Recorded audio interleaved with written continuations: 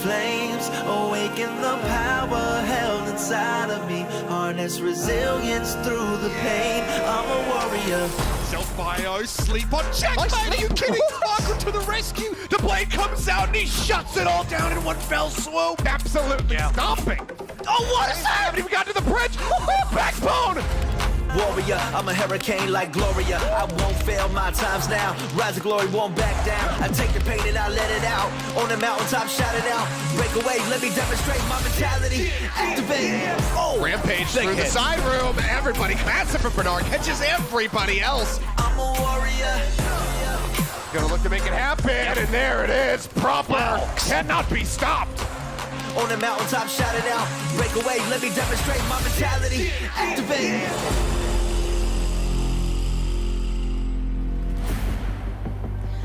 Welcome everyone to the Overwatch League APAC edition. Yes, you are not seeing things. We are back, baby, and I'm so excited to be joined with Trid once again. Vicky Kitty here, and we're going to be taking you guys through a gauntlet of matches that we have on our hands here.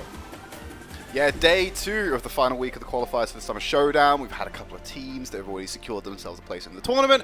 Unfortunately, one team that's been removed from elimination so far, but we'll get into the nitty-gritty in a little bit. For now, you can see at the bottom of your screens, we've got Spark versus Charge, our first matchup of the day, and let's take a look at those standings. This is for the entire season, though, so don't get baited. Things may not look as they appear when we take a look specifically at this stage. But as you can see in the Eastern region, not really surprising anyone, Vicky. Dynasty and Dragons still on top for now. Absolutely, and you know what's so important about this right here, Trid, is the fact that Charge are now officially on top of the Valiant after their performance in the match that they just had yesterday versus the Hunters in a clean 3-0. So things are getting shaken up here a little bit. Of course, you want to be in that top 3 spot in the East region because that will be able to allow your team to directly qualify into the playoffs. So that's great news here for the Dynasty, the Dragons, and of course the Spark, who we're going to be seeing for later today. Time for the stage standings as well. Kind of already alluded to it. The Valiant, unfortunately, will not be making it to the tournament next week. Instead, we have Dragons and Dynasty who have got their positions. Only 2 spots remain, Vicky. And the Philadelphia Fusion and the Spark, they're going to have to be playing out over the next couple of days to secure those wins. It's going to be difficult here. I mean, we got some pretty interesting series on our hands, but this first one, I have to admit here, Trid, is going to be my favorite. We have the Guangzhou Charge versus the Hangzhou Spark. Yeah, so let's take a look at the Spark roster first. Alpha Yi back in the rotation after a temporary little break. And so this is like the roster we expect from the Spark. They've had to have a couple of iterations over the stage of this tournament where they have been missing a few players. They've been given the time. I think this is probably going to be one of the better iterations of the Spark we see over this season. And to be honest, they're probably going to need it in the matchup today against the Charge. The Charge have been a team, I think, who have done quite well in the current meta. I think they've been able to find solutions to solve the Junker Queen problem. I refer to it as a problem, don't worry. Fix it at some point. But yeah, there's the roster there. Shy, Alfie, Burner, Irony, Super Rich, and it's amazing to see a bunch of the players on this roster who are having a fantastic rookie season in the Overwatch League, and to the point where people are asking where these players are and saying that they would fix problems, particularly Alpha Yi. They're just like, where's Alpha Yi? He's probably going to do really well here because Genji's doing really cool right now, and Genji's a core component of what's happening. So, yeah, Spark looking really strong right now. I personally think they can eke out the win against the Charge today, even though the Charge are looking a little bit spicy. Don't let me, Trid. I know you absolutely love this meta. I know you and Avro. I know this is Avro's favorite meta too. I was telling him about it earlier today. I can't even say that with a straight face.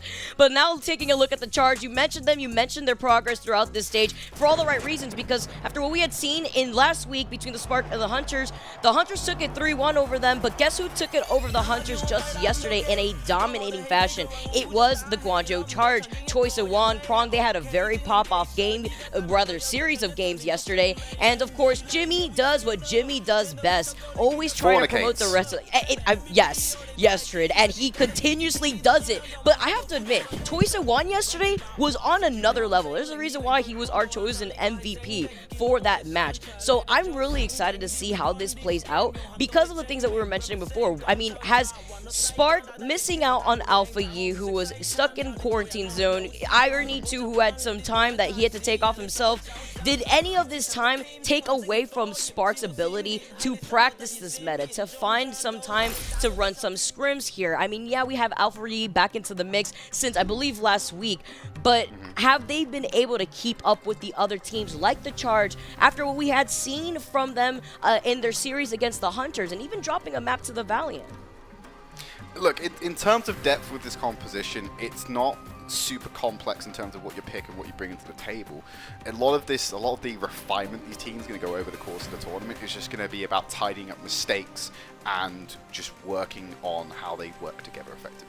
So having that time to be able to sync up with players who may have had to take a back seat due to various reasons, it's going to just strengthen the team, but it's not like there's a huge compositional change that comes into play. The heroes you're going to see are very static, very fixed. The only variations really come on of like when we're going to see a Sojourn or an Ashe instead, or there's some weird messy times where Cassidy comes out for some reason. But for the most part, it's typically going to be Ashe and Sojourn where you see the variance. Most of the team's pretty stable. One other variant that we've also been able to see throughout this stage is the Echo as well. We saw it yesterday where the Echo wants to duplicate the Junker Queen, and then, I mean, what's better than just one Junker Queen is having two on the screen. Imagine that ante when you build up that Rampage as quick as possible. It's the support ults that are incredibly important, but the one factor in this meta that we have on our hands that I always look at least is the Genji. How much impact is that Genji getting? Can the Genji dive in, have some backup from the Junker Queen to isolate either the enemy Sojourn or pick off the enemy Brigitte, deny that rally, deny that speed boost? And it would actually be really interesting to see how Alpha Yi coming out of last week is gonna match up against the likes of Choi Siwon here in this matchup. That's really what I'm gonna be focusing on when I'm looking at these two teams. And sometimes with that focus as well, like, we need to bear in mind that sometimes it's not even the kills that are going to actually be the impact here. If you can draw ultimates out, particularly the support ultimates, to deny them from other responses, or if you can pull the resources back to protect the Brigitte and the Sojourn, you are still finding value.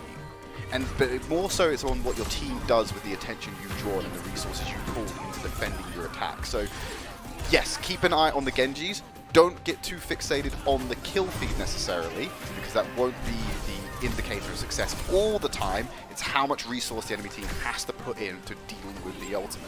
But if you're Choi Siwon, however, the kill feed tends to be where you end up anyway. But I'm saying,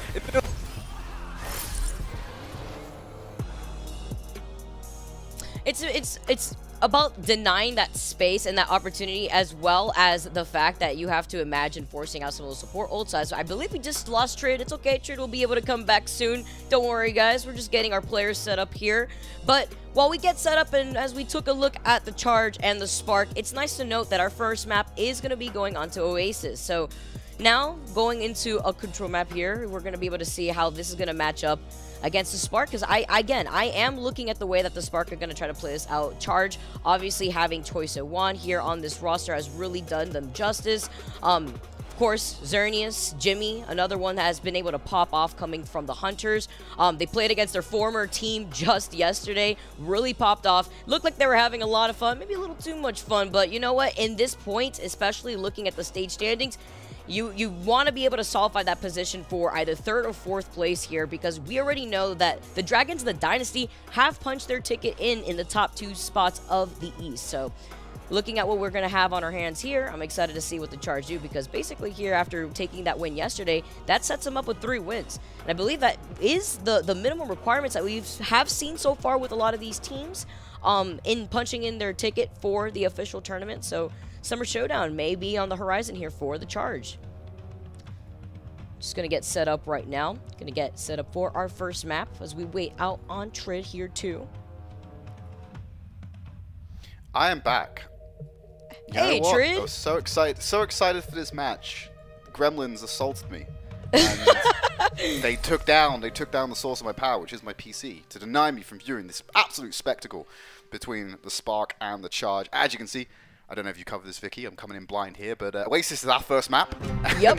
Gonna kick things off with a control as we jump into map number 1. Hopefully the teams are ready to go. Do you know what's really cool, Vicky? When we were getting ready earlier, we have our little feeds up, and we can see kind of the player cams in the background of what's going on.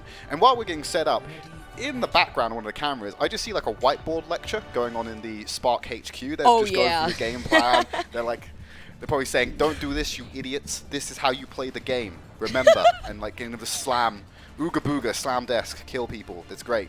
This seems to be the strategy, and it's working out a lot in this Junker Queen meta. I like Trid Coach here. I actually really, I feel like this would just automatically improve my own gameplay. Don't do that. What, don't be ooga dummy. booga, Ooga booga, kill. don't be dummy. Don't get killed. All right, just win. All right, getting started right now here on Oasis. I scratched the surface a little bit of this first map here, Trid, but I also noted here that this is going to be super important once again for the Charge, as they already had won that third series that they really needed to be able to be in that comfort zone to punch their ticket into the Summer Showdown, as you can already see Xerneas taking onto the high ground. Yeah, we've got the support there of Faraway behind them. Nice little support pocket. You can see the Spark are actually very far spaced out. They're all paying attention to Alfie as the attention seems to be turning over to Kron right now.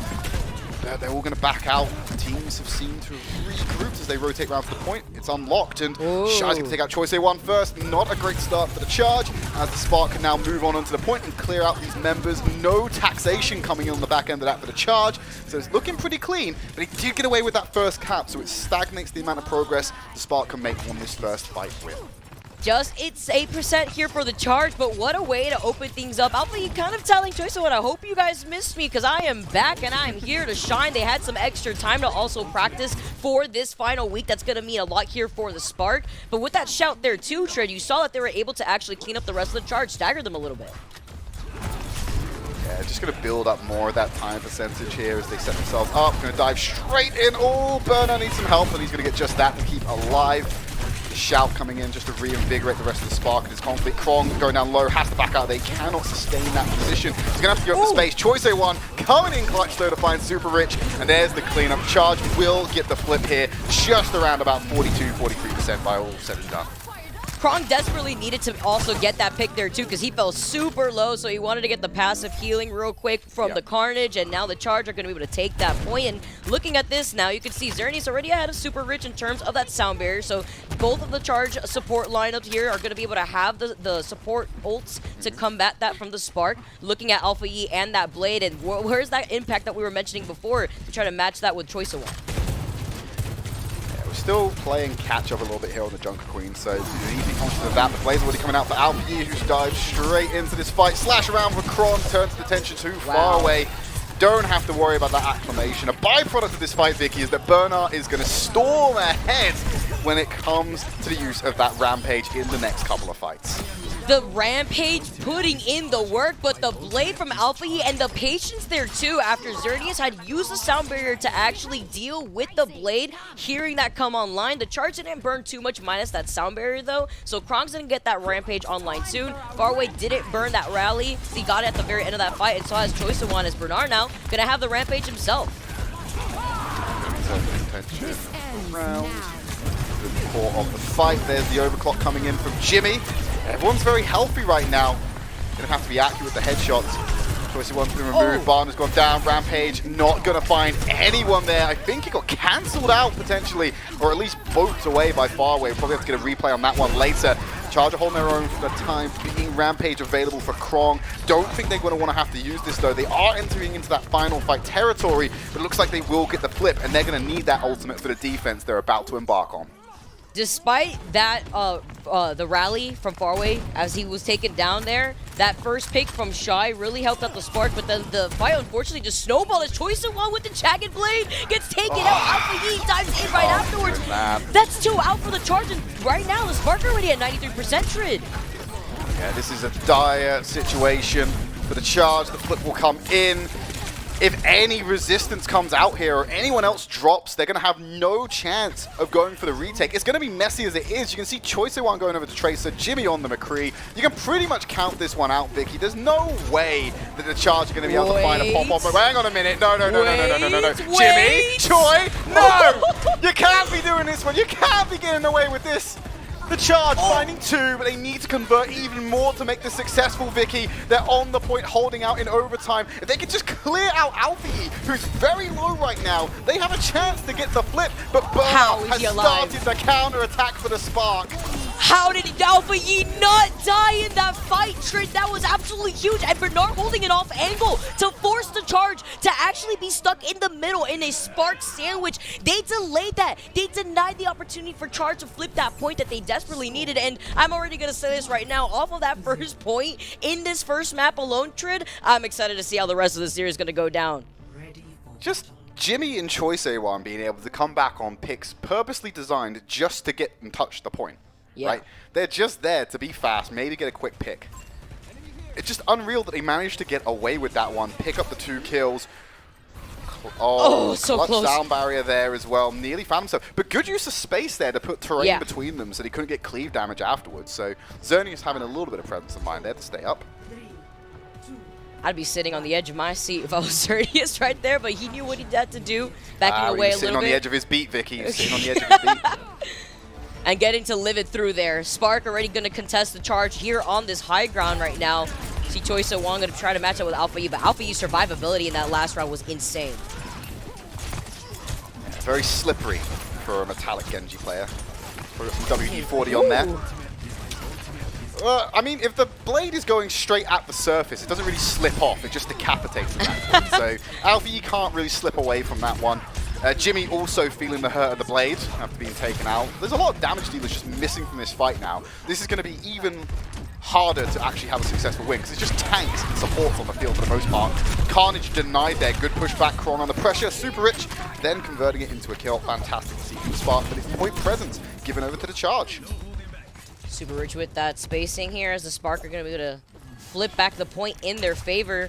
Saw Krong earlier on with that shout. Try to enable the rest of the charge shot. Try to hold that choke point, but Spark taking some of these off angles. They've been a little cheeky since that first round here too, and now they're going to have that advantage on the point.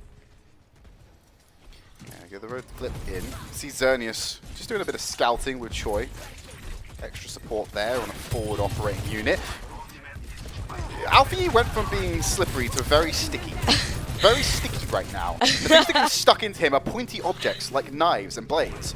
Alpha Yi removed once again really early into this one. But Spark had given up the point. Giving up the point, and Choi So-won baiting irony towards him to allow the cleanup from the rest of the charge to sandwich him from behind, and Bernard's going to meet him right back into spawn there. 2 down for the Spark, and while Charge are going to be able to flip that point, it's going basically back and forth between both of these teams now. Super Rich also going down there. He's going to make his way back. He's going to have that sound barrier online very soon. Yeah, good options coming on across the board from the supports as all the ultimates. So going to come online roughly the same time. Xerneas a little bit further ahead. Support ult, the only damage ultimate that's available, in fact the only ultimate on the board right now is a huge advantage in favour of the charge. You've got Dragon Blade, which Choice One's going to pop immediately on cooldown pretty much. And Spark are backing off, they're just getting obliterated here. Don't want to be committing resources into this, it's a lost fight. Go for the reset, Spark, and then go on your counter attack. Look at Choi saying hi real quick to them as they exit the spawn here too. Something that I was mentioning to Avro yesterday, and we were talking a little bit about it, but with this meta, we've been seeing a lot of these spawn camps coming in, more than I've usually been able to see in my history of casting Overwatch, and it's interesting to see how a lot of these teams have been able to position themselves as Xerneas has that sound barrier. He's going to use it to counter Alpha Yi, who wants to dive in with the blade. Nice little boot, but Super Rich is going to try to keep him alive here. Now the rally, but a huge rampage coming online, landing onto 4 of the charge. Bernard with the Carnage and as well as the Rampage gonna be able to take care of Xerneas. The support lineup of the charge could not keep the rest of them alive because of the timing, not only between the Rampage, but they wanted to counter the blade from Alpha Yi. They didn't have the resources necessary to counter the Rampage, so they already burned up the rally and the sound barrier from the charge. But that's what we were talking about at the top of the match, Vicky, was like, you don't necessarily have to get kills. If you can at least burn some resources, like the beat, you're in a good spot. Because Xerneas beat Soundwave as well to knock back Alpha Yi, keep them out of the fight. But then you just see that huge cut through from Bernard, as we saw, and then off the back of that, amazing cleanup from the rest of the Spark to win out the fight. So, we now have basically dry fights. Shy has the overclock available, but we're looking towards Krong's Rampage. That's definitely going to be the more impactful of the 2 ultimates when it comes to the context of a team fight. However, Shy could do Shy things with those ultimates and railgun shot. Alpha Yi's out, Rampage cuts through, there's free, puts himself in traffic, but is able to escape from that one for now. But the carnage is happening elsewhere on the map. Spark are giving up this position and so close to being a charge round win. Got a little scared right there when he used the rampage into the traffic, but that also isolated him from the rest of the charge, and that because of that, you can see some of these isolated picks coming off from the Spark. Overtime ticking away as the Spark are going to flip this point back in their favor, and they're going to have a plethora of ultimates to work with, but the one that they have to look out for the most is going to be Choice of One's Blade. Yes, 100%. Choice of One's Blades are coming online. Support ultimates are pretty far away. If Super Rich pulls off some shenanigans, might be able to get a beat in the next fight. However, it's going to be a bit of a tall order. So if Choice of One and Charge use this on tempo, which they should do. Wow. Ooh, Irony's down. You might even need to use the Blade to close this round without Vicky. He's definitely going to try and get the capture here. 1% left. If the Sparks show themselves, Choi is revealing that Blade and going straight for the back line. 99 to 99, Choice of One already dealing with a lot of these back-end pressures, and he dives in with a blade. He finds Bernard. Now the number is in the favor of the Charge as the overtime is taking away. 3 down from the Spark. Super Rich is desperately trying to make his way there, but unfortunately he cannot make it in time. Even though he was so close to that barrier, it's Choice of One who ends up being that gauntlet to prevent them from actually touching that point. Ties up the map quite nicely, sending us to Gardens to close it out, see who takes the early lead in this series. Very much seeing the clutch potential of the Charge here. Yes, they didn't win out the first round with their clutch, but put in a valiant effort. And not the LA Valiant. They've put in a lot of effort, but not much attainment this stage so far. So just a regular Valiant one. Gotta Sorry, give it props Tayson Bay. sometimes. I'll send you a flower basket. Oof. You know, I gotta give it props to him though. He always has to show that support to the Valiant. Super you know, fan. sometimes some of that energy carries them. But looking over at what we're gonna see here, Trid, I feel like we're playing hot potato between Alpha Yi and Choice of One, and it's been very entertaining so far between the first round. Alpha Yi, of course, being the one to dominate the control over that choke point that leads to the point. Choice of One doing the same here in round number 2. Now, who's gonna control the high ground here? Xerneas is gonna be able to try to get up here, maybe get some boots. They already get Alpha Yi though out of the fight for Choice of One. I think it's the Charge. The Charge going to control this high ground, Vicky, by virtue of having the majority of the numbers. And then you're taking out both damage dealers now. Yeah, Alpha, you can get back fast, but the fight's already over. That's going to be first cap going over the Charge, and they also pick up quite a handful of ultimate charge on their side. Usually, I'm going to say usually, the team that's receiving the most damage typically pulls ahead and support ultimate charge. Not the case here. Charge, by virtue of having all their members alive, were able to keep Xerneas and Farway up. So they go leaps and bounds ahead when it comes to the rally charge for the next couple of fights. Probably won't see that come into play until maybe around about the 40%, 50% mark based on how quickly these fights go. But it's something to pay attention to. That early ult advantage has already been given over.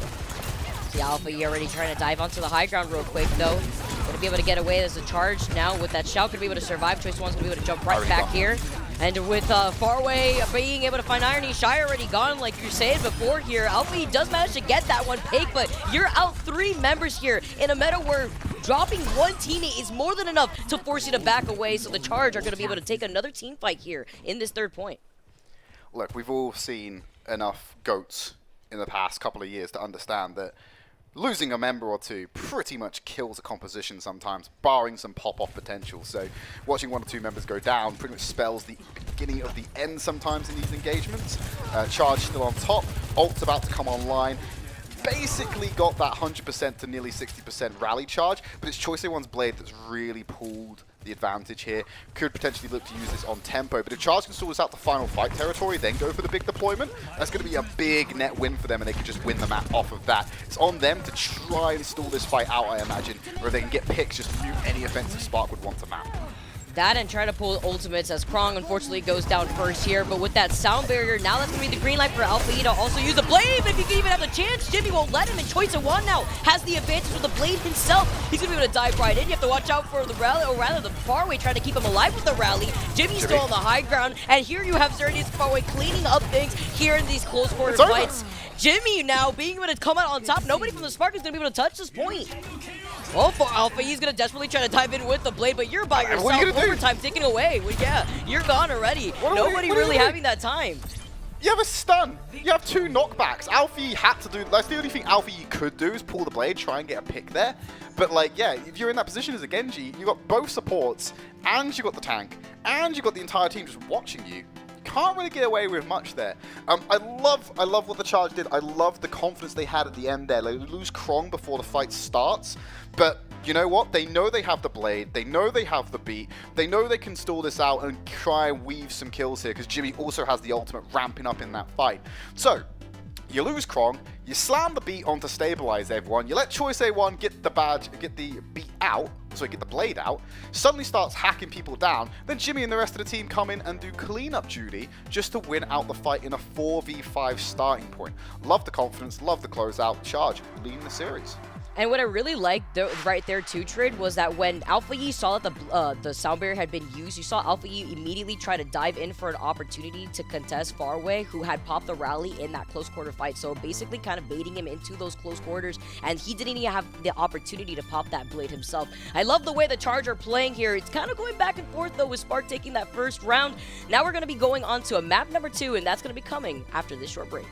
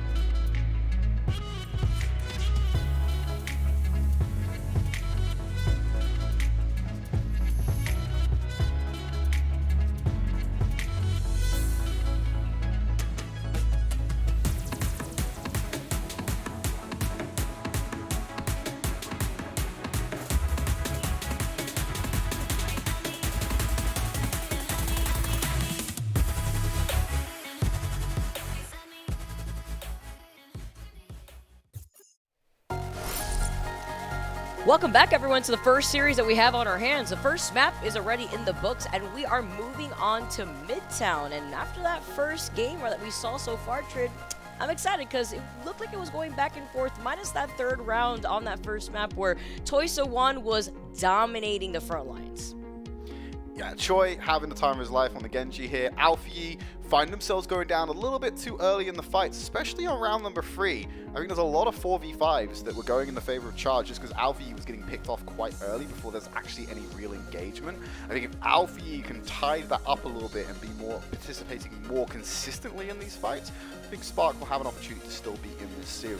But if Charge are able to still get away with a couple of clean picks, maybe call out some clutch potential when things don't go their way, I can see Charge taking over this series quite quickly. And if they go to match point after this map, Vicky, oh boy, I do not see the Spark coming out of that hole.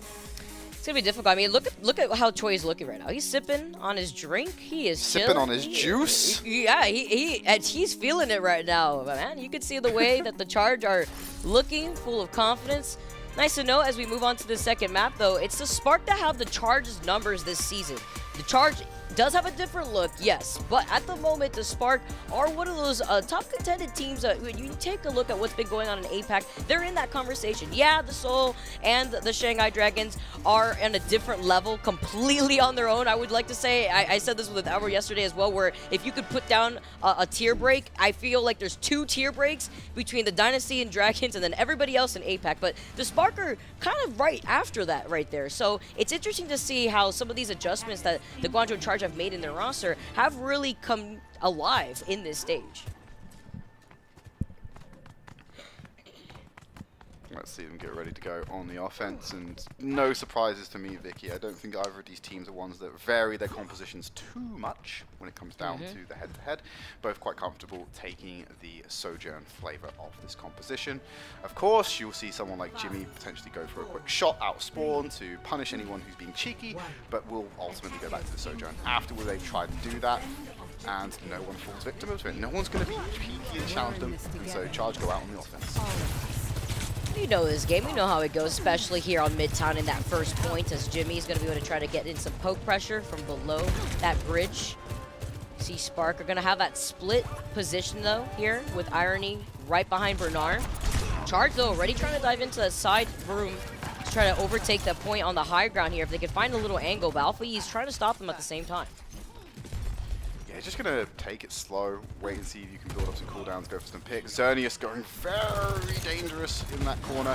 Not enough charge in Shy's gun to take a second railgun shot, and of course at that distance, the spray down, not going to be the most consistent to catch a fast moving Lucio. Recovery's there, but Bernard charges forward. First couple of kills coming in for the Spark. Faraway answers back with 1 tax, but it does not change the outcome. First defense goes the way of the Spark. Oh, though you lost out on Irony and Super Rich, and Bernard falls incredibly low here. Choi, though, finds himself low instead, and Bernard with the shout at the very end does just enough to make sure he stays alive, and Choi meets the rest of the Charge in the spawn. So having an elongated fight like that can sometimes cause some issues. Everyone's back and able to get back on the defense, so there's no overlap here using spawn advantage. The Charge are going to have to push through again. They've already burnt about half of their time bank, Vicky, so they need to get a move on here. Looking across the board at the ultimates, advantage definitely sitting inside of the Spark. Faraway can get the rally online, but by itself is not really going to do much, considering that there's usually some good responses on the opposing team to deal with that. They're moving over to the point, and Carnage cuts through. They're going to find that first pick, and Alfie's gone down! Alfie's out for the count. Even with that shot, it wasn't going to even help him stay alive. So the Jagged Blade as onto Krong as he gets taken down as well. The Charge, though, they do lose out on Faraway and Krong, so the rally won't be online here as the Spark are going to continuously hold that high ground on the bridge. They're going to clean up the rest of the Charge.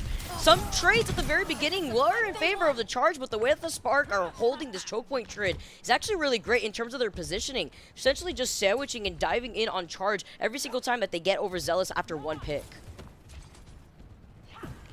All this does, Vicky, is just converts into more of this time bank being burned. 1 minute 40 left for the Charge right now. Got a rally and a blade to use here.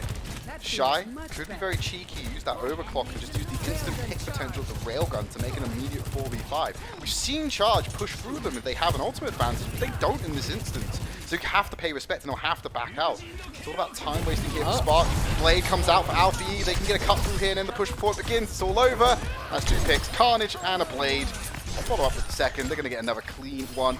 Now makes this very dangerous for the Charge, Vicky. Sub 1 minute time bank. This is going to be their final attempt, and they still have to run into a bunch of ultimate stockpile by the Spark.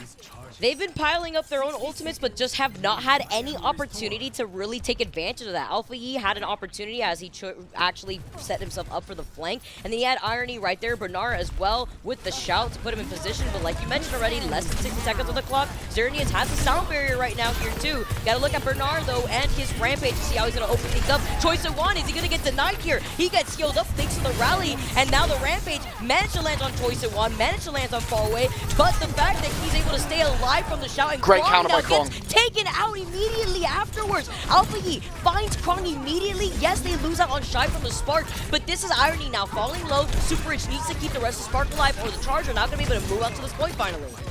33%, it does deny the draw, so it does mean we're going to get a win, even if the full hold does come through here. Spark opening themselves up to some chaos by doing that. Does not mean we're going to get a full hold. Choice 1 getting one pick. Shy comes back with the railgun to find Xerneas. The sticking power of the composition pretty much removed once you get the Doom as well. Overtime should tick down here. People will filter in, but that is close to being a full hold for the Spark. And what a way to come back from a map 1 defeat. Despite Irony and Bernard going down in the middle of that fight there, though, you had Super Rich that was still alive there. You saw Alpha Yi get enabled, get put into that position, so that way he could clean up the rest of the Charge and delay what the Charge wanted to prevent. That's why they made some of those desperate swaps into the Doomfist. They wanted to get to the point as quick as possible to try to beat the Spark to it, but the Spark were able to actually filter right back to the point, defend it from the Charge, and although the Charge did manage to get that one tick, though, that's not the results that they wanted. Look, they avoid the draw.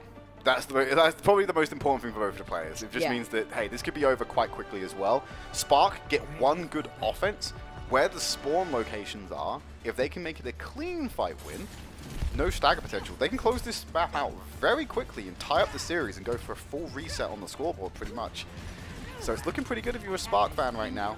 A lot to be excited about because, look, it's going to be stagnated. You're probably going to get Shy and Jimmy. They're going to build up their railgun, and Shy is probably going to hit like a cheeky headshot on someone, make it a 4v5, Spark will push through, and they'll do it in about 1 minute and 30 seconds. The profit I've transcended and seen the future. The profit trade. And then we got Bernard dancing first real quick. If that actually happens, though, come on now. That's pretty impressive. I don't think it will. I think we'll probably have something a little bit more intense, a little bit more stagnated, but they're on the rollout now. They're all on the offense. They've got a pretty low benchmark to hit to complete this map. Jimmy already falls low here, though. Dry as Bernard's going to be able to try to dive in. The shout, though, to enable the rest of Spark. Getting a bit extra aggressive, more aggressive than I was expecting right here. Bernard gets punished for it. The rest of Spark are trying to back away in time, but Super Rich is going to get caught off here. If he can't manage to get away, Choice of One's going to try to sandwich them right behind. And the Charge are going to win this team fight. They need to dwindle away a lot more of this time bank before feeling that confidence. But it's like you mentioned before, too, Trid. It's that patience with the Sojourns, just trying to charge up that railgun, make the ability to actually get a play going down with the overclock, with that unlimited charge there too. So now they're going to be able to play this patiently, see what we're going to have on our hands between Shy and Jimmy.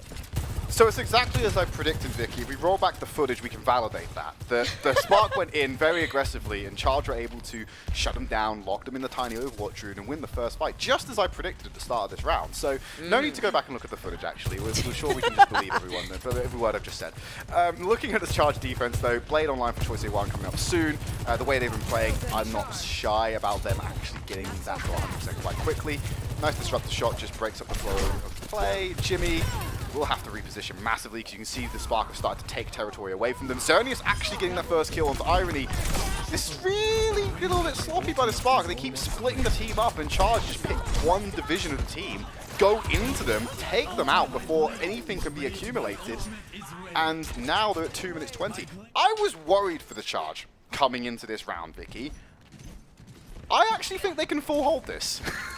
With the way that they're playing right now, it's definitely doable. If the Spark keep trying to contest that side room, they are trying to split push through that bridge there. And Jimmy also has noted that, where Jimmy's not the one that's going to get caught off guard when he's playing through the backside by the fire truck. He sees Alpha Yi dive in. He has that slide that he's going to be able to get back into the high ground. Now Choice One's got the blade. He's trying to find the opportunity. He's found it with Irony. He's found it with Shy. Yeah, he gets shut down by Super Rich, but that's two huge picks down out from the Spark here. Bernard's still alive, but just barely, as Super Rich is the only one that could help sustain him and that shout. Oh, quick little pause here. Wonder what that is about.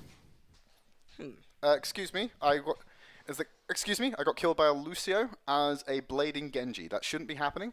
Choice 1 probably complaining about that, I imagine. Check him. What's going on? Yeah, check his PC. Check his PC. That's not right. Yeah, so we got a brief pause. We'll try and get you some information about what's actually going on here. I think it's probably going to more likely just be a quick technical thing. Relatively easy to fix, I hope. Don't know who's called it though. 1 minute 40 on the clock. So this gives us a nice little pause screen. We can see information. Unfortunately, you guys can't. So we'll try and relay what's happening right now. Xerneas and Faraway have ultimates available. Krong's at 85%, so Charge in a good position to have a lot of resources to throw at this next fight. They got 1 minute 40 seconds to still burn through though, so they can still go the other way.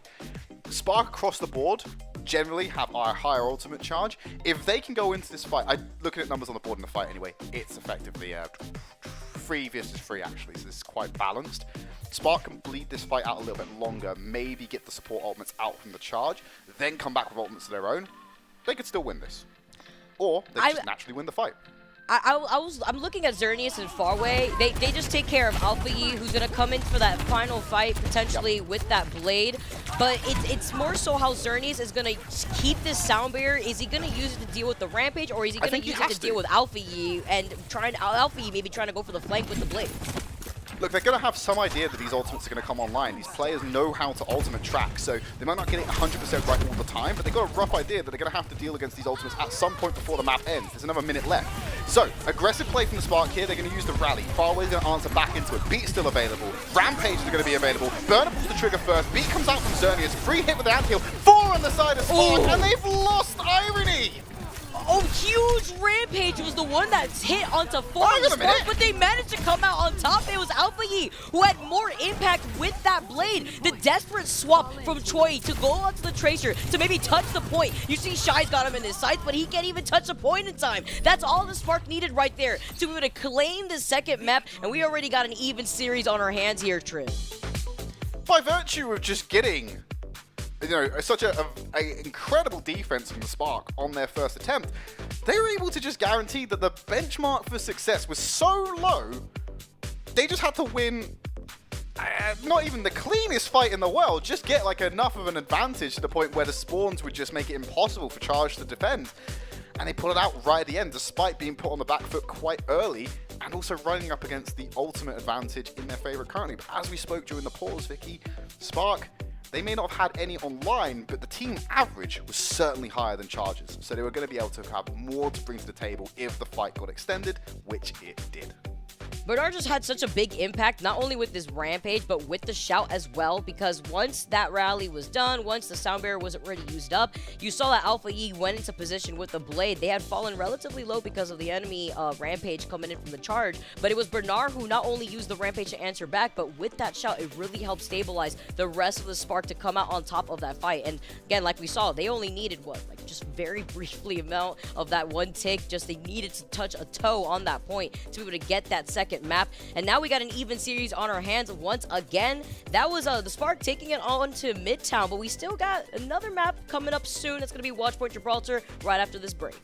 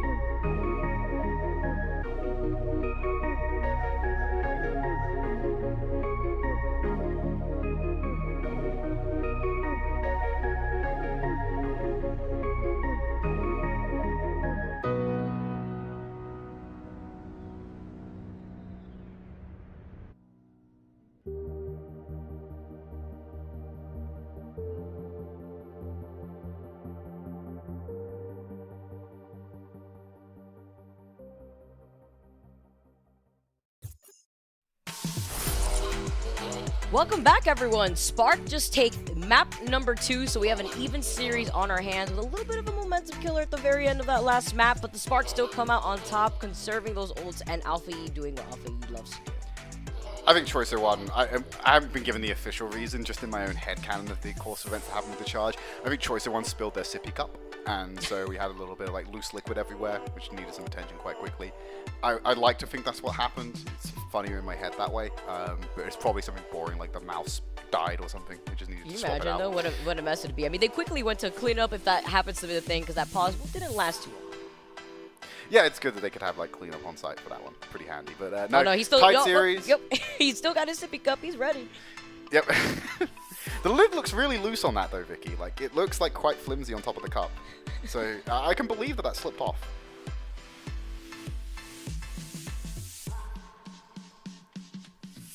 But it is now, unfortunately, time to jump into Watchpoint Gibraltar. Less about sippy cups, more about spaceships and science and Winston's home territory. It's not really a country.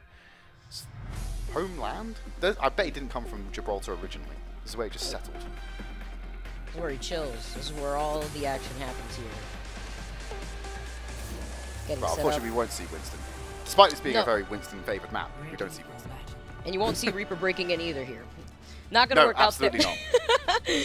But getting set up here, the charge, they did take that first map going in. The Spark, though, were the ones that come out on top on the defense, doing a really good job at forcing the charge to kind of try to force their way to split push over in Midtown here. Now with the charge starting things off on defense, though, they could come out from losing that map on Midtown and try to replicate that here similarly on Gibraltar. We've seen some goofy things to answer back to the Junker Queen meta that we've had on our hands so far, specifically talking about our contender friends that are now playing in the London Spitfire Trid with the May. And we saw that it had some success to an extent, but this is APAC that we have on our hands. They don't want to take any chances. And as I say that, Bernard is kind of, showing the face with the Orisa, sending out the spear and saying, oh, wait, hold on. Not what you expect here as I swap right back over the Junker Queen. But the thing is, though, like the spear has the knockback, the Jaded Blade has the pullback, so you can displace them off the edge anyway. Like, it doesn't matter which one you want. I'm not sure what the advantage of the quick, cheeky Orisa was, but it doesn't matter. We knew they were going to switch over to the Junker Queen anyway. Charge pulling head slightly in the ultimate charge as they are just getting set up on this high ground still. Shy's at 100, so if someone pops their head, they may be privy to a railgun shot, but they've lost the charge. Use it or lose it, Shy! Use it or lose it! Looking for an opportunity if the charge can even give it to them here, though. Bernard forces his way down from the high ground. Alpha E follows up and finds Fallaway. This is already a good start here for the Spark to get this payload moving. Krong does answer back immediately, though. It's about fighting Krong in that tight quarters, though, as they do manage to take him down, but Jimmy with a nice off angle is going to actually answer right back and find Shy. Really well played there from the Spark. Bernard using the Jagged Blade to create openings and kills. Ooh. That would have been Modern Warfare 2, throwing knife off the crane, 360 final kill on Team Deathmatch. That would have landed. But just missed them. Shaved the whiskers off their face, but wasn't able to actually connect there. But no, as we were saying, like, it's a great setup there. Jagged Blade pulls him into the fight, and it creates an opportunity. It's always good to see that being used. Very skirmishy around this first corner. They've boxed Irony into a corner. They managed to break free, but it's Krong getting that first kill onto Shy. Alfie's got the blade, but there's no way they're going to use it when they're under this much pressure. Especially with Shy going down first. Alfie's going to meet him right back. Here comes that shout, though, here to help try to keep them alive at the very least. But the Charger going to be able to clean them up, finally regain some control underneath that car wash. But now they're going to also be able to get right back to the high ground and reposition, because the Spark were on a bit of a tear. And now you can take a look at the ultimates coming online for them. Farway does have that rally. Xerneas about to get that sound barrier, so the Charge have enough opportunities here to answer right back.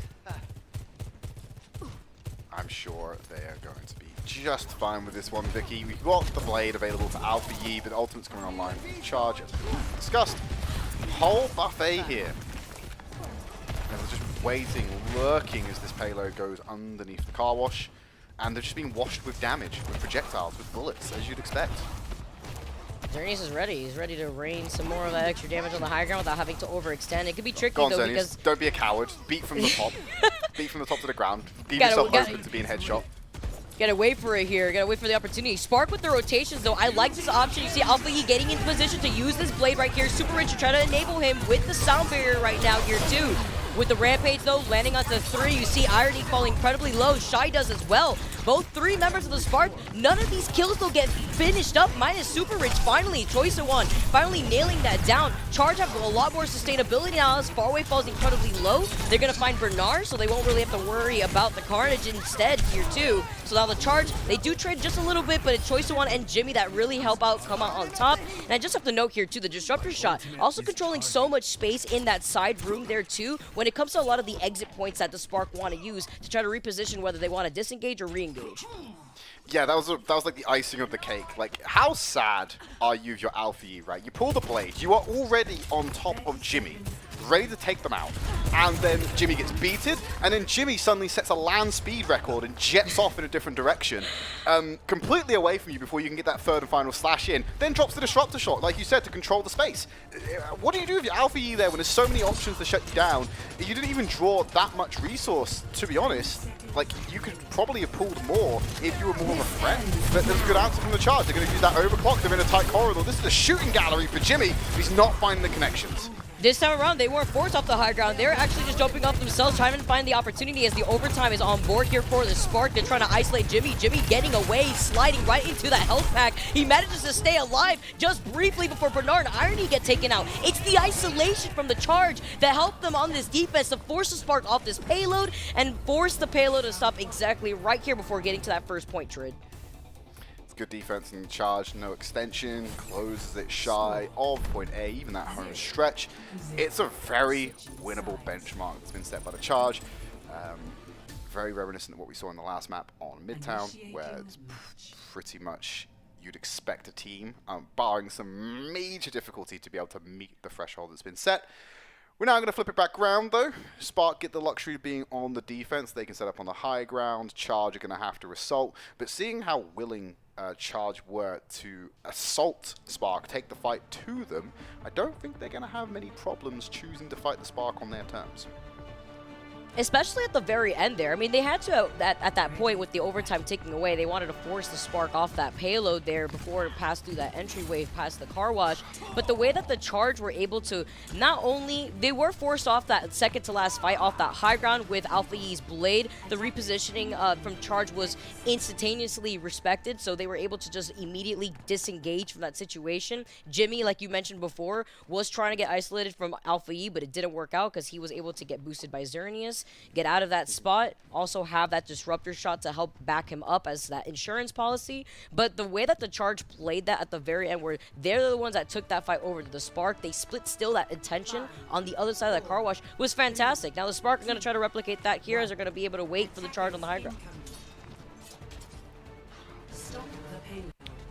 No sneaky picks. Shy is still staying on the Ashe here though, Vicky. So we have seen that first kind of stable variation. You know, Jimmy's not going to stay on the Widowmaker. We'll go over to Sojourn. So Ashe coming out here, slight differences between Sojourn. Yeah, you've been able to have more consistent uptime with long-range damage. You've got the Dynamite, which is great for AoE. That's like more burst rather than forcing people to opt into your Disruptor shot. Shy, please don't Dynamite yourself. That's not productive. And they already lose Alpha E, not related to Shy's own self-damage. But look at the progress that's already been made by the Charge. They pretty much got it to the queue. Spark have to come down and fight them. Spark have to opt into this fight. All right, Bernard manages to get down, stops their push with that payload, but now this has enabled the Charge to get up to that side positioning in the side room. Irony does find Far Away, though, deny some more of that old potential that they could charge into, but it's the Spark, though, that lose out on Shy. See Kron getting taken down. The number advantage is in favor of Spark, so the Charge are just going to reset real quick here. Jimmy can't even get away. He does get isolated when he tried to take that off angle, but that did really help out Jimmy when they were able to get that progress, because you saw how quickly the Spark had to actually split their focus when they dropped down from the high ground. Yeah, just payloads got to a comfortable destination for the Spark, then they have to commit to a fight, and they will give up their high ground to have to contest that payload. Unfortunately, they can't have that locking position. Good Dynamite only finds Jimmy. Trade up the Disruptor shot there. Choi working towards this next blade, has the ultimate lead at the moment. I'm sure if he keeps playing this harassment over to the back line of the Spark, he's going to pick it up even quicker. It's much slower from the Charge now. They're just weaving around the point trying to get set up. And you can see the payloads like rolled back down the hill effectively, right under the bridge. Dynamite from long range, safe position for Shy. No one's paying them attention. Tight corridor. This could be lethal for the Charge. Don't really have the opportunity to isolate Shy there too, so he's getting a lot of that damage with the Dynamite. Far away gets taken down again from Alpha E, so he was able to push up just a little bit more. Even seeing the charge on the high ground right there, the Spark are completely fine with it. They're going to be able to clear this payload right here by the car wash instead. Then they can split their attention to the rest of the charge. The Sound Barrier from Xerneas is going to start the engage from Choice of One and the Blade. Farway doesn't have the rally yet, but he could get it for the second round. Choice of One gets shut down from Alpha E, but now Alpha E has the Blade that he could just wait out for as the Charger is still there by the car wash. I think Alfie doesn't want to use the blade here, doesn't want to have to be forced to. The fight's going on too long, and they got the rally coming out just immediately in response. Cut down is there to provide enough damage for the rest of the team to clean up. Alfie going ham under the tunnel to pick up the 3 final blows. 1 minute 20 on the board. They also committed Bob to that. That was a really expensive defense from the Spark right at the end there. I'm pretty sure they wanted to have been in a position to save some of those. They have got the Rampage, and unfortunately, Kron's going to level it out, but Jimmy, if Jimmy goes uncontested in his next fight with an overclock, the amount of pressure, even without kills that they can exert, might be able to push the Spark into an unfavorable position for Charge to be able to jump in and clean up. Especially in this position that Jimmy's trying to take right now too. They can see that they're trying to find Shy over to the side. I'm looking at Krong and that Rampage. Jimmy to try to match how to put in some of that extra pressure. Farway died earlier in that last fight with the rally, but that's fine. Looking at the Spark, they don't have those support ults just yet here. It's Bernard and the Rampage that they have to worry about. Krong's going to be able to try to shut that down as Jimmy is in that position that he was in before. Amazing angle as you can see the overclock come online. The charge shots from the railgun. He's found Bernard. Here comes a Rampage. That's what they needed right here too. But they still were on the points here at the same time. The Charge still managed to take it over. The Spark, despite some of those trades going down at the very end. Look, you didn't get the kill conversion from Jimmy onto Bernard, but you saw how much damage was being caused there by the overclock, dinking into the giant Junker Queen. And even throughout the shout, even throughout the additional healing and the overheal that comes in, still was able to put Bernard in such a situation that they were easy to pick off, couldn't sustain their position on the payload, and ultimately you saw at the end there, Shy having to coach gun themselves to the payload to at least try and stall it out and put it on overtime, which unfortunately they were unsuccessful to do. And even if they did, they had no HP to hold that position. It was just untenable. Charge had done everything they needed to. Jimmy pumping damage into the tank, cleared out the space, and the rest of his team was there to play sweeper duty. Especially with the Rampage coming in from his team to be able to actually get a lot more of that impact to prevent the other Rampage from actually finding more out of the ante. So a fantastic showcase here from the Charge. They're now sitting at match point trade. I'm excited to see how this is going to play out as we move on to our 4th map here on New Queen Street, and that's going to be on the other side of this break.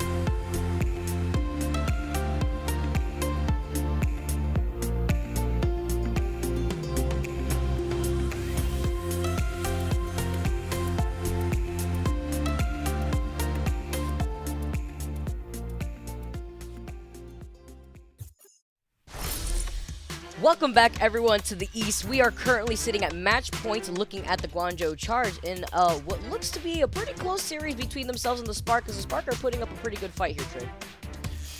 Very defensive series, Vicky. We see not much progress being made on these maps at all, so if you're a bit of a tourist of Overwatch maps, not the day for you, unfortunately. We're only getting past like the first door, effectively, and then it's all shut down because these teams are very good at defending. Now, that becomes a little bit different when we move over to our next map, which is of course going to be New Queen Street, a push type map. We will see a lot more of that. It will typically be very back and forth. If it's your first time tuning in and watching a bit of push, yeah, if the team gets basically to the 90 meters, maybe 100 meters mark, you typically call the map at that point. It's very difficult to come back from some of these deficits. So you're looking for these this bot, the blockades to be kept relatively central for a long and healthy map. Any team that gets a significant lead, well, game over, friendos, game over.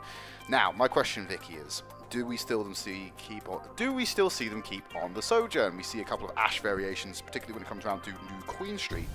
But I have a feeling the variants last time didn't work out for the Shy, so we might end up just sticking with the Sojourn. I am expecting the Sojourn to stay in place. I do feel like, especially with this meta, the way that we've been able to witness push on New Queen Street and specifically Colosseo, that we've also seen this too, it's very standoffish. Neither team usually wants to try to be the one to get caught off out of position, and it's a lot of trading between the Sojourns. Now, I'm expected to see if the Charge actually really want to roll out with this. Troy has been, you know, going on to the Tracer to desperately touch the point here every so often. No, we're sticking to the Pride and True. That's what we're going to have here. Why swap here, especially with the progress that the Charge have made so far? But that's what I'm expecting here, especially depending on which of these teams manage to claim that high ground first. A lot more standoffish that we usually get to see on the other game types. Interesting. Look at how they look on the overhead. Both Jimmy and Choi going on the off angle, where it's just Alpha Yi moving over to the side away from the pack. So interesting that they try and set up the crossfire like that, move both damage dealers away, provides Jimmy a position to be able to get some side angles of the team, maybe also back up Choi so they want in that battle for the train carriage. But Alpha Yi, left to his own devices, goes away and gets that first pick on Xerneas. Thankfully they answer back onto Irony, and the fight's really starting to compound now. Now with Jimmy going down, though, the number advantage is still in favor of the Spark. Alpha E falling just a little bit low. Bernard can't get away in time, though. Choice One managing to capitalize, even if it may cost him his life. But he's right behind Krong. He wants to try to follow up with Krong, and Krong getting sent so low is going to allow right now the Spark to get that progress with the bot first. Choi, we go for the cut through. Trying to escape. Please don't go down here. What a snipe from Shy at the end there. Using that railgun to good effect, picking up extra stagger potential and really hamstringing the defense of Spark when they get back to this bot. Now with the Spark having that control, though, now you can see Charge, specifically Jimmy, just trying to get into that angle to try to get one of those charged up railgun shots himself. A match out here from Shy, who's already close to that overclock. Alpha E now trying to take a nice off angle here too. It's that defensive position and playstyle that you and I were mentioning before. It's the way that this entire series has gone off, because this is the point here in this next corner where the Spark don't want to over-contest. They see that there's an entry point for the Charge to come in from the flank. They don't want to get sandwiched here from the Charge, as they are trying to look for that opportunity before. Yeah, and also this is like really a big sticking point, a big first objective of the map, Vicky, as well, is that we're coming up to that checkpoint. So if you give that and get the forward spawns, it's much more difficult to defend. Push back here, good kiting to get away from the blade of Alpha Yi. No victims down, and actually Alpha E ends up losing their life over this one as well. Although Krong gets taken down, that was really nice of Krong to split that attention from Alpha E. Alpha E couldn't capitalize off of that blade. Everybody was split up here as now the rally coming in from far away to answer back from Alpha E's absence. Now you can see the Spark having Super Rich, having that sound barrier. Irony's about to get the rally here too. The sound barrier to try to answer Choice at one, but it's not going to be enough. He's cleaned up Super Rich. He's cleaned up Bernard. Jimmy's going to be able to find Irony, and that's 3 down for the Spark and the charge. They saw that bot, and it was in their sights, and now they're going to be able to get that progress themselves. Yeah, good flip back. Still in a winnable position for both of these teams. 36 meters, pretty easy to push back from and meet, potentially even exceed. The symmetrical map though, you can see the exact same placement, probably going to stop just on that corner shy of the checkpoint. Good defensible position for the Spark to be in on this one. Nice cut through there, shy under the pressure, getting the healing he needs. He's got a Rita right next to him for the Inspire and the armor pack to keep him up. They're going to use that shout in this next fight. B comes out from Xerneas. There's a rally from Irony, but it's shy to go down first to the Carnage. Oh, the shout's a shout, but Xerneas with the sound barrier is going to allow the charge to have that diff real quick here. It's the Spark are going to be able to back up. Here comes the Rampage, though. It's found 3, and Farway's not going to be there, so it's only really Xerneas for that sustainability. Not enough from the shout either from Krong as he gets taken down. He'll come back from with the Rampage, but Alpha E answering right back. Going back and forth now, getting a lot more aggressive in these side rooms. Look at the distance they have to travel back here, Vicky. They're going to meet contestation in the exact same spot. They're going to have to deal with this on the exact same corner. Whoever breaks this corner hold first is probably going to be the team that ends up walking away with the win. Now, if you're the Spark, fantastic. You get the 5th map. But if you're Charge, you will close out the series if you can manage that. Now you're on the defense. Let's wrestle back some control and push it back into the enemy's court. See if they have the opportunity. They do have Krong and his Rampage here. Choice one so close to that blade as well as Alpha E, but Choi does have that advantage, and he definitely will keep that advantage with Alpha E being gone. See the Disruptor shot to try to control some space as Krong tries to dive in with the Rampage. He's found 3. He gets the Carnage off there too, and the cleanup on top of that from the rest of the charge. An amazing fight there in these side rooms that have honestly really benefited Krong and Choice one more than the Spark. You know, Krong's a serious contender for player of the match, the way they've been playing in the latter half of this series in particular. Right there, big ultimate with the Rampage, consistent damage, follows through with the Carnage to get the key pick of Irony off the board. Bot will keep on moving, gonna get the touch. Spark just gonna come into range. They really want to stop this checkpoint from coming in, but if they do it unsafely, it's gonna cost them even more. And they will get the connection just shy of it, but Krong's already cleaned it up. Choi pulls out the blade, and Spark have just walked straight into their demise. Checkpoint's going to be captured off the back of this, no doubt whatsoever, Vicky, and it's starting to get dangerous from the Spark. They may enter into unwinnable territory. Cleaning up that corner beautifully there too. Following up from the rally from far away with Choisewan and his blade.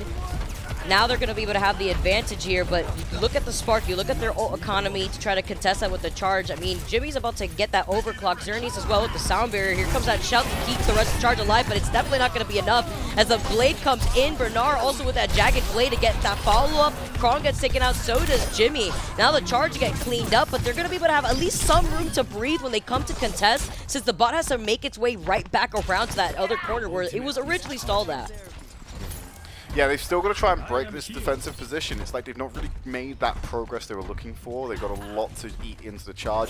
Charge have a lot of time to be able to set up as well here. You know, they're positioning to just come and fight them on the bridge rather than at the corner in the first place, which is where you really want to abuse that map distance you've accrued for yourself. Rally, popped. Support ultimate still available in the form of the barriers on both teams. Jimmy has the overclock available, but has to back away from it. Can't hold that position. And finally loses his life to Bernard. Spark, they're in a great spot to be able to contest that next corner, make some progress, but it's just a kill box right now for them in that lower room. Krong's surely going to go down, and the bot keeps on trucking. If the room on the other side wasn't going to work out for them, at least they took that fight on the other side room that was small enough to allow Bernard to pop off with Irony right there and the rally. So the charge also lose out on Jimmy in that ult, unfortunately. He didn't really get to capitalize off of it at all. They just fully dived in onto him, and now this bot's going to be able to wrap around that corner that we were looking at.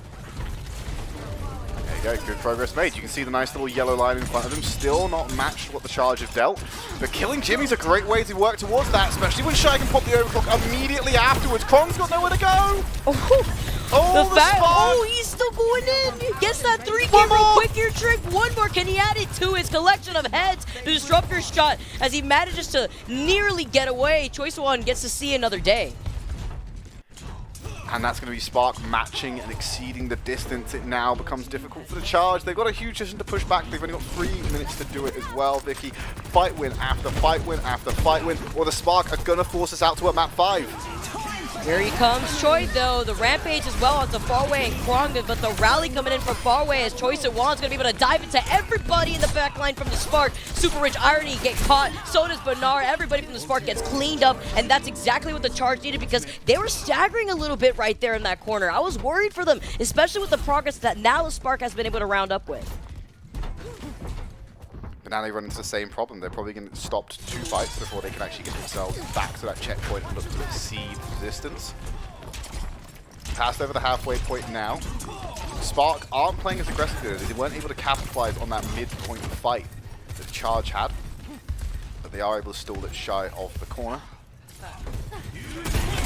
That play from Alfie goes in immediately for the Rampage. It's big from Krong. Huge right there, finding Shy. Bernard falls incredibly low, and they finish him off as well with Jimmy having another opportunity with these Charge railgun shots. He finds Bernard, he finds Alpha Yi, and everybody else in the Charge are going to be able to clean up the Spark. Another team fight win underneath the belts of the Charge, and now they're going to finally get that progress with this push bot. Should be able to match the progress, I hope. 1 minute 30 left does make it difficult. If they start losing consecutive fights, big! That's so big to actually get there and contest it. Now they just need to win the fight. If Spark win the fight here, Vicky, they might actually just take the map. It's going to be so difficult, but Krong goes in with the jagged knife. Oh, and now they're going to be able to take care of Bernard and Irony. That's absolutely huge right there. That's what they needed right now for the Charge to at least find that progress. Now they're going to be able to match that with the Spark. Now they're going to be able to be in the lead after another team fight win. The Charge are looking to wrap things up right now with the limited time bank 2-trid. Now you have less than a minute for the Spark to actually get things going for themselves. Irony and the rest of the Spark need to win this fight right now. If they lose it, they might even get capped. Like, if they do not win, they have to fight. They cannot just stall it out. They won't win the wrap. They'll lose the series. The aggression has to be taken from them. But Jimmy! Oh, no! Jimmy finding Super Rich Choi, going in, finding Alpha Yi, the Spark. Understand what the nail in the coffin is here, too. They have too much of a limited time back. They would have needed to win 3 more team fights after this one here, 2-trid. Charge now diving in, despite Super Rich having that sound barrier. What can be done here with this limited time back? Less than 30 seconds on the clock. You're playing for pride. It's no longer about winning the map, Vicky. It's about stopping the Charge from getting the disrespect cap. This doesn't happen on New Queen Street a lot. You can't let this happen. Hold your head high. Shy's finding these kills. But like you said, with 10 seconds remaining, they can maybe force overtime, but the amount of consecutive fight wins they would need to send this back to basically completion on the other side of the map is unprecedented. Charge just need to breathe on the Spark, and they'll be walking to a series win. Like you mentioned before, it was also an expensive fight right there. Although Alpha E is about to have the blade, I'm looking at the Rampage, overtime ticking away, but here comes the Charge. They used up the shout, and they've already found Shy. We have noted it before, how important that first pick is now here too. As Alpha E is going to try to dive onto Choi Swan, the rest of his teammates though in the back, like Bernard, are getting picked up. Here comes the Carnage. You see the Rampage now coming in, isolating only Irony, and it's not going to be enough for the Spark. The Charge now take control over the bot, have the extra progress, and they take the series on their hands. 3-1 scoreline, Vicky. You were raving the Charge coming into this, and your confidence, your trust was not disappointed. Charge able to come out here very back and forth, especially at the end there on push, but just able to come out with those consecutive fight wins, keep the momentum going, something the Spark were unable to break consistently against the Charge lineup. Choice One had some fantastic pop-up moments, but I'm fairly confident that our player of the match is not a damage dealer. I don't think it's a damage dealer today. It's gonna.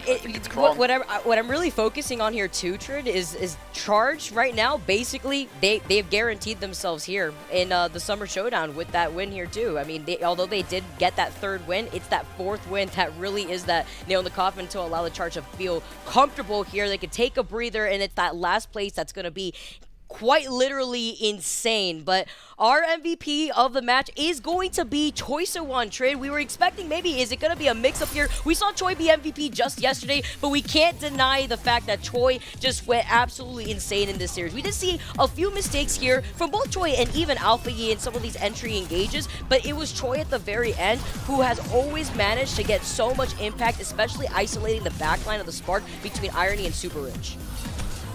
Hashtag Kron was Rob. I'm Kron kidding. did No, amazing though. I've always looked at Kron. I think if you looked at it numerically, we put them on a scale out of 1 to 100. We're talking about Choi So-won being at 100 and Kron being at 99. I think that was a very close series between who was walking away with that one. But yeah, no, I'm not disappointed by the fact Choi picked it up. Choi definitely was in that conversation very strongly as well. Fantastic plays here, lots of Genji cutdowns, oftentimes getting more out of those substantial ultimates than Alpha Yi was able to accrue this series. That is ultimately not just an individual thing, that's also a team effort on how the teams are responding to the Genji aggression. Oh my god, what an intimidating man. He's got the anime pose and everything. I mean, I going, don't know. He's like, come at me, bro. Come at me. I don't know how I feel about this real quick. I mean, he's literally one with Genji too with the wing, because you know Genji basically does the same thing when he wants to taunt you to come at him. So yeah, I feel like production have photoshopped the blade out of his hand. It looks like he's about to ask me for my wallet. Like. Oh man, and 49 final blows, 91 elims. What a way for Choi to be able to take MVP twice back-to-back, because again, he was the MVP of the series that we saw just yesterday between the Charge and the Hunters, and there's a reason why Choi has been in that conversation time and time again. Just a consistently strong player, fantastic, thriving right now in the current meta, having access to the Genji, so able to just be a huge difference maker. Does sit quite highly in the standings when it comes to Genji players in the region, but there are some people, mainly who are you, that are still consistently just top dog when it comes to that particular hero. We're going to go to a quick break. When we come back, we'll take a look at some of the highlights from that past series. The Overwatch League is brought to you by Upper Deck, the official trading card of the Overwatch League, and by TeamSpeak, the official voice supplier of the Overwatch League.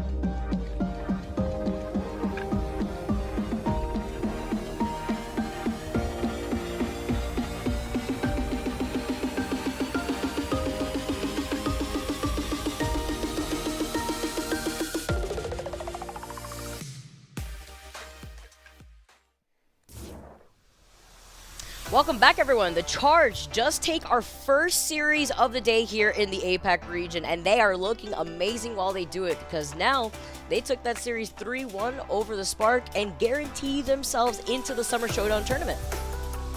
And that's the position you want to be in. It's the final week of qualifiers, so you don't want to be going home. We already know the LA Valiant aren't going to be joining them. There is an interesting battle coming up next, though. Vicky, for the battle for who will dodge out that last place and stay in consistent position to be able to go to Summer Showdown. Take a look at some highlights from that previous series. Spark versus Charge, very back and forth on Oasis, going to round number 3. Then a lot of defensive play coming in on maps of 2 and 3. And then we turn it around to map number 4. And oh my goodness, the Charge did really take it to the Spark at the end there, nearly completing on New Queen Street, which is a feat in of itself. It was the dominating performance of them winning 4 team fights back to back, literally on New Queen Street, that basically guaranteed them that spot. Even in that very last-minute contention to prevent the Charge from getting to that checkpoint to match the Spark wasn't enough. It seemed as if the Spark were getting a little ahead of themselves. They felt desperate at the very end there too, because they didn't really have the ultimates at that point for that fight to really contest. So in that moment, that also allowed the Charge to gain a lot of that momentum. But in the conversation of the players that we wanted to look at for player of the match, we were looking at Krong, I was looking at Jimmy as well as Choi, and for all the right reasons here too, because the Charge were dominating on these 3 players, just in control of the game, in control of being able to survive, of course with the help of Xerneas and Farway there too. But I have to give it to the way that Krong was able to retaliate with his Rampage and his repositioning there too. It really helped enable Choi to get into that position to help contest Alpha Yi, who was dominating in the early part of the series. Just consistently brilliant in the Charge in this particular split. I think Charge have really come into their own, and I don't think they're a top contender as for in the Eastern region, just because Dragons and Dynasty exist, and we already kind of taught that maybe there's like 2 tier breaks between them and the rest of the Eastern region at the moment. But they are performing quite well above the standard that's been set out for them for the rest of the season. I'd be curious to see after this stage, when we potentially move away from a Junker Queen flavored meta. I know that we're expecting some kind of patch after Summer Showdown.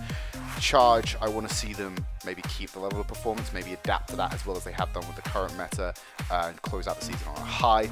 Don't think they'll be pushing the upper bounds of what can be done and maybe get into the later stage of the grand finals at this stage, unless there's some really niche specific meta that comes out next that really caters to their skills. But no, we're going to go to a quick break. When we come back, our second series of the night is going to be here waiting for you. Don't go anywhere.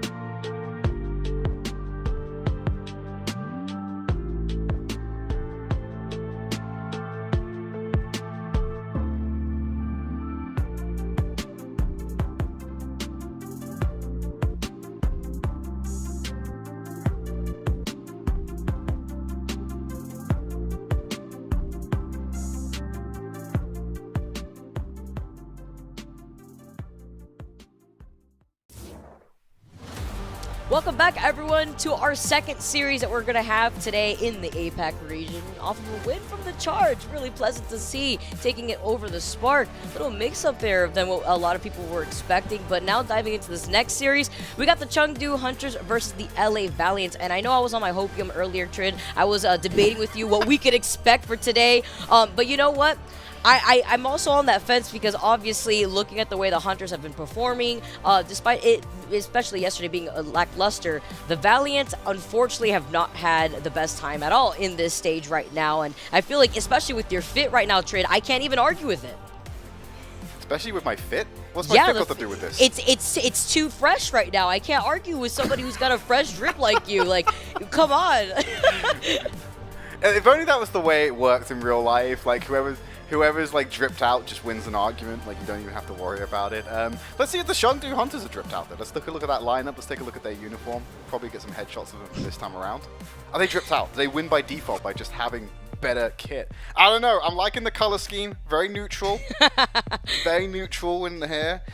Works with a lot of the players' complexions as well. It's quite good. Yes, it's quite close to skin tone color because it's quite an earthy tone, but still very nice to see. I'd wear it. I'd wear them. I'd wear a send me one. Send me one. Then you'll be just like Avril. You'll be able to rep everybody in every different region, no matter what. If Avril can stand on a broadcast wearing Atlanta Reign merchandise, why can't I? Why can't I, true. huh? It's so true. You know, nothing different here from the Chengdu Hunters in this lineup. You know, we were expecting this going into the series here with the way that the Hunters have been performing even after yesterday. Hunters, of course, currently stand at number 5 in the overall standing. So while we did see a shift in the bottom end of the overall leaderboards with the Charge moving up above the Valiants, the Hunters are still stabilized a bit. But now what they're fighting for here, Trid, is for that position, that last spot here for the Summer Showdown. Yeah, they want to try and dodge basically the death window, if you would do, in the group. Of course, let's take a look at the Valiant roster as well. Gaga may need to reposition their backdrop. We can see a little bit of your bedroom there, bud. Don't worry about that though. I'm sure you can fix that. Easy Hard, Becky, Dia, Lengza, and Molly going to be the Valiant lineup for today. And yeah, this is a team who's found a little bit of success. They're a little punchy underdogs this stage, Vicky. Able to eke out a couple of map 5s, a couple of wins, but unfortunately not enough to really have the impact in the stage, and it ultimately sets them up for not a very good postseason, I'll be honest with you as well. There they are, all on camera for you. If we're doing the drip battle, Hunters win this one. Not a big fan of the Valiant jersey. You gotta say how it is. You know, Trid, not only the best coach telling you not to die, and, you know, it is what it is here, but it's also, Trid is also your fashion coach here too. Nice to have you here, Trid, always. But, you know, looking at the Valiant, like you've been saying before, something that I was surprised, actually yesterday, we did see Molly come out. We have seen Sashin actually a lot really on that support lineup of the Valiant, but with Molly being integrated more with the Valiant, I'm wondering here what the Valiant's goals were, because they did this against the Dragons yesterday. They were winning a good amount of team fights. Yeah, it wasn't a wash, but again, this is the Dragons that we're talking about. So the Valiant, maybe I was expecting them to test out what they could do, maybe see if they could find some sort of progress to prepare for this series that they're going to have right now against the Hunters. Look, the Sashin experiment, it got a thumbs up. It was serviceable. It was working. Is Molly the upgrade here to basically replace Sashin, tank player, playing the Bermuda? Molly should be able to come in here and provide some more impact. Not that Sashin was playing poorly, but let's get some people on their main roles. We still haven't solved the fact that Dia is the best Junker Queen in the Valiant roster, despite being a damaged player natively. That problem's not been solved yet.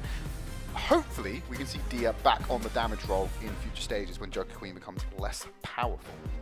Honestly, Dia's Jagged Blade accuracy is quite incredible. Oh, he's a monster. He's a monster. It's actually really scary. And, you know, it can be a little tricky sometimes, especially in the middle of a team fight where a Genji pops the blade and dives in, where you could miss the Jagged Blade pull a lot, so it could be a little tricky on the eyes to see which one Dia pulls in a fight like that. But he's gotten so consistent on landing those Jagged Blades, and it's so crucial when it comes to trying to call somebody out and pulling them out of position. So I'm excited to see how that plays out, but I'm glad that you pinpointed that, because Dia on the Junker Queen has been popping off. Yeah, look at this. Look at him first going. in First for Jagged Jagged Blade Blade. action. That Okay. doesn't surprise me. That does not surprise me. I just want to double. Well, it's saying like, I just want to double check actually with production. I'm sure they can tell me in my ears. Is that across all regions or just the Eastern region? Hoping I can get that information because that's first across the entire league. Even more impressive. And hopefully I'll get an answer to that and I'll update you in the past. Oh, the full I've just been told. Pretty sure that's the full league. So first across the entire league, tied third for Jagged Blade kills. Playing off-roll. Let's be clear about that. Playing off-roll and having that impact is still incredible. Feels nice when you get to play a character like Junker Queen that managed to put in a lot of that damage. You feel very powerful, man. It's actually what's great is as a spectator, as somebody who's gotten to play her just a little bit, she feels so great and fun to play. But then looking at the comps that we've seen and the attempt on answering the Junker Queen meta doesn't look very fun to play against. Not at this level here, Trid, but you know it's. I'm gonna be sad. I'm gonna be sad when we lose the Junker Queen. Like it's good. To be honest, like She's if we so can replace, cool, honestly. She's if a we cool can replace, character. as long as we can find a meta that brings Zarya back into the fold, so that we can potentially like go from one muscle mommy to another, I'm gonna be happy. That's gonna satisfy the picks here. Taking a look at what comps are gonna be ran out here. I mean, are you really surprised we're entering the Chengdu zone a little bit with the Jinmu Farah? But credit to Valiant. They know what to do. They know they have to answer with the Echo if Jinmu is going to run on the Farah. Really good point. This is actually what we had seen from the Hunters just yesterday. That's why I'm not surprised whatsoever. I mean, this is the Chengdu Hunters that we got to see yesterday pull out the Farah on Lijian as well. See here how Becky does against dealing with Jinmu though first, as Lee makes that quick swap over to the Sojourn. So this Easyhan is about getting both these teams into that position first to try to contest Jinmu, because this is going to be a big deal as Gaga's the first one to go down. Look, I like some of the Gargar's play, but what the hell does Gargar know about positioning? Dia has just destroyed him right now and absolutely opened this up for the Valiant to come in here. Becky and Lengza just going in there strong on Monk. Strong start for the Valiant. They get the first cap. Remember what I was mentioning before here. Even though they do win that first team fight, Trid, I was talking about it on my Hopium, but Valiant, if they manage to come up on top of the Chengdu, just seeing the way that the Hunters have been denied a lot of these week 3 opportunities to make it into the tournament, you know what, this is APAC. I wouldn't be surprised here. Now looking at the Hunters trying to answer back, coming out of the white room, Valiant are already trying to take that passive position to deal with it, but Becky falls low. Under pressure right now. I mean, Jinmu's gone over to the Genjis. They're giving up on the whole Farah thing. Becky's still going to stick on with the Echo, which is lovely to see. They force him away. Point capture nearly going over to the Hunters. They have positional advantage. That's an isolated Lengsa who was causing the stall. Now that he's out of the way, who's actually on this point contesting it? I think it's Dia. The rest of the team are still around the fringes, going to be trading off with Jinmu for the time being. Easyhan's relatively happy to just sit here on the outside and take pop shots into the point. While Becky still sticks here onto the Echo, trying to build up that duplicate. Gaga gets taken down again, really not having an opportunity to position themselves at the Hunters, are forced to back off a little bit. Jinmu had swapped over to the Genji a little bit ago, right before this fight here too. Dia's going to be able to back off with their life, and Becky's about to have that duplicate next. Monk could answer back with the rally, but it depends on what we're going to see here from Becky, especially when you have that Junker Queen ult ready. So that's going to be 2 Junker Queen ults that the Valley may have in their hands. Do need to accrue it. It's not guaranteed. Oh my god, Jinmu. Okay, probably don't need that second Junker Queen ult right now. But they're going to go for it anyway. I mean, Becky put themselves really low. Great carnage there to cut through Monk. Nice little stab, but I don't think they've had enough time to build up that rampage. They don't even need it. Just the presence enough is dominating the Hunters right now. And they lost their rally for it too, Trid. That's the unfortunate part. So that's something the Valiant are going to be okay with, because, yeah, they have the duplicate. They already used it up, but Dia's got their own rampage. Now Molly's going to be able to answer with the rally as the sound barrier from Nisha gets unloaded, but Leave unfortunately gets taken out before he can really help him out in this situation. The Hunters haven't been able to touch a foot onto this point as 99% is online. Overtime is ticking away for the Valiant. Lengsa activating the sound barrier to try to keep their survivability, but look for the rampage real quick here, Trid, from Dia as he takes care of Nisha. He dives in, finds Monk, finds Leaf. They all get sent down super low, in the Valiant already with a dominating performance on this first round. they managed to get the objective, but it's going to get flipped quite easily. I mean, Dia's showing us why those stats exist. Dia is an animal right now, and you've just seen it all in the first round. Expect more of this in the series. If that happens, Valiant, your Hopium may not be needed anymore, Vicky. Your Hopium just won't be needed. You can just rely on the Valiant to actually win this one if The prophecy. they maintain the level they've presented so far.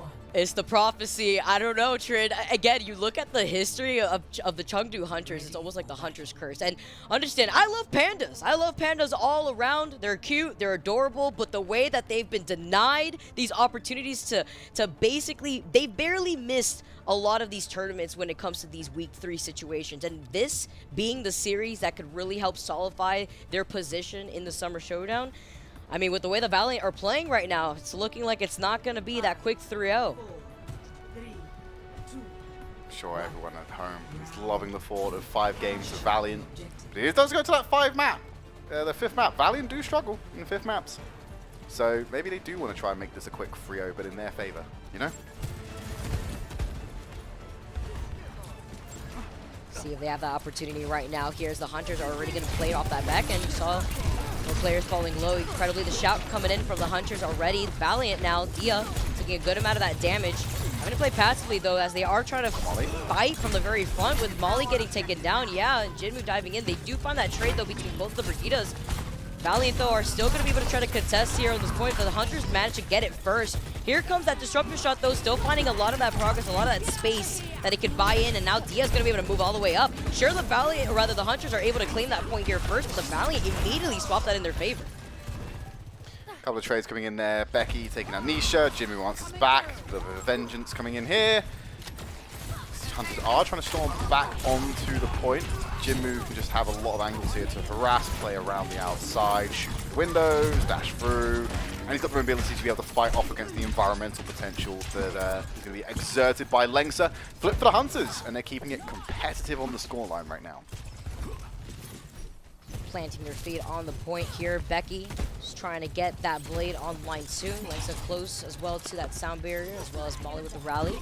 Trying to take some of these off angles though, because the way the Hunters were able to actually reposition was fantastic, but Jinmu getting picked out first is a green light here for the Valiant to move all the way in. You see Becky now trying to take an off angle, dodging the fail, quickly actually just jumping right back in as Lengsa's able to get that boop onto Monk. Nisha's going to follow him to the graveyard, and the Valiant, without actually having to spend anything, are able to get this point, and now they have their set of ultimates online for that next fight.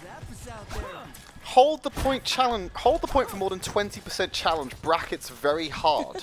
This is so back and forth right now, Vicky. No one's made substantial progress. This is the only time that Valiant have been able to open it back up. And as you mentioned, keeping a whole lot of those ultimates should mean they get to extend the map percentage lead so far. But Hunters are also accruing the ultimate bank of their own. There's a huge sort of array of options for both teams to use here.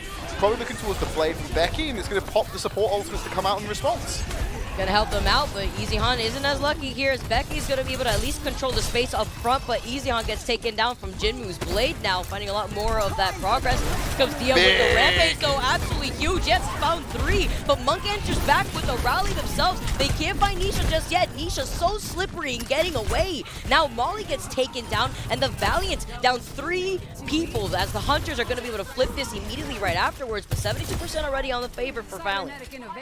Monk had overlap on the rally. Yep. Despite Dia having that quite substantially large and in charge rampage, finding 3 people, there was still a support ultimate in effect. There's still a support option for Hunters. One that Valiant weren't able to have in response to match anything, because obviously the rally's going to come through, it's going to provide that additional armor, but not the entire team was affected by the rampage. So they're just getting these passive armor benefits that Molly could no longer also provide to the team. So there's a bit of armor diff going on in the team while that's happening, and Nisha getting dropped before the fight even begins. It's not how you start a defense, Hunters. Some of these choke points can easily be controlled by that disruptor shot. Unfortunately, Nisha. Jinmu, and now hello? Dia gets taken down. How does Jinmu get away with that? Oh, okay. They punished Jinmu immediately right afterwards here too, but the way that the Valiant are now finding some of these trades, it's that back and forth that we've constantly been seeing since that last round here too. Gaga's got the rampage though, needs to heal up a little bit as that passive healing is going to be able to come through. Molly gets taken down. Nice shot coming in from EasyHan. Becky felt incredibly low, but managed to restabilize. But a lot of these trades here with the Hunters missing out on Gaga, they have to play as passive aggressively here over to the side choke point. talk about loving pandas. This is a monkey knife fight, Vicky. It's just all over the place. They're just so back and forth. Go have Hunters in control of the point, though. They're picking up those kills. Becky been dropped. Dia's been dropped. Got to give it to the Hunters. I think they're going to walk away here with this round, forcing out a third one. So that confidence we had in the Valiant might have been a little bit eroded in that round, Vicky. We're going to have to head over to... I've forgotten my maps now. Command Center. There you go. To be able to finish this one off. Gotta give it to Leave, though. The way that Leave was playing, especially on that second round in the back line, between getting a lot of the pressure down with the disruptor shot, controlling the gateway that would lead to where he's adding in the extra pressure, and the amount of charged shots with the railgun that he was able to put down, he's doing a really good job at controlling a lot of that space. 5, 4, 3, 2, 1. Oh, I'd do it. Yes. Yes, do this, Becky. Stay on the Mei. Bring this Mei flavor we've seen. I love seeing the Mei in these competitions and jokes. It's actually so powerful. You can do this, control the space. The wall takes a lot of resources to break it down. They actually use the advantage as well. Wow. Valiant take out Nisha while they isolated half of the Hunters behind that ice wall. Super important from what we had seen previously in the London Spitfire. It's very map dependent in these close quarter fights, and they are actually being rewarded for it here too. Jinmu managed to find Molly, but he's lost out on 3 from the Hunters. He's going to reset now as he finds himself back in the spawn, and the Valiants are going to be able to claim this point first, but they got to get to the point first to be able to do that.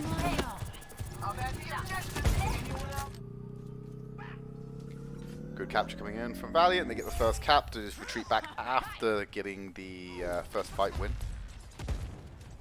Cut over to the camera quickly, and this is now going to be Hunters going on their offense to try and break through.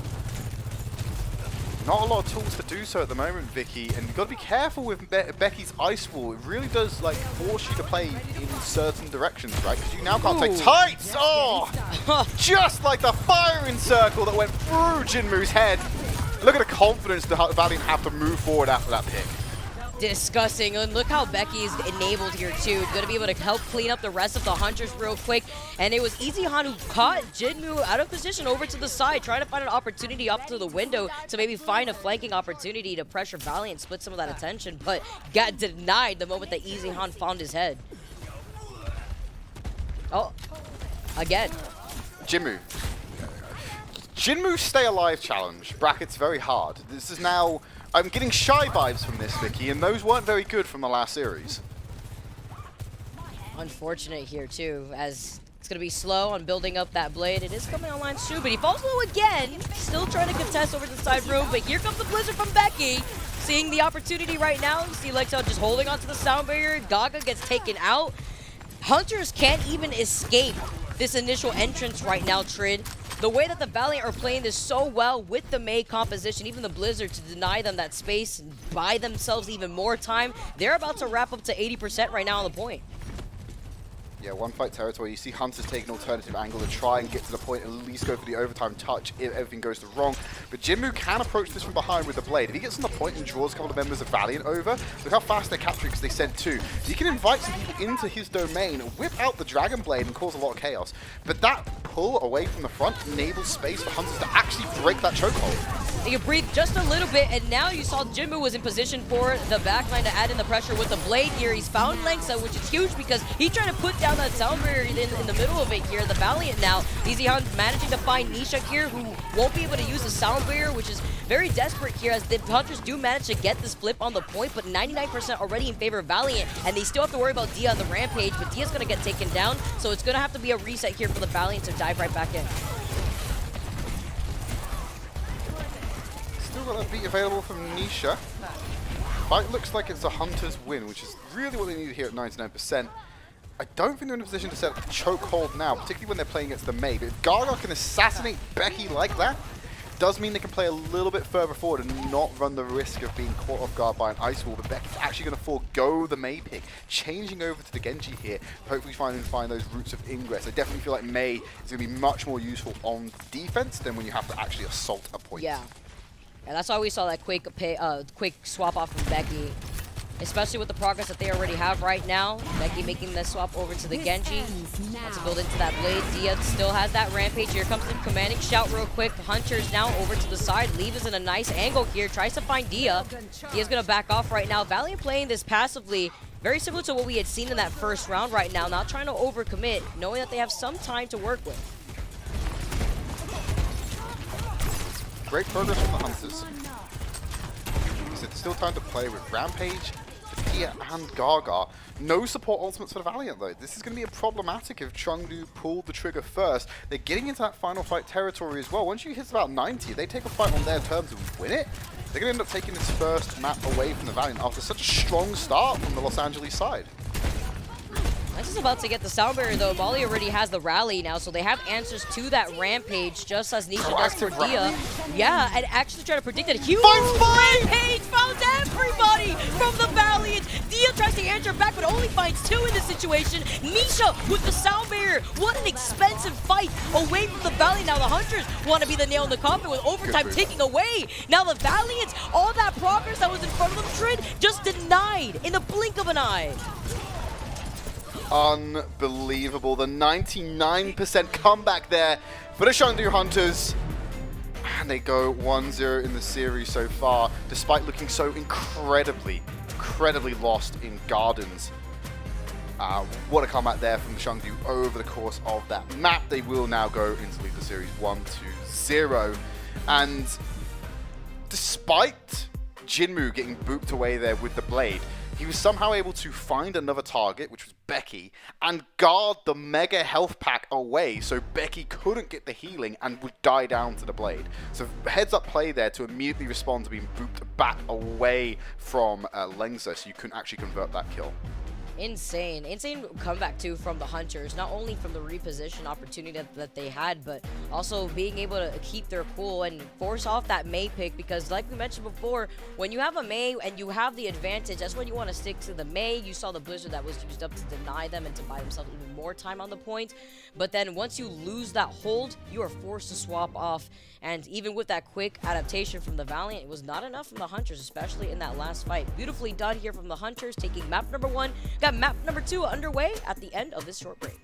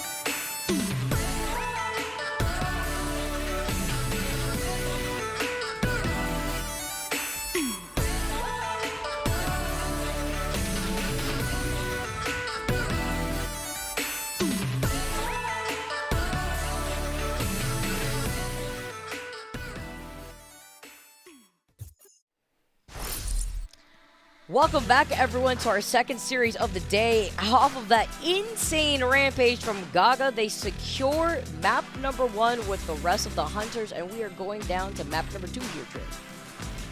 Yeah, map number 2 coming up. I always butcher the pronunciation of this one. It's Lucio's map. Oh, Paraíso. Yes, There you yes.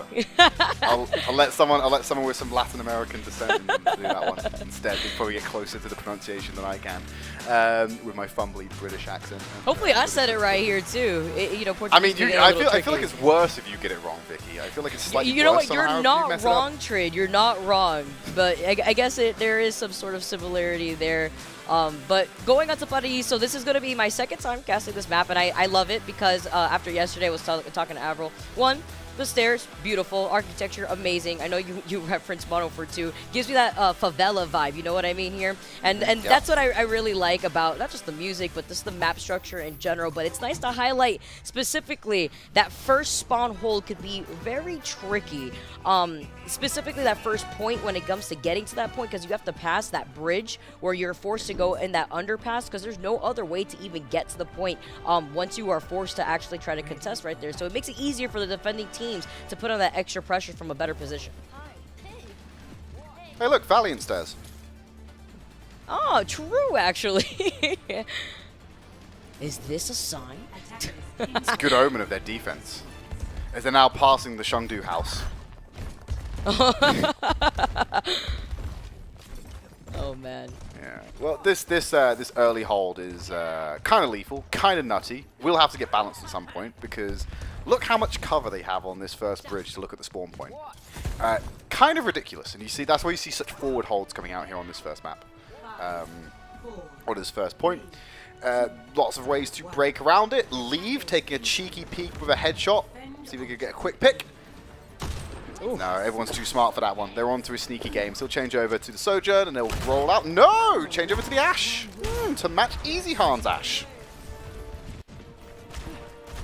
Let's see, you saw Becky quickly turn around real quick. Avoid getting hit by that stray shot. They are still here on the high ground though. And so what we were talking about before, it could be a little tricky to get past that first bridge area. Jinmu's just trying to find that opportunity. Easy Han's sticking to that Ash like you were mentioning before though here. Be really nice when it comes to this first point, as Gaga's the first one to go down. Ooh. We're talking, really nice shot from Easy Han though, finding Jinmu too, so ready a good start here for the Valiant. Leave answers back on the Becky though, so there are some crumbling defenses for the Valiant right now. But they'll just reset. They're happy to just keep taking this fight because they know that if they lose this, they still have another opportunity to fight on the point itself.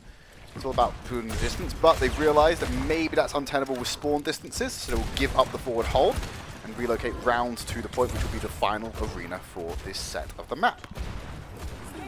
See, now as the Hunters are going to be able to try to take control over this point, just trying to split some of the attention from the Valiant, only taking some damage. So does Gaga though, falling a little low as he's going to be able to back off.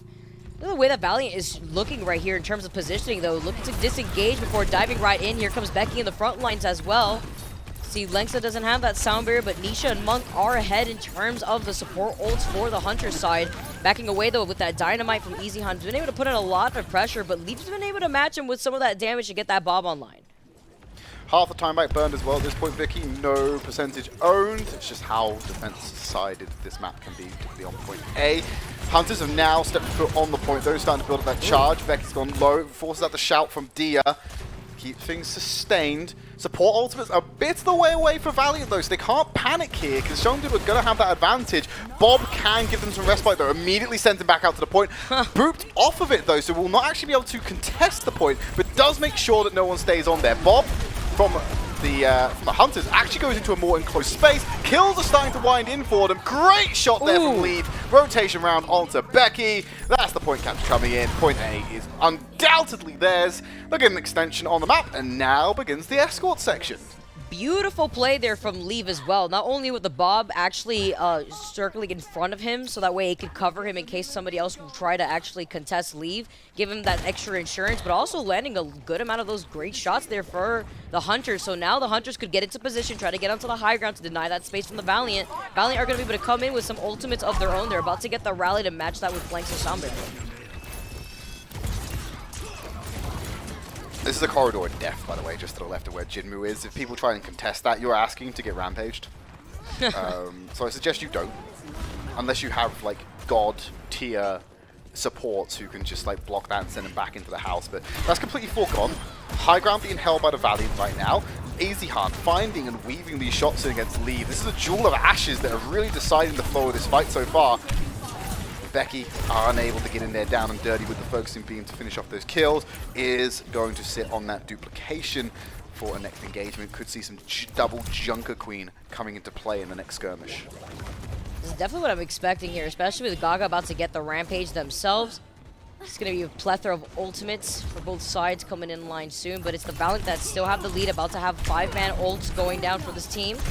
Becky on the high ground still, holding on to that duplicate, waiting for the opportunity, because they know right here that the Hunters do have one of the support ults online, knowing Monk probably having that rally. Molly falls incredibly low, manages to survive. Jibu trying to take a cheeky angle, but it's Dia coming through with those jagged knives like we've seen before, finding that first pick onto Leave. You see the shout from Gaga. Hunter's trying to disengage real quick. Jibu falls incredibly low, but he still manages to save his own life. Nisha can't say the same here, though, as Becky with that focusing beam manages to find Nisha. Dia needed to be careful, though. There was a lot of aggression coming out from the Valiant, and they did open themselves up quite nicely to just being dinked from the spawn room. Respawn's coming in. Valiant playing very far forward. They have the opportunity to camp here, burn more of the time. No. 1 minute. Becky deletes Nisha.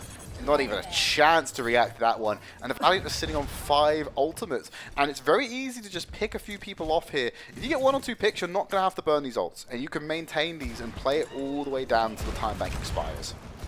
It's so difficult to get out of this spawn. This is what I was mentioning before. When it comes to catching that point and then seeing where the first spawn is, it's easy for a lot of these teams to hold forward, as Jinwoo does have that blade here, but Nisha gets called out again! No! Oh, so no! sad for Jinwoo! In the middle of popping the blade, now he doesn't have blade. Nisha keeps getting picked off. He's been the first one to get picked off for the last 3 times that the Valiant has been able to find a lot of this progress. Valiant haven't even had to use any of their ults. They're just hugging the Hunters in their spawn. While you're out here, sat down, getting niche out here grinding the other team. Just gonna get them locked in the corner. Even Bob's now gonna spawn camp. And what is this? What is this sadism from the Valiant right now? Just absolutely dominating the Hunters. Unable to let them get out of the spawn. 1 minute remaining. Jinwoo's gone over to the Tracer just to try and see if they can escape the carnage and get onto the payload. Rally being popped by Molly is going to reinvigorate this fight. This is do or die for Hunters, I feel. Here you go. Now with the duplicate from Becky, you have the Junker Queen on board. You have the Rampage trying to get built up here as the rest of the entire Valiant clean up the Hunters again. He's just going to Rampage into their spawn because he knows they have nowhere to go. This is what we were mentioning before, but did the Valiant use a lot here? I mean, they still have the sound barrier, but was it worth it? So expensive, so risky to go on here. They don't win this fight now. They're probably going to be wishing they held on to a couple of those ults. Showdown Hunters have everything. They can send Jinwoo to go and touch. Bob is going to be thrown out as well just to control the angles. Taking out Lead is a good start. You're going to have to do this very neutral if you're the Valiant. And like I said, it's just the barrier being popped, but Nisha is going to go and answer that one. Valiant are still doing it though. Gaga goes in with the Rampage, only finding Lengser as well. This is not the value you wanted to use with your ult advantage. They're just falling behind, and Valiant are weathering the storm. What a hold right here from the Valiant, holding the Hunters straight into their spawn, hugging them while they're at it, using up their ultimates so that way Easyon can make his way back after dying, after sending out the Bob initially. But the way the Valiant just played that right there, this is a team that could go from 0 to 100 real quick. This is a team that could play extremely defensive, lose in the middle of being extremely defensive, and then when they feel themselves, instead of being reserved with their ults, they'll quite literally send them all forward. I mean, at that point, they knew that the time was whittling away from the Hunters. They made some desperate swaps. Jinmu from the Tracer, thinking that they could maybe at least split the attention away from the Valiant from the spawn room doors like we saw in Lijiang Tower, but did not work out here. The Hunters fortunately forced to stay in their spawn basically that entire time on attack. Ready for battle. You know what? Valiant shouldn't have been able to get away with that one. Shouldn't have been allowed to get away with that one. But they now have a prime opportunity to have that done to them, as it's now for the Hunters' time to go on defense, and they're still committing to the leave Ashe. No Sojourn to be seen. Valiant have the luxury of being able to change things around. I have a feeling they are going to stick with the Sojourn and the Echo, though. I feel like Sojourn's really going to help them penetrate some of the defenses, especially when you can slide through at Mach 5 and reposition if you need to. So not totally against this starting lineup for them. 2, 1. Attackers incoming. So we could get a little pick here first. Vega didn't go high enough to be able to catch anybody. Gonna be able to make that quick swap, so is Lengsa, and now they're gonna be able to send it in. Leave still sticking onto this Ashe to have those sight lines, especially off the high ground, but actually giving a lot of respect to the Valiant, giving up that initial bridge because they want to hold this other second bridge right here, since this is a choke point that we mentioned before, jumping into this map. Becky's going to be able to try to find an angle, but does have that free opportunity here. Maybe trying to get baited in by Jinmu to try to cross that corner. I think they gave that up a little bit too easily, Vicky. I think you want to try and milk more time bank out of that section, but if their defense on the point itself is strong, it doesn't really matter. They can still go for a full hold at this point. I just feel like they've given up an early line of defense, which allowed them to have a second fight should everything go wrong. Talking about everything going wrong. I mean, you just lost out on Nisha. You lose out on Jinmu as the start of this fight now. Becky on this Echo has just been a terror right now, and the answer from Leave hasn't really been able to be found, because now the Valiant are going to not only take this first point with ease to get this payload moving trade, but they're going to also have enough time to move forward to allow Becky to get into position to prevent the Hunters from doing exactly what the Valiant did to them and setting up in the position in front of their back. It's an interesting time to be a Hunters fan, I'll tell you that, Vicky. They're just a bunch of interesting critters, bro, you know? They're just unfortunately unable to match against the aggression coming out from the Valiant. A couple of early picks and just cascades from there. 5-minute time bank for not a lot of distance from the Valiant. They're set up on the rooftops right now, contesting through the window, trying to stop Hunters from setting up substantially in this forward high ground position. It does mean it's easier to kind of walk it in. But they are going to reach a point where the Valiant are going to have to be met by the Hunters. The Hunters are going to have to give up this high ground position. They're going to have to start contesting on this corner. You can see they're under a lot of pressure from multiple angles already. And Leave, if he doesn't get some headshots here, it's going to be all over for the Hunters, because they're going to get dove on quite quickly, I imagine. Just so much respect coming in from Leave here too. Just find some of those shots, as Easyhan's now going to try to take a different off angle. He's got that charge shot, misses that shot unfortunately though, while trying to charge up the second one. He's about to get the overclock, as well as Dia's going to be able to control this point. Gaga goes down. Yeah, who's touching point? Gaga's gone. Oh! They need to stay on the point. They're just holding forward. They're just trying to clean up the Hunters here. First Trid, they know what's important. And unfortunately, the Hunters, even with that Lucio just over to the side here from Nisha, isn't going to be enough to contest. You have nobody left. And the Valiant take map number 2, evening up our map.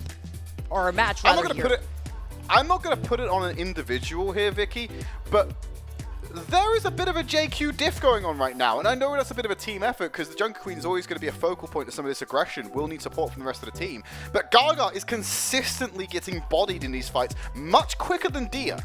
And especially when you're in those crunch times when you're playing over an objective in that last meter or sub-meter territory, if you are losing your Junker Queen, you are forcing someone else to go and sit on that payload, and you saw how beyond the payload Valiant were prepared to push Hunters off. So you immediately cause a split in the fight. One of you has got to go and touch the payload. and you start losing your Junker Queen like that, and it causes a split decision and a split pack, which allows Valiant to divide and conquer. Yeah, despite that huge rampage that we saw at the very end on Lijiang, where Hunters took that first map, the consistency that we have been seeing from Dia on the Junker Queen has really shined through for this team. I also believe that Echo pick from Becky had so much impact. The focusing beam also nailing down Nisha. Well, we saw it 3 times in a row. That's what really allowed the Valiant to get not only that momentum on their side, but to build up into that line of ultimates that they were waiting to use for the opportunity. Once they had lost out on Easy Han, that's what they kind of fully sent it in. After that Bob was out, they were all enabled, and the Valiants also just being enabled on their attack. So a great showcase from the Valiant to even up this match series currently. We got game number 3 coming up shortly. You don't want to miss this.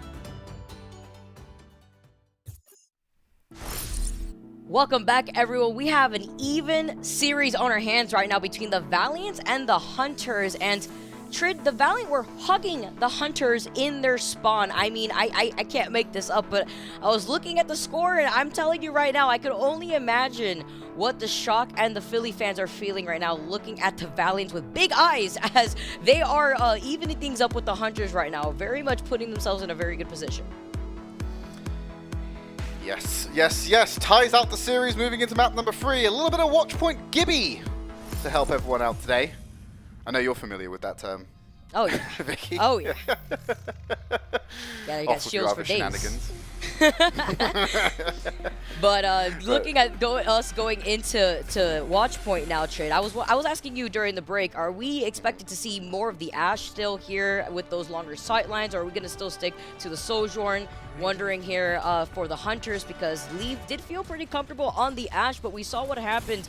I feel like looking at the Junker Queen difference between these two teams, like we highlighted Dia before going into the break, Gaga seems much more reserved with their Rampage in comparison to what we've been seeing from Dia. So it's not, I feel like it's not just the raw impact, but it's also just the choice of using the Rampage has really not been in Gaga's favor. And I want to be able to see that used much more aggressively, because there was times where the Valiant didn't have their support ults online, where Gaga had that Rampage ready to go to contest them, but didn't really pull the trigger on it. 3, 2, 1. Be a little bit more proactive. It might be a symptom rather than a cause, Vicky, as well for this one. It might be that they're not just given the setup they need to be able to actually pull off using the Rampage, more so than them just like not proactively using it.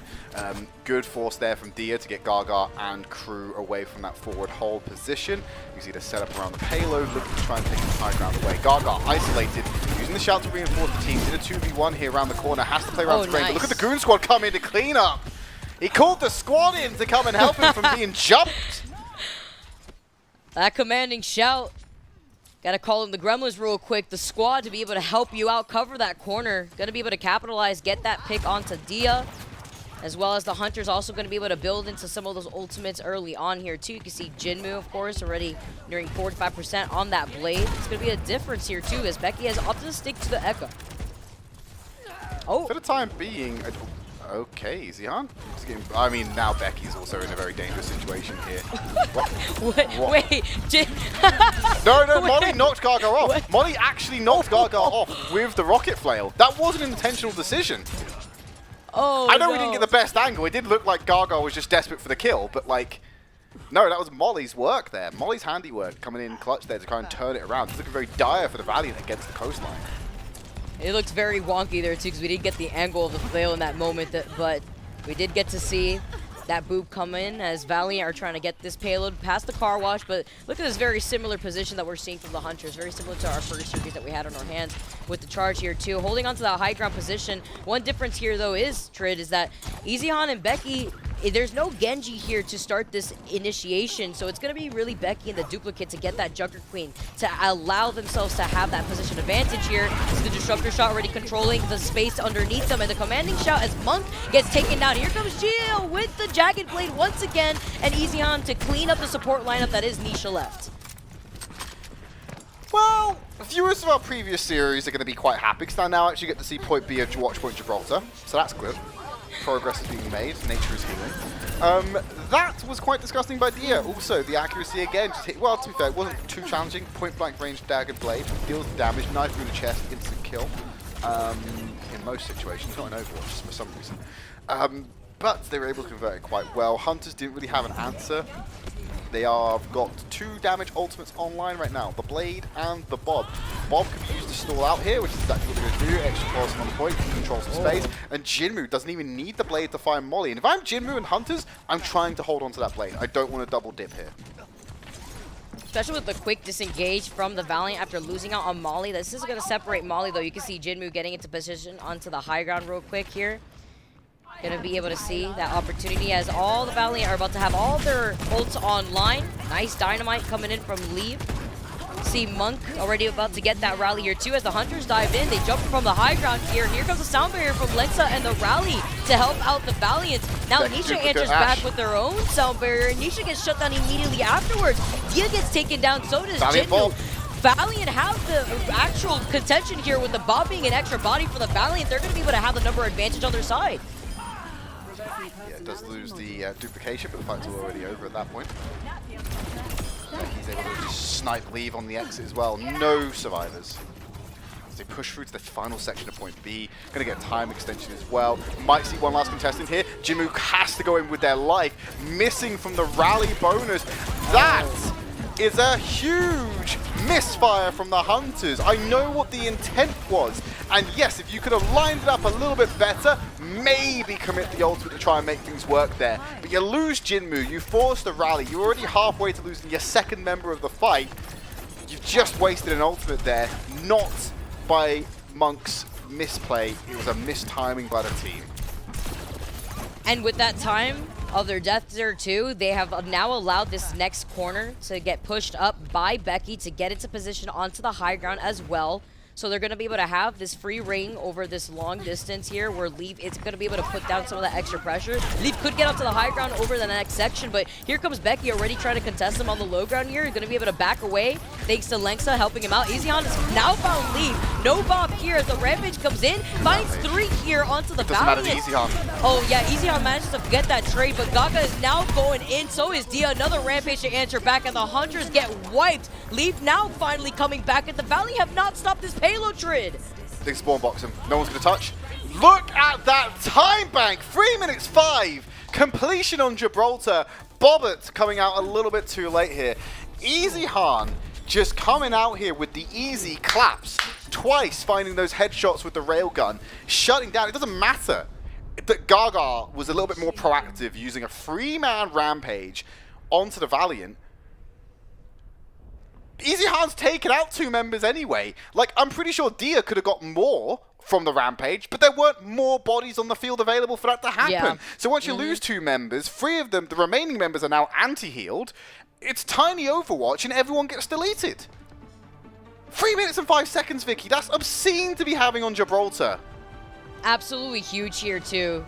I love how you pointed that out. EasyHan had taken down 2 before getting taken down themselves after Gaga had utilized that rampage, but at that point, you're at the member disadvantage. The rest of the Valiant are right there too. Dia also had that rampage there too as well to answer right back.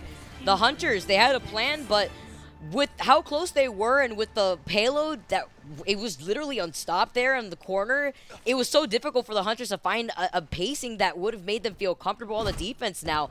Like we see right now on the time bank, 3:05. Mr. Worldwide here, coming in from South Florida. Got to talk about it a little bit here as the Valiant now are on the defense, are going to be on the high ground. People, have you? Hey, that's a great time back here. And this is the Valiant that we're talking about right now. This is the team that has just been dumpstered this stage so far, and they're doing an amazing job against the Hunters, which is something that we have been commonly seeing when it comes to this matchup.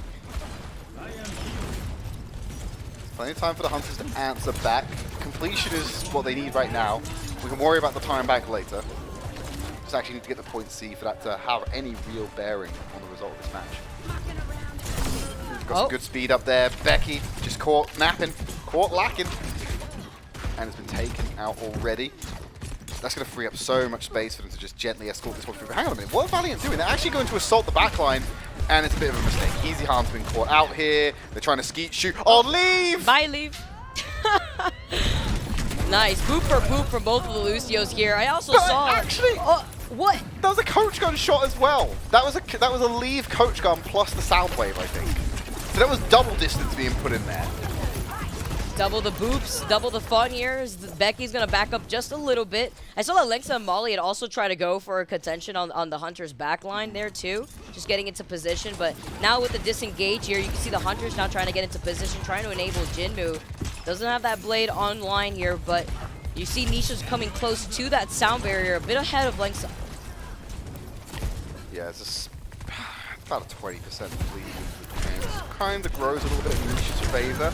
I mean, the problem is that, like, the problem is Becky loses their head, but another problem is going to be that, like, you're typically using these sound barriers reactively, so even if Nisha is winning the sound barrier war, as long as they're outpacing the damage options from the Valiant, more so than Lengsa, it's not too much of an issue, because I can't see Nisha using this proactively unless they are 100% sure they have a serious advantage, which they clearly do, because they are just cutting through the Valiant right now on point A.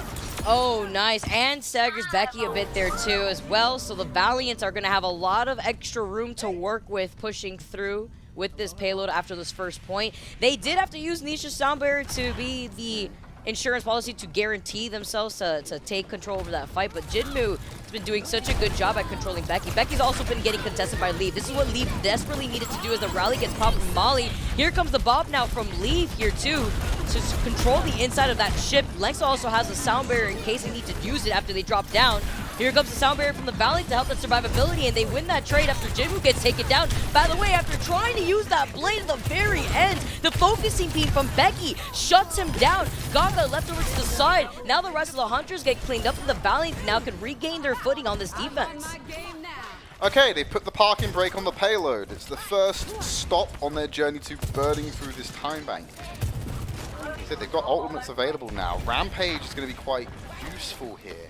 It just depends on the routes of ingress that Hunters are going to take, right? I don't see Dia getting a 5-man here, just because of how the geometry of the map is and how split Hunters might play with Ash in this next section.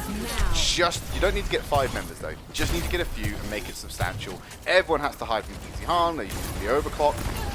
They're going to bait. Buys time for Becky to find the duplication target, bring that online as well to try and help with this next defense.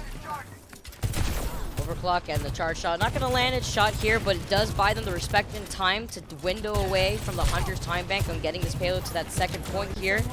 Becky also has the duplicate online, and like you mentioned, Dia with the Rampage here, but it's a matter of the Hunters jump right down as the Junker Queen copy comes in from Becky. Huge Rampage now coming in from the Hunters to answer right back. Catches Becky, falls low, boots them out of the duplicate. Finds 3 on the Rampage, but didn't solidify that pick until getting Dia from Nisha over to the side. Denies the Rampage from being used up from the Valiant this time around, and now the Valiant down 2, and it's going to be climbing as the Hunters are going to be able to get that progress on the payload. Think about how much time it takes for an Echo duplication Junker Queen to build that ultimate. It takes quite a while. And that's one of the drawbacks of people that question whether you can go for the Junker Queen duplication is because the ultimates is such a long time to accrue. Easy Han's going to take even longer when they come back from the spawn room to accrue theirs. But when you drop the Rampage on top of a duplicated Junker Queen, you borderline making it impossible for them to accrue it. They don't have any sustain, so they can't play as aggressively to try and race against the clock to get the ultimate online. You basically cut all the value out of that Junker Queen duplication when it comes to if your target is going to be the Rampage. Obviously there's other benefits of having a Junker Queen on the map, but it's quite an interesting choice to be able to go after the duplication and how it does change what you can do. Wow, this aggressive position from Valiant to just dive onto the payload immediately after the Hunters were on the high ground is very interesting. They used the rally there from Molly. No engagement from the Hunters. They just wanted to poke from afar. You can see the Disruptor shot as well as the Rampage coming in from Dia. Does find Monk, does find Gaga, but Nisha's right there with the sound barrier to combine that with Monk and the survivability of the rest of the Hunters. It works amazingly in their favor here, Trid. And despite the Valiant trying to take away that time back away from the Hunters so that way they don't have that advantage, they lose out on this team fight and they lose out on some ults of their own, specifically the Rampage and the rally that they used to start that engagement. The Chengdu Hunters are certainly giving the Valiant everything tonight. Going against this 305 time bank, Jinmu, sorry, will have that blade ready to go. Valiant are in a better position to try and go for this late defense. Beat has to come out there. Great opportunity to save members of the Valiant. Easy Han was the only person to not receive it. They've locked Nisha in the corner. Eardrums blown out, and here's Jinmu's blade. But Easy Han with the E-Z clap finds Jinmu and shuts that down right away. 2 minutes remaining, and the Valiant have to dig in their heels. Always so good at shutting down Jinmu in those specific important opportunities. Easy Han with these charged railgun shots. Now is about to get the overclock as well. Falls incredibly low, gets taken down. Jinmu basically finding revenge. Immediately fights 2 off the rip. What a great opening for the Hunters. This is the redemption arc right here, Trid. Length is going to get cut down here. You still got Dia up. Dia needs to get in position. Dia needs to... Dia? Hello?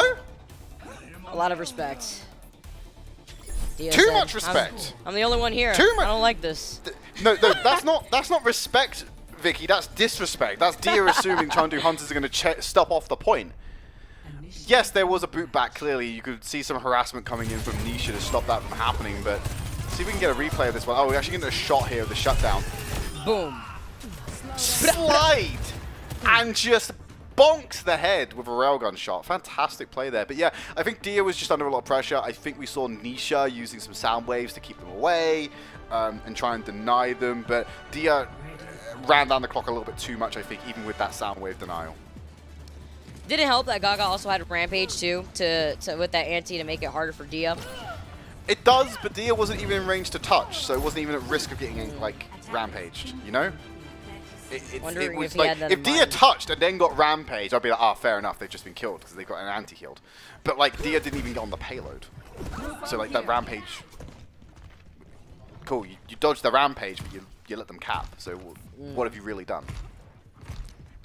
Now with 1:37 seconds on the clock here for the Hunters, they take the payload to the finish line. The Valiant still have that time bank advantage. Now you can see them pushing up a little bit more aggressively than where they were positioned beforehand on their previous defense. Over by the high ground, over by the back side. Leave quickly, just trying to see if he can take a peek with the Widow. See Jinmu trying to force them out a little bit before diving back in, and Leave is going to make the swap. What to though? Ash? Okay. It's consistently what they've been picking, so no real surprise. Becky's been flailed. Okay. Oh, If the silliness keeps going, Vicky, I might need to declare this one a toilet bowl.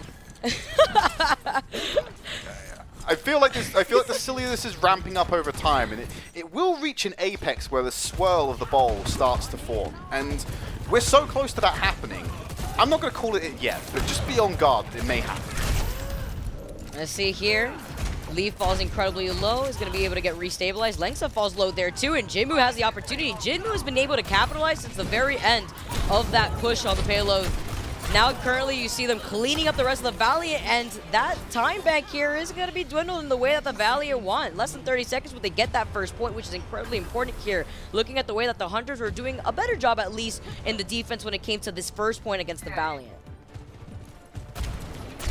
Overtime will be in effect before they can get the capture on point B. It's a pretty strong benchmark to set, considering the time bank they had. No extension comes in for the Valiant, but they do still have the Mr. Worldwide to play with.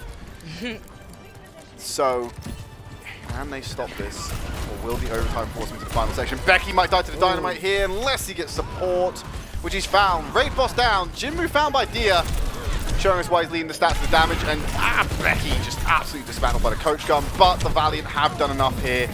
Monk is going to be pushed away. Can't really survive this one. Gaga should get picked off slowly after.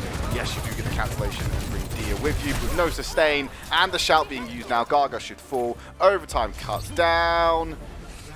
And that's a fairly attainable benchmark for 305 that Valiant can hit. Depends on how they're going to approach this with the way that the Hunters were holding the defense again last time. Didn't really work out for them as well, but they did have more of that success on that first point to deny that from the Valiant. At least deny some of the time that they were able to accrue at the very end, though. With that 3-minute and 5-second time bank, there's a lot of time for Valiant to work with there. Last fight, though, at the very end, really helpful commanding shot from Dia, despite getting taken down. That is what allowed the Valiant to get into the position to clean up the Hunters, because Jinmu was gaining that momentum. He was on another level, and he needed to be stopped. Ready for battle. Hunter's defense now still rolling out with the leave Ash. LA Valiant still have time to chain. Wouldn't be surprised they still run with the Sojourn and Genji combination here. But Becky has shown some prevalence on the Echo, so might be running out with this particular flavor. Now, they got 305 to play with. They've got to get just shy of halfway through point B in order to be able to win out this map, take us to series point in their favor. I think our next map archetype is going to be push anyway, so it might get spicy in the next map. You probably want to be in the position of power with how flip-floppy a push map can be. Attackers incoming. Especially after our last series there, too. Gonna see here, Becky making the quick swap back to the Echo. Gonna be able to see here with Dia as well, taking some of that extra damage. Don't play by too close to the rocks here. We know that Monk's got tricks up his sleeve, but you've seen the same thing from Molly and Lengsa. The Hunters are gonna be able to take control of the high ground still. See Becky getting taken down first again. Has been the first to get taken down in these entry points of pushing here. So that's the second time we see Becky first getting taken down, as Jinmu's going to be able to hold forward a little bit here. See Easy Han. the side for the time being. Valiant, they found an entryway through last time by taking these stairs up, clearing out high ground, and collapsing people round by coastal. Dia doesn't quite connect there with the jagged blade to get pulled out. Becky again being sniped by Leave. Dia's point blank range against Gaga. Gaga smells blood in the water. Tried to go aggressive, decided against it, but now he knows he's got him against the wall. But the support from the team comes in to turn it around. Gaga called the squad last round. This time it was time for Dia to get on the old dog and bone and call his homies down. 3 from the Hunters died in that stairwell alone, and all initiated by Dia with some help from Molly. Lenksa to help them out there too. Now they're going to be able to get through the car wash here without the Hunters taking control over that high ground position that they were holding before. Dia's a bit of a roadman right now. Needs to keep this up, build towards that ultimate, hit him with the rampage. 1 minute 28 remaining. And on the cusp of point A, Jinmu pulls out the blade, swinging the air for the time being. Beat comes in late, but it doesn't matter, as Lengza and the rest of the team have already overlapped the duration of that blade. Dia did go down in the fight. Becky arms back on Gaga, and Hunters are at a man disadvantage. Valiant should be able to convert this into the point A objective and get that extension into point B. All coming up here for the Valiant fans. Taze on Days getting a little bit excited now. Oh, I'm getting excited too. Looking at the way that Dia has been able to initiate some of these fights, Becky falling incredibly low is going to be able to survive that dynamite, but the way that Dia's been able to get these initial picks with that jagged blade has just been on another level. That's what started off the fight, despite Dia losing their life in the beginning of it there too. Waited out on that blade from Jinmu too, thanks to Lengsa and the sound barrier. Now Nisha's going to be able to have that sound barrier for this next fight. They need it. Jumping down from the high ground. Here comes a bob from Lee, and Becky now with the duplicate, going to be able to try to rack up some of that rampage potential to try to match up with Gaga. So is Dia. Molly keeping everybody up alive though from the Valley with that rally, and Becky won't be able to get that rampage trade because now he gets booted out of it. Easy Han can't find the sightlines here. The fight's too scattered. No one's really fighting up the objective, and if they are, they're hiding behind the payload. Here comes a big surge from the Hunters to push back and get objective control as we get down to the final moments. Gaga finally getting the better of Dia with the carnage as Jinmu starts to pick up the kills as well. They're going to really struggle to take this away. If they can stall for overtime, maybe there's a chance for the Valiant still do this, but the Hunters have come out with an absolute storm of a defense and forced the Valiant away. Overtime is ticking down. Dia maybe can use the rampage to touch if he can get sightlines on it. Becky assassinating Nisha's actually huge here. Easy Han on the Tracer, going to keep it. Dia re-enters into the fight, only catches Gaga, but that might be enough to turn the battle. But Gaga comes out with the carnage to shut him down. The Valiant, so close yet so far. Showdown Hunters hit us to match points. With a better time bank, gets denied, and Hunters shut down Dia the way that they needed. Gaga really popping off at the end, the way that Gaga needed right there, because Dia would have had the rampage for that last fight. That would have turned everything around, but I believe Dia died at what, 95, 98%, which was incredibly detrimental to that final fight for the Valiant. Performance there from the Hunters, taking us over to the 2-1 scoreline as we head into our fourth map. Vicky, you wanted anarchy, you wanted chaos, you wanted the Valiant to come up here and disturb the Hunters campaign. You know, the Valiant right now, they're out of the contention. They can't really compete when it comes around to the playoffs, but they still play spoiler to the Showdown Hunters. They have one. They can come back into this one. The Hunters need one more map win, and they can secure themselves relative safety for the playoffs. We're going to go to a quick break. When we come back, we will have Colosseo here waiting for you.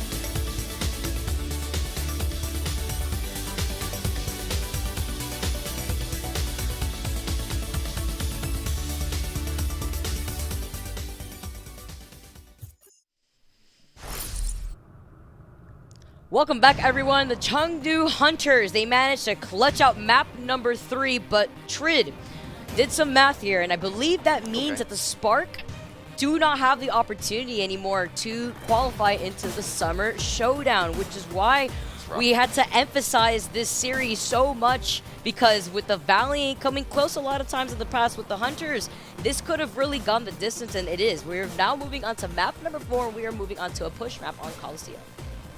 Yeah, Coliseum is our next destination. Players are still getting ready, so we might have a brief delay getting into the map itself.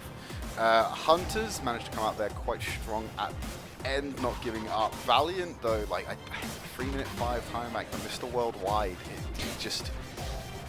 It got depleted in a way that I didn't think it would. I genuinely thought Valiant were going to take that map. So it does still leave the series a little bit open. Push can be very flip-flop.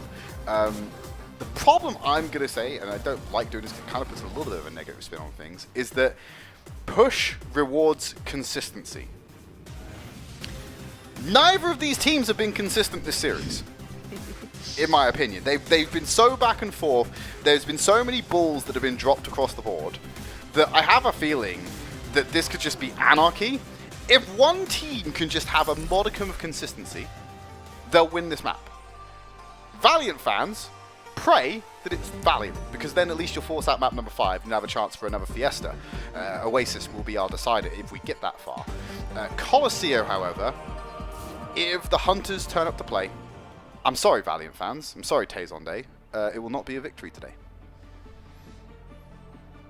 So close yet so far, but you mentioned it at the beginning of the series, Trid, that if this was going to go to a map 5 situation, that tends to be where Valiant fumble the bag. They tend to lose those game 5 series, so going the distance may not be the best here for Valiant. They really wanted to try to secure that last map. Fortunately, again, the Hunters were able to take it over them, so Coliseum having that more of that standoffish start here, of course, having the wall right next to you, so that way you could be able to capitalize off of your Sojourn. I'm not surprised that we're seeing Leave now stick to the Sojourn rather than the Ashe this time around, because you have more of that medium to like long range distance here in this close fight closer to the bot, where you get more capitalizing off of the Sojourn. So I'm excited to see how this is going to work in favor for the Hunters. Well, they're moving themselves over to the point, giving themselves there nice and early. Innovation in the roster, like I said, with the May, going to be the variance that we want to see here from LA Valiant. This quite tight corridor in particular, I can see the May getting a lot of value. However, if it does emerge out of this point, we may want to see Innovation change over to something else. Might not be able to get this benefit from the tightness and the geometry of the map. Yeah, Innovation coming in here. Valiant getting that contention for the bot. Here comes Dia. Here comes that wall, though. The wall really helping out the Valiant. With that Carnage from Dia, going to be able to get Gaga. Jinwoo's going to follow right afterwards. And initially starting off, getting that momentum with the bot here is so important. Now you're going to be able to get the progress, and you can see that they're staggering through as the Hunters are going to have to go for a reset. Yeah, that wall coming into great effect there at the end, just to pick up a few stragglers and make sure they were cut off from resources.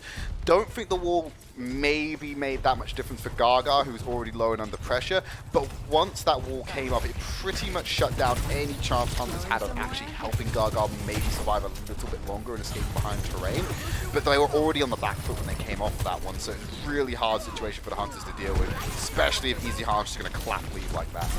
Easyhan's been landing these lethal shots. Molly gets taken down by Jinwoo to the side here. See those pains coming down. Innovation's just sticking close here with the rest of Valiant. Lynx is about to get the sound barrier here too, Trey, just trying to find that opportunity. Innovation has to use that ice block. Pull up, forward around the flank. Move Gargoyles in his face to find him, finish it off. Yeah, just nowhere to escape then. Corridor of death. Hunters are clapping back, and they're going to push the box all the way back to the middle, start getting some progress of their own. Jinwoo allowing the rest of the Hunters to find that opportunity by busting the back right there of the back line of the Valiant. Now they're going to be able to move forward. They're going to have a plethora of ultimates to work with, but so do the Valiant to answer right back. Trying to take control over the high ground. Molly gets taken out by Jinwoo again. Great positioning for Jinwoo. Also avoiding Innovation at the same time. Innovation falls a little low here. But the Valiant are going to have to now waste even more time actually regroup here with Molly, but if they have the opportunity, they won't with Jinmu. With the blade, he's going to be able to isolate Easy on. Now he's going to be able to try to catch Lengsa, who pops the sound barrier to keep at least the Valiant alive. But all for naught, as Easy on was the one to go down, they do find that pick onto Gaga, but the Hunters are getting progress on this bot.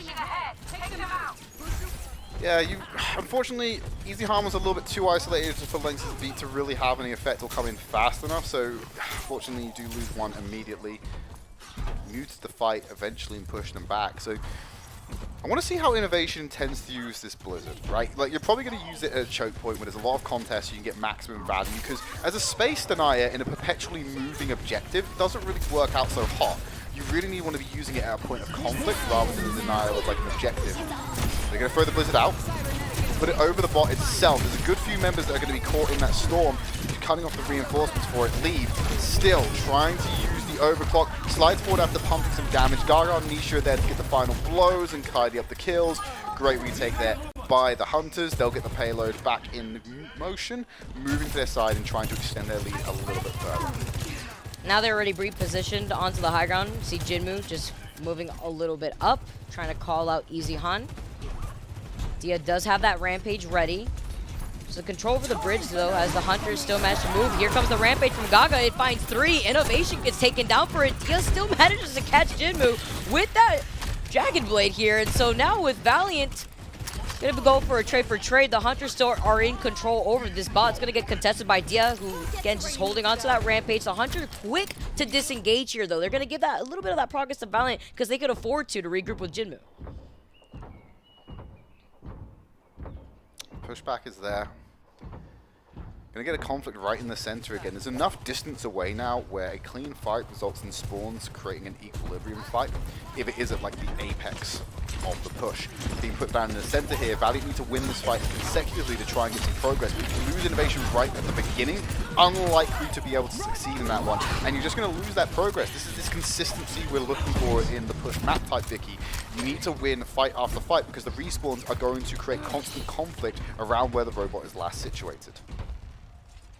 Now as it goes underneath that bridge right here, you can see the Hunters actually just trying to go for a split, try to force the Valiant off. He is so patient, though, with this Rampage that they're just trying to find an opportunity where the Hunters are grouped up in that corridor that you see right there. It's a Disruptor shot, controlling some of that extra space ahead of the bot. He is going to be able to move forward. Lex is about to get this sound barrier, but the Hunters trailing them in terms of their ult charge here too. Look at Monk, look at Nisha right here. They have an answer, and they have Jinmu, who's waiting for an opportunity with a blade. He dives in, and he tries to find the opportunity, but a great move to try to wait out that blade if they can now. See the rally from, rather Monk here going in, as Nisha's going to be able to call in the sound barrier. Big Rampage onto Gaga and leave, but the sustainability from the Hunters is too much. That's why we had to highlight the fact that they had those ultimates ready. Lengsa went down without being able to take advantage of the sound barrier here, and now the Valley are going to get cleaned up.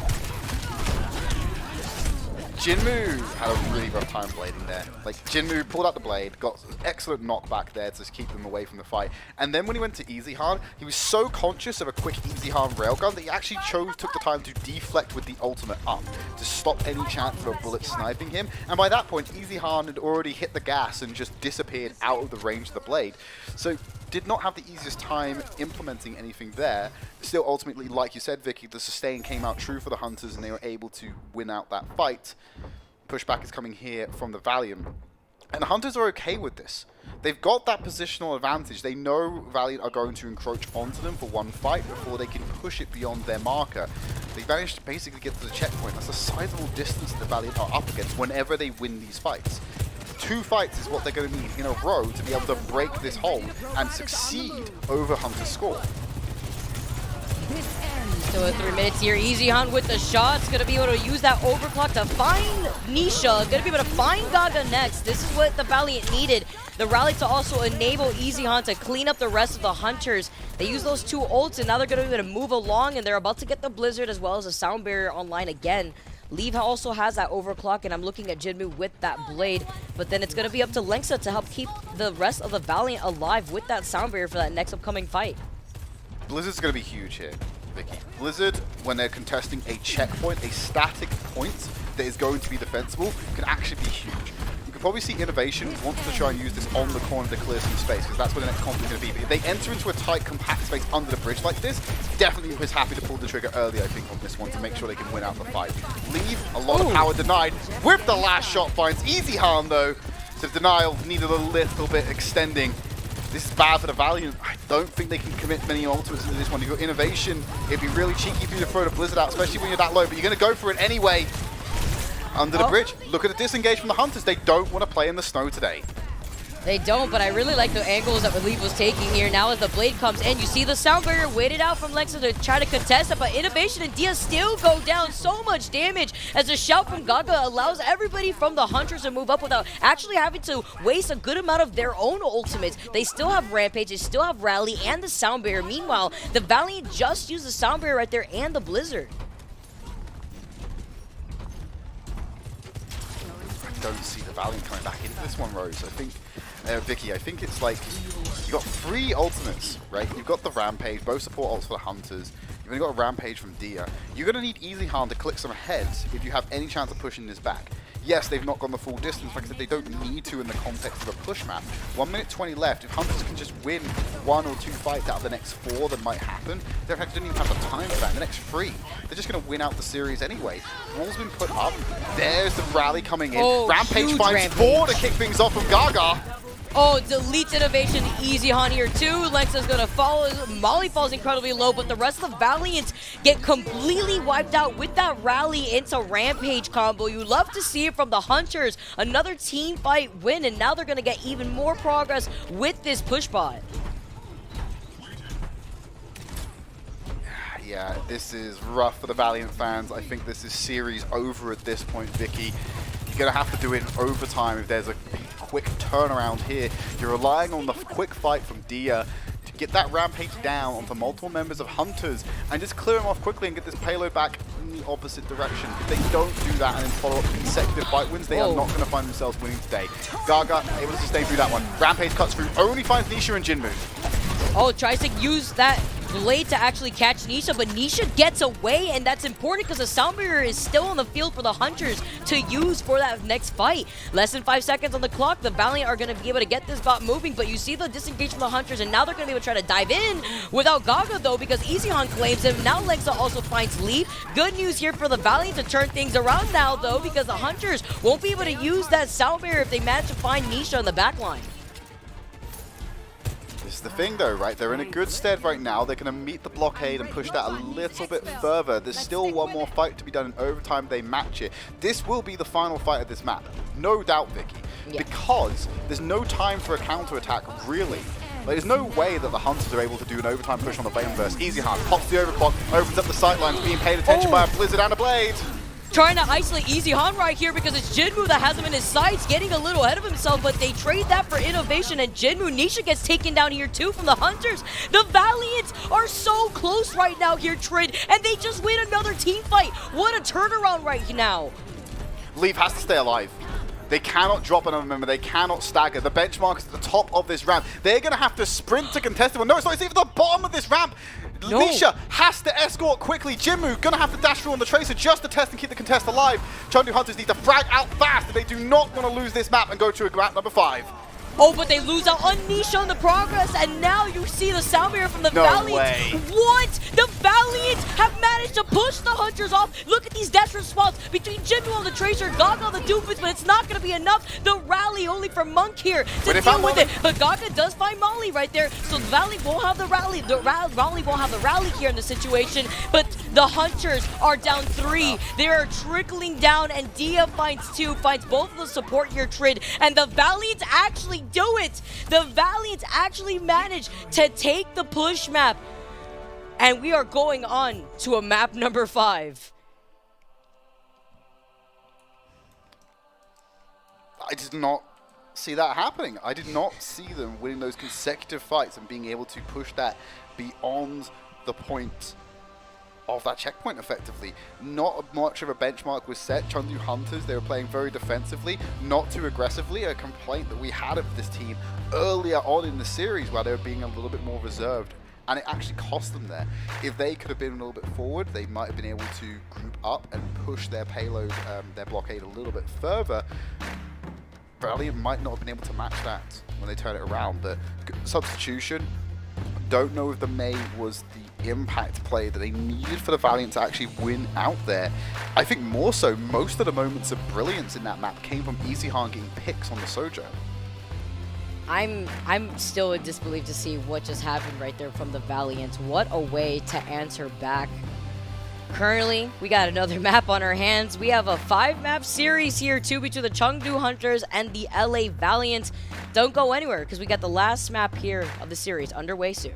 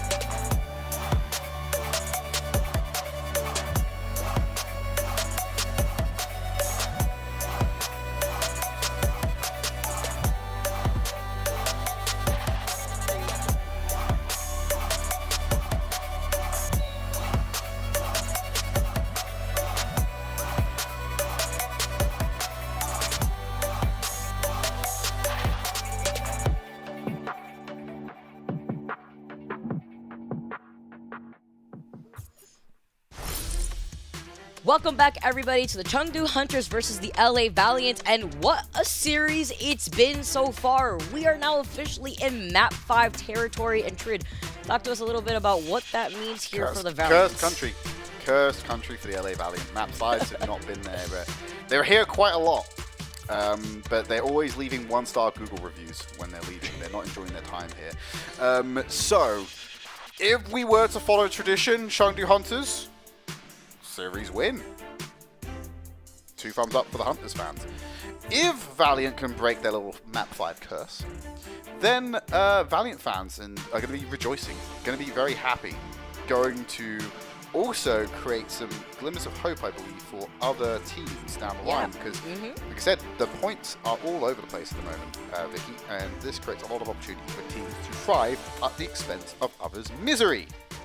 Oh man, Philly Fusion fans, I know you guys are looking at this series intently. I know that this last game could mean a lot. No, they're not. They're not. They are contacting witches. They are contacting fortune tellers. They are finding rabbits to take their feet for luck.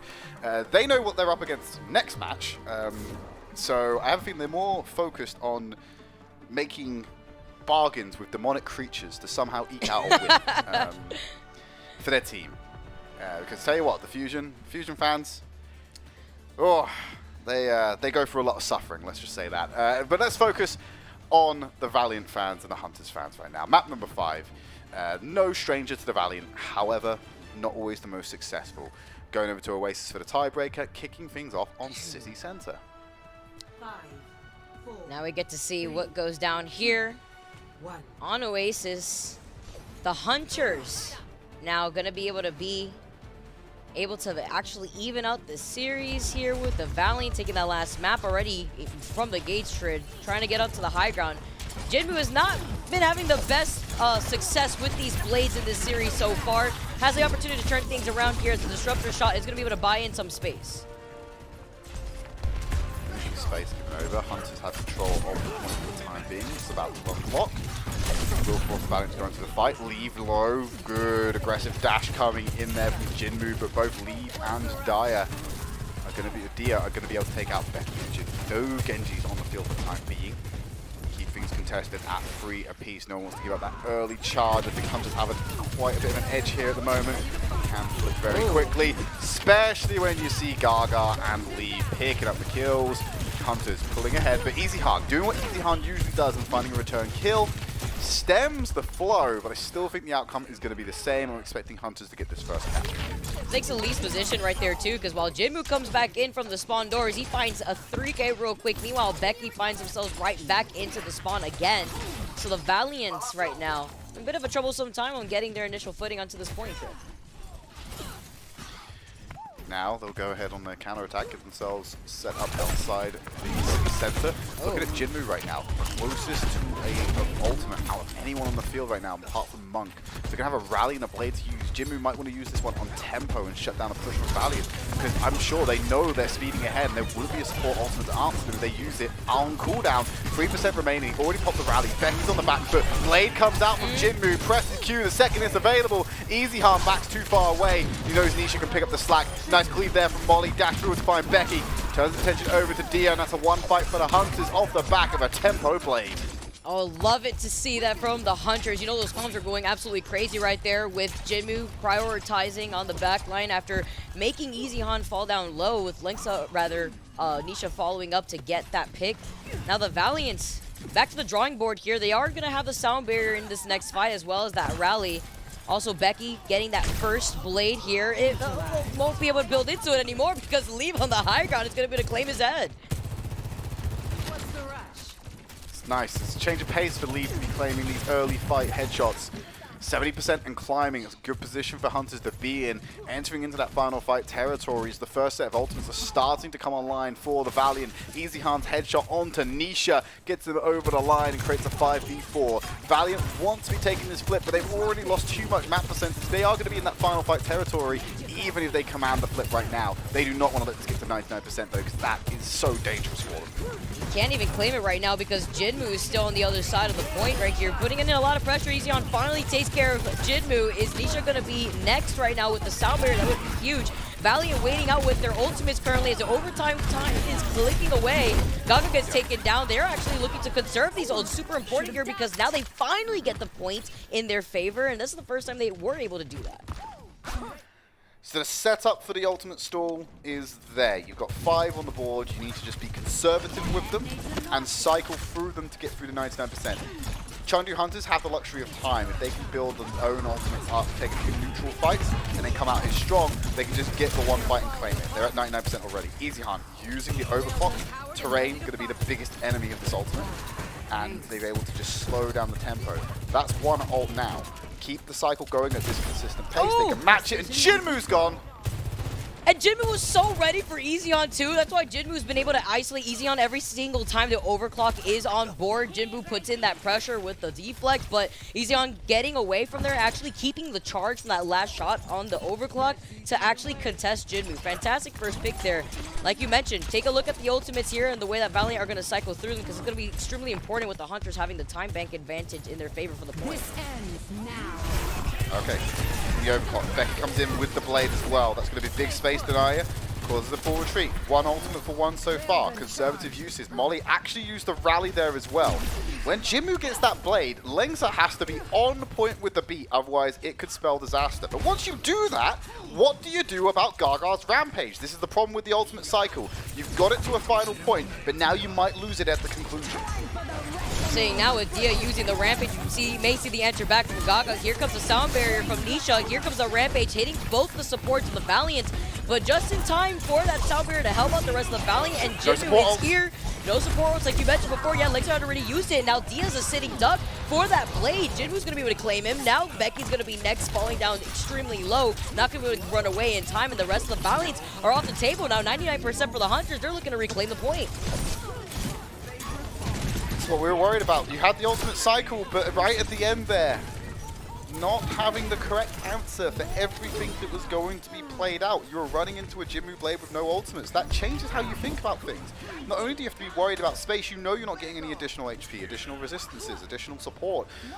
Your health bar is what you have, and so you have to start thinking, oh crap, there is a Genji going to fly at me who could two-hit me in most cases. I'm going to play further back. I might be played more protective in these instances. Otherwise, I'm going to be removed.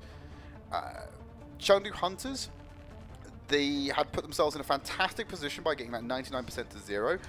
Great effort by the Valiant to tie it out, but ultimately, you reached the apex of the ultimate cycle, and you couldn't cross over that big tall heal at the end. And that was nail in the coffin for them too. Even though they were able to match that in terms of percentage with that 99%, they had used up the support ults just in time for Jinmu to get that blade, to utilize that onto the Valiant. Now going into round number 2 here. The Hunters looking great, looking to find an opportunity as Easyon gets a nice off angle first. Dio taking a good bit of damage first. Here comes the shout, and Nisha's the first one to get taken down here. A bit of a change up as Hunters now are going to be able to actually back away, but without the Valiant going in first, leave Gaga get taken down next. And now we're seeing a complete reversal after what we had seen that first round, now for the Valiant to take this second round dominantly in that first point.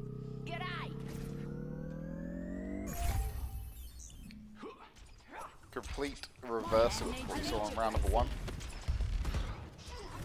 Valiant need to just hold on to this one though, get themselves to the 99%, and they can have themselves in a great position to go to round number 3 and try and win out this series. Hunters getting themselves set up on the entry point 2 there. They have managed to get themselves onto it now. Gaga very low, get some attention, some TLC from Monk and Nisha to continue the fight. Now you can see the rotations coming in with the speed boost. It's Nisha again. Nisha is a really interesting hitter. Just seems to be either going down first fights or just finding these early picks himself. Just able to blow out Becky. He's got a 5v4 in their favor, pushes them off the point, and gets themselves into a relatively strong position. So many low members of the Valiant that they are not going to be able to sustain or contest that flip, so it comes through for the Hunters. And it's usually always Becky there too that Nisha has been able to pinpoint. If it's not Nisha, it's Jinmu who catches Becky. So Valiant exiting out of the point here, 37% in their favor, but the Hunters are going to be able to match that soon. The Valiant do have that rally ready, soon to be that sound barrier. Here you go with Molly though, utilizing the rally. The Valiant are looking to move forward here, trying to isolate Gaga over to the side, but Monk is right there to help them out. Monk with the rally, now the disengage from the Valiant as they're going to back away in time, but Jinmu's right there building up on that blade, and you can already see him falling a little low right now before restabilizing. Gargoyle's in the same boat as well. A lot of attention. On armor pack, no HP. Gargoyle's gone down. This is the time to embark onto the point, Valiant. got the man advantage. There's no tank. There's no shield now as well because you're taking out Monk. Get the flip here. Claim it. Start getting over the hunters and build up some of these ults. Just try and do a more efficient cycle. We can't have you using a blade and a rally for nothing in return against the trying to do hunters again. If you do that, you may as well just give up the round. What I'm saying is, please don't choke. Like we've seen before in the past here. Easyhound's about to get overclocked, but it's Becky with the blade here first. Going to answer that with Jinmu, but the Sound Barrier helping out the Valiant. Jinmu actually able to play more passive because the Sound Barrier not helping in out here. So Nisha and Jinmu both using up those ultimates as the Valiant are still going to be able to take control of the point here. Big Rampage though finds onto 3, but Dia costs his life for it, but it was worth it with Jinmu falling down and Lee following afterwards. The rest of Easyon and Becky are actually able to capitalize from the Valiant. You won't be able to get that health back. No way, no sir here, Gaga. And now the Hunters wasting more time from them after they get wiped out and nearing last fight territory for the Valiant. I really don't want the Valiant to just win this round, just to still choke on round number 3. Like, Valiant, if you're gonna win this round, please. If you win this round, Valiant, please just go and win round 3 as well. Makes it difficult to do that when Gaga hits the 3-man rampage. He can't go down with the star players for Valiant. Not looking good. Low backline right now. Dia and Lynx and Molly need some support. Jinmu under fire, 10 HP, climbing to safety, can escape the shurikens as Becky cuts them down. Nisha now also low. The Valiant come clapping back. They're looking for the flip, even though they lost the point in that skirmish. Becky with the 3rd kill of the fight. Hunting for Nisha, who's going to be the stall tactic for the Hunters if they can get onto the point. Pulls out the blade. 1 cleave, 2 to find Nisha. No one can touch. And the Valiant take us down to the wire. Becky went crazy at the very end right there, picking up the little quick 4K with Nisha adding on to that collection here, but the Valiant take us to a round 3 trade, your all-time favorite.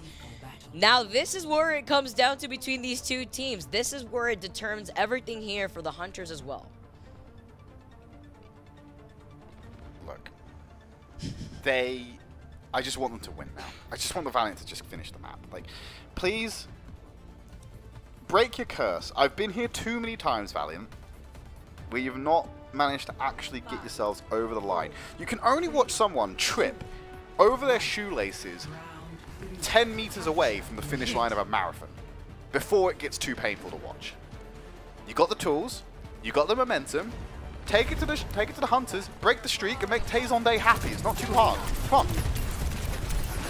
Yeah, everything here for them to work off of. Becky on the Echo, by the way, playing off the back line. Doesn't get much off of that focusing beam, though, with the Hunters disengaging over to the side. Say Easyhound just trying to take the high ground position here, but Becky not overextending either, just trying to put in some of that extra poke pressure.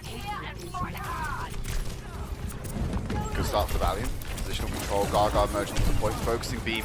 We'll get the damage bonus, but still nice and healthy and get in the pocket for 2 supports. Easyhound lose their life. Should have been a first cap for the Valiant based off their positioning alone. Has slowly turned into a Hunter's first cap because of that pick on Easyhound. Now they're going to go off to Becky. They need to get out of here. They can't be given over any more ult charge in this one, but the stagger picks are too strong right now. You see Valiant just backing off after losing out on Becky, so the Hunters are going to be able to take control of this point here first. Very similar to what we saw in that last round, though, before the Valiant were able to flip that. Now going to be able to see the Hunters, what they're going to do on this defense in terms of their positioning. Look at where Leave is positioned here, of course, looking for that opportunity. Easyhound now looking for the opportunity here, too. See that Jagged Blade coming in from Dia, always so consistent on getting in. Here comes a commanding shout to engage. So Becky and Lynx immediately went on to the while this fight is happening right at the back, and Monk's had to fall back. He's now not in the skirmish, helping Gaga, and so Becky's able to come through and just destroy them. Monk is pocketing Leave this entire time at the backside, and now Easyhound and Becky have gone for the 2v2. Make it a 2v2 as Dia is going onto the point as well to try and destroy them. Monk stuck with Lee throughout that fight there, kind of left Gaga out to dry on the front line at times. And I feel that's one of the reasons why Dia was able to overcome that front line and take down the opposite man. With the Jagged Blade, you saw Dia pulled Gaga to him, and then Becky with the flank and the focusing beam, the finish off Gaga was disgusting there. Didn't really give the opportunity for Gaga to even back off. The LA Valiant now looking to try to combat Jinmu in this blade right now. The rally isn't going to help them out, though, as Molly gets taken down from it. Nice positioning here from Jinmu, trying to play off of the pillar. Doesn't get Becky, but diverts her attention right here over to the side onto Easy Han. Both members here from the Valiant get taken out, and Lexa falls incredibly low. Doesn't get to survive, and the point flips immediately right afterwards, quite literally ping-ponging off of both of these teams here, Trid. Pretty healthy economy here. Molly using that rally in the last fight. Still these 4 open for the Valiant, and Chengdu Hunters are climbing up towards their own set of 4 ults. It's Jinmu missing out on the blade. That's going to require some kind of response, I imagine Linksa, but they have the luxury of time which they could use to beat here in this fight if they've been on track correctly. Oh, here comes Becky with another flank attempt here. The rally and the duplicate coming in from Becky, copying the Junker Queen. Dia has the rampage, but the carnage coming in huge here for Becky to get leave off of the field. Now Nisha goes down, Dia pops off, and the Valiants come on top of this team fight. The Hunters looking to have an opportunity to come right back in, but they could afford at least some extra time here because they got some of those ultimates here, Trid, and you see 86% in favor for the Hunters. Great use of the Junker Queen airdrop there, using Becky's ability on the Echo to bring the Junker Queen straight into the face of Leave. Makes it really hard to get anything done. Close quarters, a couple of shots. You also hit with the Carnage as well. Really easy cleanup potential and shuts down one of the key players of Hunters when it comes to damage distribution. Now they will go up for the re-event. Big Rampage finding 2 at the moment. There's a beat coming out from Lengta to answer. She's going to answer it back as well. Ultimates, very expensive for no one really died, but the counter Rampage coming in from Gargoyle was able to find 3, and I think that's going to be a difference maker. Jinmu doesn't survive, gets lasered out of the sky by Becky. Here's the flip coming in for the Hunters. They're going to have control, and they're probably going to be able to get 99% if Valiant don't start getting kills. Start with a kill on month. Follow up with Gaga. Jumping over the top, and the Valiant are going to be able to clap this back, but they are going to get the retake at 99%. Vicky, this is going to come down to overtime again, and it's going to make it even sadder for whoever comes out with the loss. Oh, literally down to the wire. This is insane right now. The Valiants are about to get another duplicate Trid, but I'm looking at Jinmu and that blade that's about to come online. No support ults, minus Molly about to get that rally to help out the Valiant, and that may be the key here to deal with Jinmu. Now overtime's going to be contested currently right now. Hunters looking for the opportunity, but being stopped in that choke point. Overtime now ticking away in favor for the Valiant. Easy Han needs that pulse bomb. There, you pick the Tracer to get back to the point. We need the pick potential. Leave under the cosh. Will survive still when his Monkey goes down. Becky with the same focusing beam finds 2. LA Valiant! They found the Horcrux, the totems, the Hex. They've cracked them all. They've burnt the Sage. They've cleansed the Oasis. And they will win the map 5 and take the series against the Chengdu Hunters. They're alive! They win 1 Trid! They win, and they win such an important series against the Chengdu Hunters! All the way down to the wire. Map 5, round 3, overtime on board for both sides. Insane series the Valiant had to showcase the very end. I mean, yes, they don't qualify for the Summer Showdown, but at the end of the day, it's about making sure you get enough of those points for the overall leaderboard, because you don't want to be sitting in last place where you currently are right now after the performance that the Charge had just yesterday. LA Valiant coming out with the win. Wings out! Taze on Day is probably spamming in the chat right now. Maybe later on the encore, this is the match that's going to be featured. Valiant fans. Valiant fans going to enjoy that one. Lengsa, big smile on their face. But someone on the Valiant roster is going to have an even bigger smile when we tell you this news. He's already started to chuckle up a little bit. Easy Han is your player of the match. And I can already tell you why for this one, Vicky. Especially on maps like Colosseo. Easy Han was the spear of this team. Those headshots with the railgun always opening up. Nearly every fight that Valiant were able to convert to a successful win in some of these middle of the pack maps came from Easy Han landing cracked shots like that. Easy Han also on Baragiso was really, really good.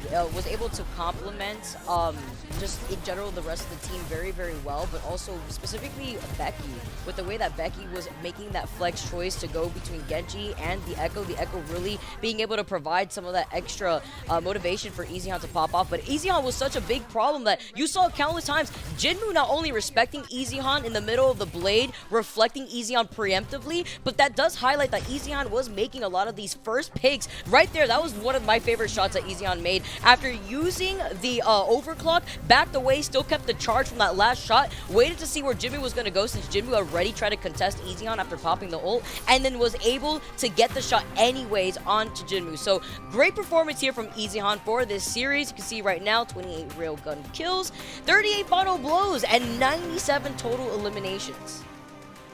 Fantastic performance from Easyhan. It's good for the LA Valiants, who ends the season on a high. They finished this stage. No, they finished the stage, sorry, not the season. They finished the stage with, I believe, a 1-5 scoreline this stage. They didn't go winless, which is always good to see. They, as you said, Vicky, don't really progress much further in the tournament, but you don't really want to take a stage with 0 wins. It gives you something to build off of when it comes over to the next stage. We're going to go to a quick break, though. When we come back, there's a lot to unwind in that series. We'll have a nice little highlights package, and we'll try and wrap it up for you before we head over to the next game. Join us after the break. The Overwatch League is brought to you by Upper Deck, the official trading card of the Overwatch League. And by TeamSpeak, the official voice supplier of the Overwatch League.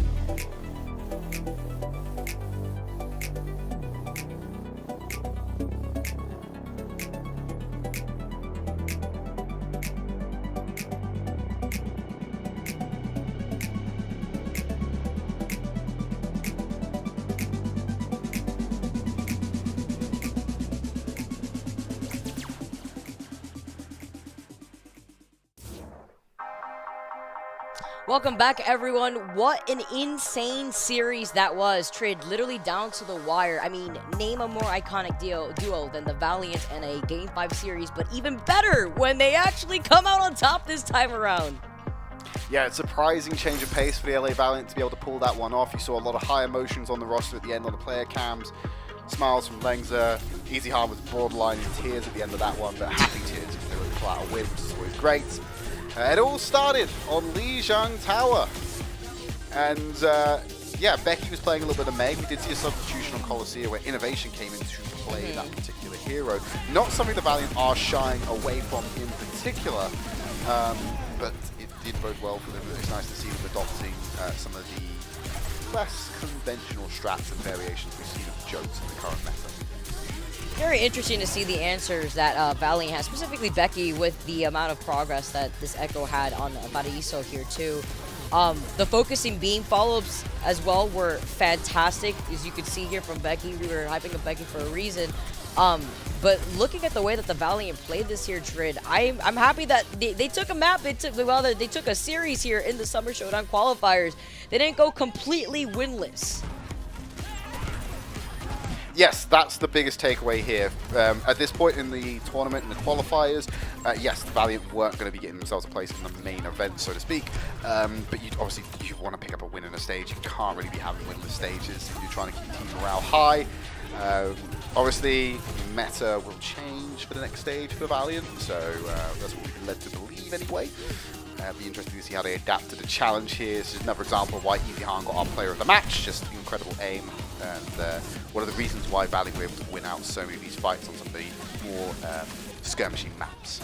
Yeah, Easyhan went crazy, especially with some of these last-minute swaps here. But the way that the Valiant made it down to the wire against the Hunters, even on Gibraltar, when they had that 3-minute and 5-second time bank, the Hunters were able to really hold them back here. But despite that, the Valiant came in swinging. This was my favorite map that we got to see within this series. Colosseum was insane between both these teams. Valiant with an incredible comeback, especially at the very end right there, that Easyhan was able to help solidify. Innovation too on the May, really able to complete these close alleyways here over to the side in this corner. But Easyhan popping off at the very end, Dia as well on the Junker Queen. It was a fantastic showcase here from the Valiant in general.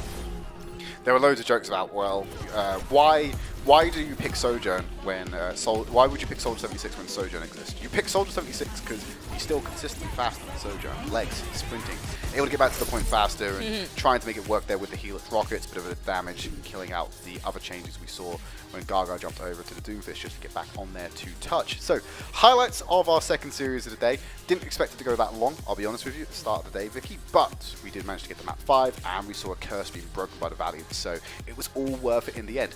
Now, I'm turning my eyes to our next series, though. I think this is the one that people have probably been sticking around the longest to go and see. Dynasty going up against the Fusion. If you want to see how that gets thrown down, join us after the break.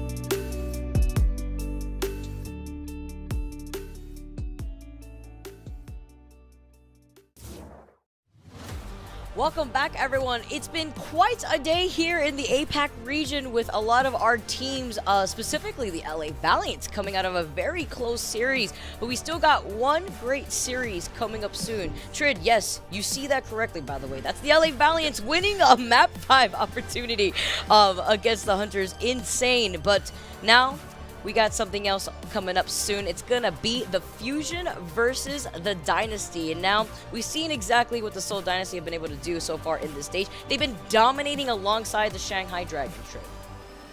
Yeah, Seoul Dynasty have not really missed a beat. They've not dropped a map yet. So they've got like basically a golden record on the go that may be disrupted today, but probably going to be disrupted tomorrow when they go up against the Shanghai Dragons to close out the stage qualifiers. Let's take a look at the Fusion starting lineup though. I am one of these people who have been sitting here listening to the absolute rabble, the corral, the heckle of Fusion fans going, "Where's MN3?" Well, here he is. He's in the starting lineup today. Carpe's not starting for the Fusion. MN3 is with Zest, Fury, AimGod, and Fixer. So please be quiet. Stop asking me where MN3 is. He's right here. They said they're going to be focusing on if one map could at least be clutched up for the Fusion, especially against the likes of the Seoul Dynasty. Looking at the startup lineup of the Fusion, though, MN3 is here. Zest, Fury, AimGod, and Fixa. Zest been one of my favorite players to look at so far in the APAC region. Zest has just been an absolute standout rookie player since day one, honestly. I was talking a little bit about it to Avril off camera about what type of player Zest is. Probably one of the more stronger Genji players here in the APAC region. But it's insane to be able to see the Fusion struggle a bit here as we get to take a look at the Seoul Dynasty, because it's no easy feat to deal with a team that has not dropped a map yet. Now looking at the starting lineup here of the Dynasty, Trid, do you have faith in the Fusion after looking at how Stalker, Fitz, Smurf, Prophet, and Vin Dame have been doing? I have absolutely zero confidence in this today, unfortunately. And that's not because the Fusion, I don't think the Fusion are necessarily playing poorly. I think it's just this roster is cracked. There has been some mad science in the Genji compound for the Seoul Dynasty over in Korea to be able to put this absolute Giga Chad unit of muscle-bound freaks together. Stalker, Fitz, Smurf, Prophet, Vin Dame. Like, Prophet's just having a whale of a time on support right now. Loving life. Let him let him do what he wants to do. This Dynasty roster in this meta right now is terrifying. I would not be surprised if tomorrow when they meet the other raid boss of the region that they still come out with the dub and end up on the top heading into the actual tournament of the Summer Showdown. There is a lot to be terrified of in this roster, and I feel like the Fusion should be aware of that, but should still go in with some level of confidence. I think Fusion on a good day, touch wood, it's a good day today for Fusion fans, can catch someone like Seoul if they're playing silly. Whether they do or not, completely different story. I think everyone should be going into this series though with the expectation that the Seoul Dynasty are going to win.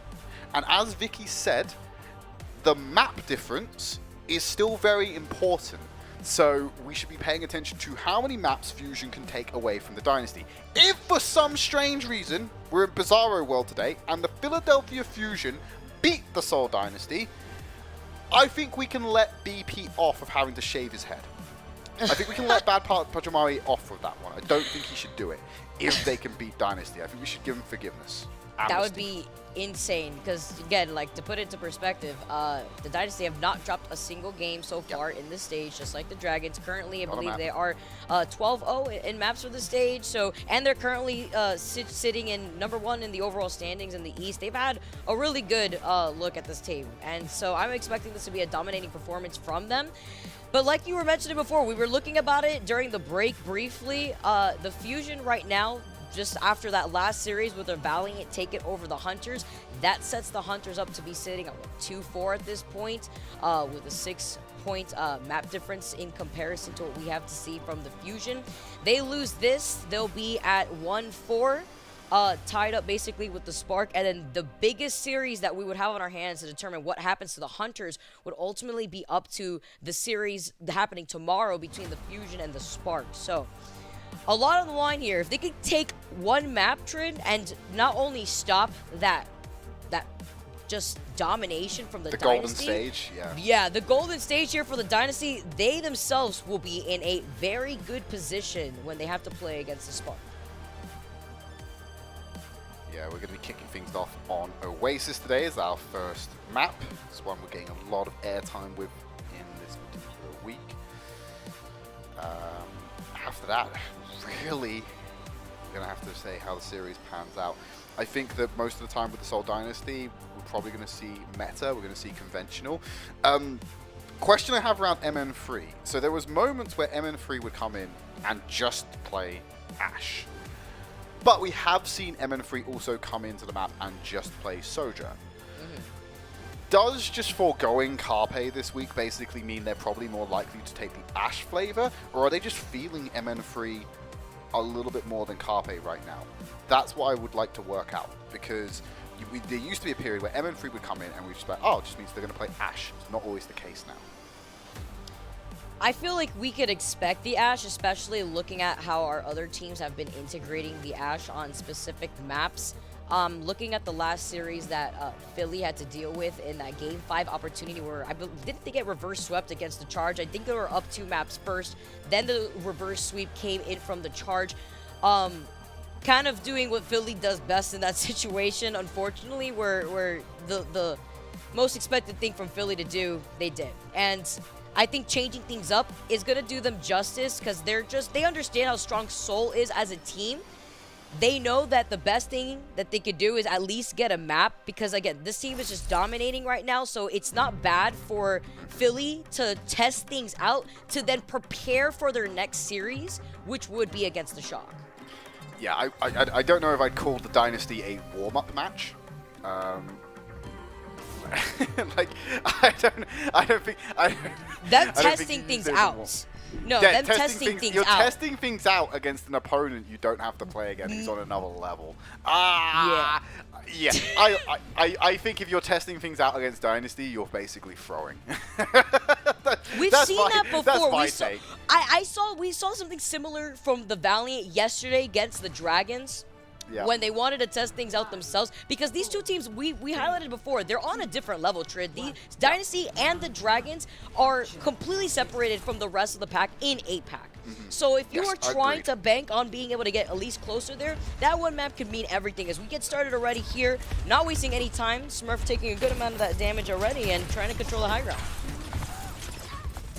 Unsurprising. MN3 is rolling out on the Sojourn as well, so we're not seeing the Ashe flavor just to begin with. Sojourn definitely fits in a lot more that this team would be playing throughout the rest of the series, I imagine. Goes all dinks there coming in from Stalker, who's having a wonderful time in this meta on the Genji with how pivotal it is. Vindame taking a bit of damage, but escorting himself out of that central point. Point is unlocked, and that's where the conflict is going to be for the time being. Zest in the middle. Smurf gonna get dashed into by Zest. Smurf already going down here. The reason why I highlighted Zest, we've been seeing him pop off with the rest of the fusion. Stalker going low, gonna go down as well. And already a good look right now for the fusion in terms of Zest just dominating the front lines currently against the Dynasty. Relatively clean fight win as well for the Philadelphia Fusion, getting that first cap, locking it in. All off the back of that first pick against Smurf. He went down incredibly low, wasn't able to get the support you'd expect from Prophet and Vindame, and it was easy for Zest to commit the dash knowing they'd get the reset to then get back to safety. From there, 5v4, space is claimed, and just start picking off the bodies. Fitz did sneak a cheeky little headshot in with the railgun to stem the flow, but 1 kill against the 5 that came in isn't really going to do much. Fusion have 20%, they're now building that ult charge. Rally is about to come online for Aim God, but Prophet is not too far behind him. Oh god. Really close right here. Stalker 2 with some poke pressure over to the side. Here comes that rally from Aim God now to help Fusion move forward. Have the opportunity, but Vindame answering right back with the sound barrier. Now the Dynasty can move forward. Prophet gets MN3 in the process. They trade both Sojourns now, and Prophet utilizing that rally, basically trading the support ults like we had seen before. The blade now from Zest, as he's going to be laid passively around Fitz here, as he's going to be able to make his way back. The rest of the Dynasty are going to show that respect to Zest, but this means that they won't be able to touch that toe on the point. Stalker though does get Fury, that's huge. They didn't get enough from Zest's Blaze. There was a great disengage from the Seoul Dynasty there. They had beat the overlap with Fixer. They had the blade as well. That was their moment to go hyper-aggressive and really capitalize.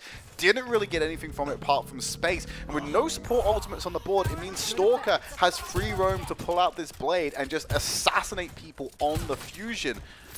So yeah, that should have been a one Philly fight based on where things were at currently, but Seoul Dynasty able to weather the storm and go out on a big counter to get the flip. 68% though in favor for the Fusion, and they're about to move in with that Rampage as well as that overclock from MN3. See Fizz is right there to match that, especially with this position that they're currently trying to sit at. See Zest is trying to take a off angle right here too to control that top end of the bridge. Smurf falling low. Here comes the Rampage right now though. Trade Smurf Fitz getting caught in the middle of it. Yeah, big slam into Fitz, but they will sustain through it after the anti-heal side. Stalker on life support right now. Needs some healing from somewhere. Vindame also in name of the same assistance as Fitz is going to open it up with the overclock. Can't find the angle. Sightlines quite deterred for the time being. Moves around to rotate the fight and finds Fury. Good dash through there. Rampage finds the backline. Fury's already going to go down. The supports aren't able to heal each other. That's another one fight for the Seoul Dynasty. And already evening things out too. It just took those 2 team fights too, as well as cycling through those ults with that Rampage, clearing things up. Now the Dynasty will still have that rally in their name, as well as a sound barrier coming up from Vindame as the Fusion. They're about to get the Zest Blade coming in, as well as the rally, but they did use that Rampage in that last fight. It did find 2, but unfortunately the Dynasty were able to hold them going.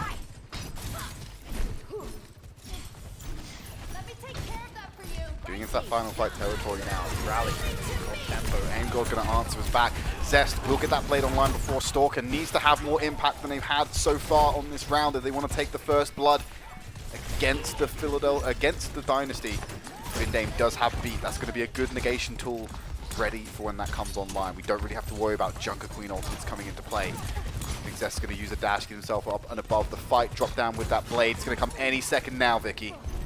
Big deal here as overtime has been activated, 99% in favor of the Dynasty, and Vindame is really up to him to help to stabilize everybody. Here comes Zest though with the Fixa. Sound barrier is going to allow Zest to move forward with the blade. Does he get that outcome that he wants? But no. Here you have Fitz and Prophet though going down, Aim God and Fury moving forward. It's about the space that was cleared right there from Zest to allow the rest of the Fusion to not only clear the point, but being able to flip it. It's the space and it's the attention, Vicky. Didn't have to get kills. When everyone's paying attention to you, they're not paying attention to your teammates. Does allow the mistakes to be made there. And now Fusion will go into the final fight territory. Dynasty win. They're already sat at 99%. Stalker gonna have that blade. They need to be able to shut down this Genji. If Stalker gets the blade online, they're gonna be relatively uncontested when it comes to support ultimates. Looking for MN3 to show some value here, maybe get a cheeky pop-off with the railgun and kill the Dynasty push before it even happens. Here comes the overtime now. Fusion 99% here to match that with the Dynasty. See, MN3 needs to get the pop-off situation with the overclock with these charged railguns. Now he's going to be able to move in with Fitz going down though. This is the opportunity. Fusion now coming out on top of this team fight. Stalker's opportunity to shine though. He gets aimed up but gets shut down immediately by Fury. Yup, the Dynasty now are exiting their way out of this round. And now the Fusion already ahead in terms of this first map. So much work there was done by the front line of the Philadelphia Fusion. By the time MN3 pops the overclock, it gets into position. They're so low, he could breathe on them and get those kills. Not only did he only have a low bar there, gets a flick shot onto Vindame, takes him out of the fight altogether. By the time Stalker came online and used the blade, you were already 2 members down. Stalker was only able to claim 1 before the rest of the team imploded in on itself. Philadelphia Fusion did a fantastic job there going on the counterattack and securing the first round. That is the first blood of this series. There is still plenty more to go. Seoul Dynasty do not want to give up their winless stage just yet. Expect them to come back hard, but Philadelphia Fusion, they're impressing me right now, Vicky. They're playing this so well with MN3 positioning himself over to the sidelines. Zest opening things up. We have MN3 already taking the lead here. That front choke point, but here over to the side right now. You see Zest trying to skirmish Prophet as well as Vindane right there. Help out Stalker a little bit. No overextension. Instead of Zest just trying to dive in, having that opportunity. Fix is also right there, trying to bait them over to the side to see if he can get a boot. Fix needs to back out of that one. Giving a little bit too much attention for their liking. Points now unlocked. Dynasty have that position. not concretely. Now giving it over to the Fusion, who've got 2 bodies on the point. Someone's going to need to step and contest it. You don't want to let them get passive victory at this point. Joken's thrown. Stalker can't keep up with Zest. Zest having to use the deflect, doesn't have that defensive option, will back off. MN3 paying attention to the front line. Stalker just can't find a route of ingress here, constantly being checked by Fury, and finally Zest comes in to clear him away. And that puts Dynasty on the back foot. Philadelphia Fusion get the first cap. The Fusion are going to be able to hold up a little bit, force the Dynasty to give their respects. Going to wait out on Stalker. Love the follow-up that we saw between Fury and Zest right there. Zest also just moving up just ever so slightly without having to overextend at the same time, build more into that blade. It's fine, just play at distance now. They don't have to really overcommit to the point that much. But passively accrue for them. But taking a look at how ult charges distributed above the board, Philadelphia Fusion aren't sailing ahead of the Seoul Dynasty. Should see them come online relatively the same time, which will mean there'll have to be some trade-offs here. You'll have to try and burn some resources, see if you can force them out in other ways to find that true value. Vixer getting absolutely ambushed there by Prophet. Shield bash locks him in place. And this is Dynasty just completely neutral, just using the space, using tempo, and shutting down the Philadelphia Fusion. Zest and MN3 trying to kick back and show signs of life, but it will finally be laid to rest. Dynasty get the flip at 52%. Nice little delay there, though, between MN3 and Zest. Both AimGod and Fixa getting caught out of position over to the side. At neutral being won over by the Dynasty. They needed that. Now they have the rally here ready, as well as the sound barrier for this next fight. But most importantly, you have Stalker and that blade, as well as Fitz, who could actually allow Stalker to split that attention and Fitz to finish them off. See how they utilize these blades. Rally used by Prophet. Stalker's going to use the extra armor to go in. Counter-attack comes in from Fixer. Feet finds all the members of the team. Now it's time for Zest to pull out the blade. Stalker's gone down a little bit earlier than the duration lasts. Zest, now's your time to shine. Turn the attention to Prophet, but it's AimGod to pick up the kill. They go on the hunt for more. 36% accrue for the Seoul Dynasty. The flip is going to be coming in now as the Fusion are dominating this fight. Wow, off of that too, with Stalker trying to move in. That was also extremely expensive fight, but hearing now, by the way, something else to note. Zest was super close before the series started into hitting 1,000 elims. Well, officially, he has now hit that milestone. Zest, the first player in the East region to hit 1,000 final blows. Before this game, he was currently at 992, so congrats to Zest after that one. And that was on to Stalker, I believe. And that was also in Zest's rookie season, which is even more impressive when you think about it, coming into the big league and suddenly having that kind of impact. Beautiful here as MN3 gets Vindane out of here. Huge right there. As well with the overclock. Gets 2 onto Smurf. MN3, welcome here on the Sojourn. Now the rest of the Dynasty are falling through. And nobody really left to contest the Fusion on their points. 98% and counting, the overtime ticking away. They have just absolutely dismantled it here. Trid. The golden stage Trid. interrupted by the Philadelphia Fusion. The Fusion? They needed to take the map. The dream is alive here for this team, and they put a stop to the Dynasty and their reign over the APAC region for this stage. This is not what I expected, but it is a pleasant surprise to be sure. Oh man, what a way to conclude that on Oasis. That's the Fusion leading the map series so far. Map number 2 is going to be Hollywood, and that's going to be on the other side of this break.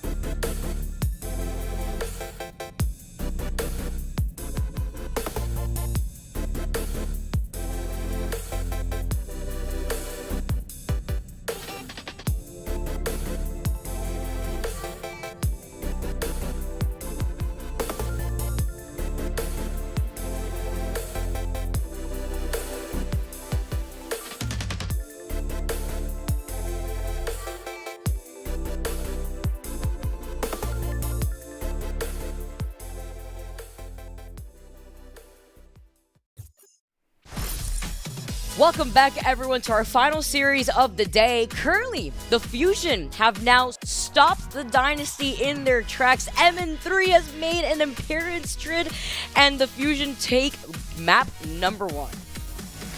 Map number 1 going the way of the Fusion was not the way I saw this series going. MN3 came in, had impact, immediately able to find some pop shots, but it's Zest picking up their thousands of elimination, leading the charge on the Genji. It's really been the impact player for me on the Fusion so far.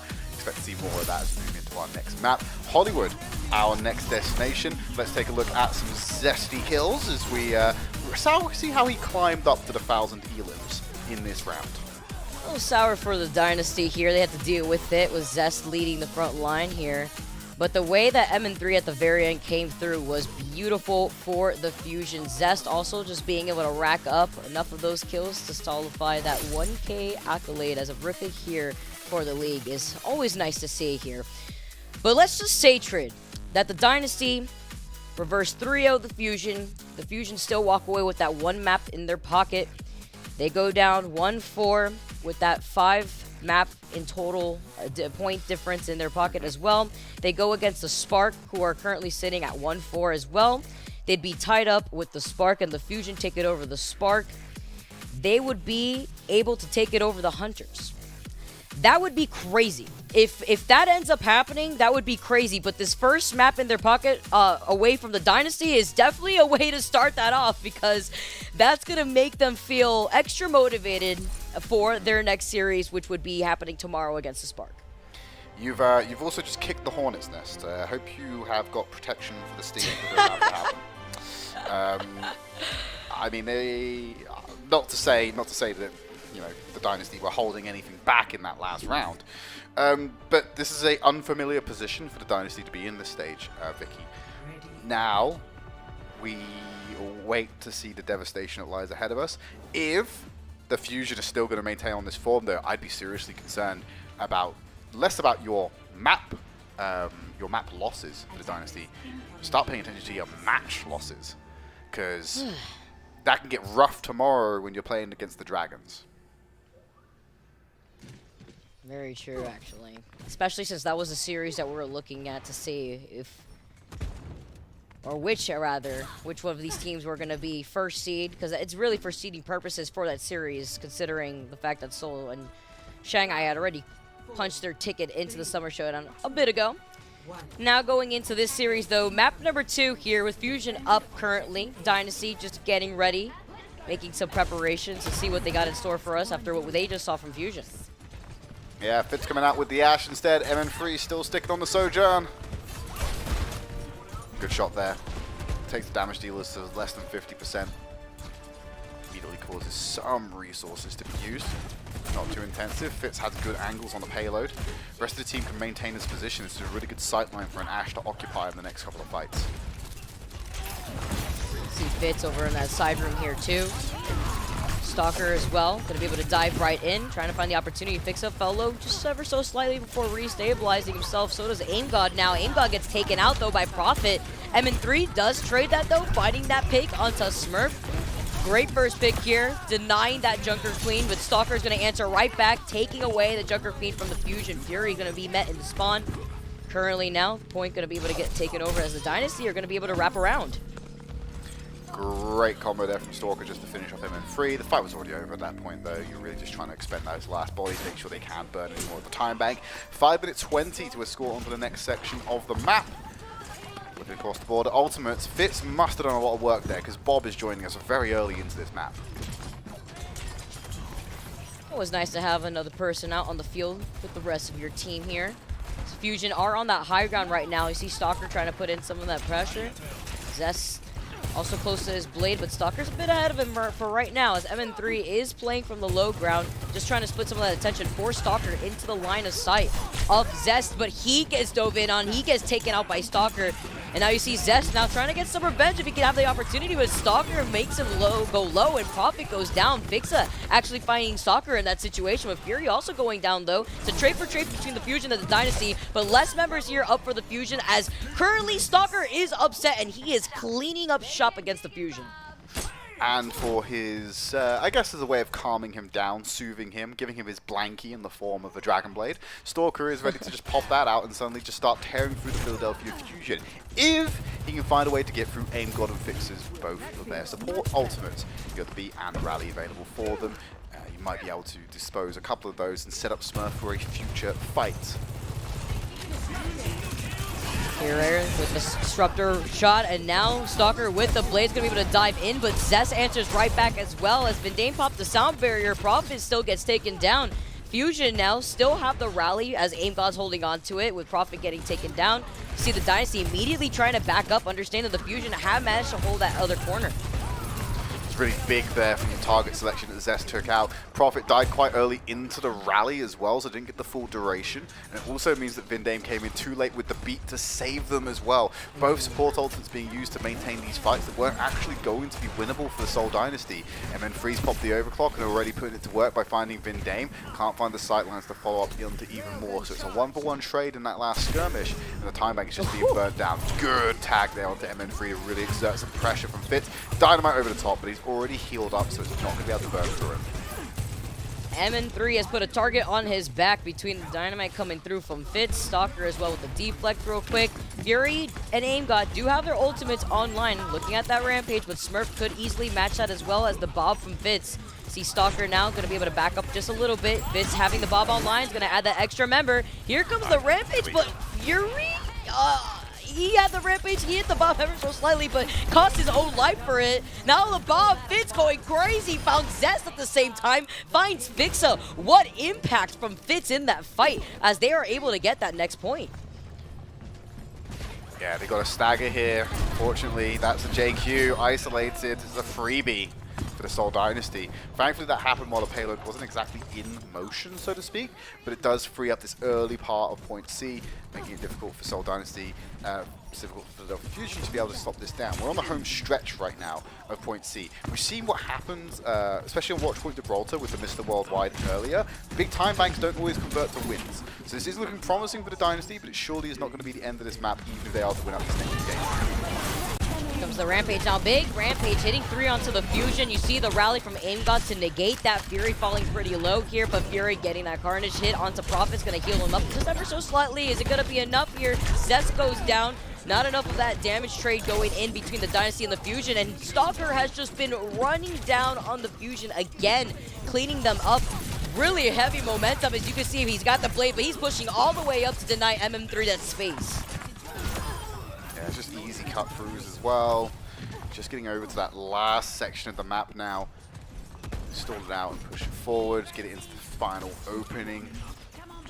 Blade and beat for the Seoul Dynasty. No real answer on the side of the Fusion just yet. Fixer is about to get that beat online, so it will have to be the emergency option for them. I think it's the only thing that's going to help the Philadelphia Fusion weather Stalker's Blade.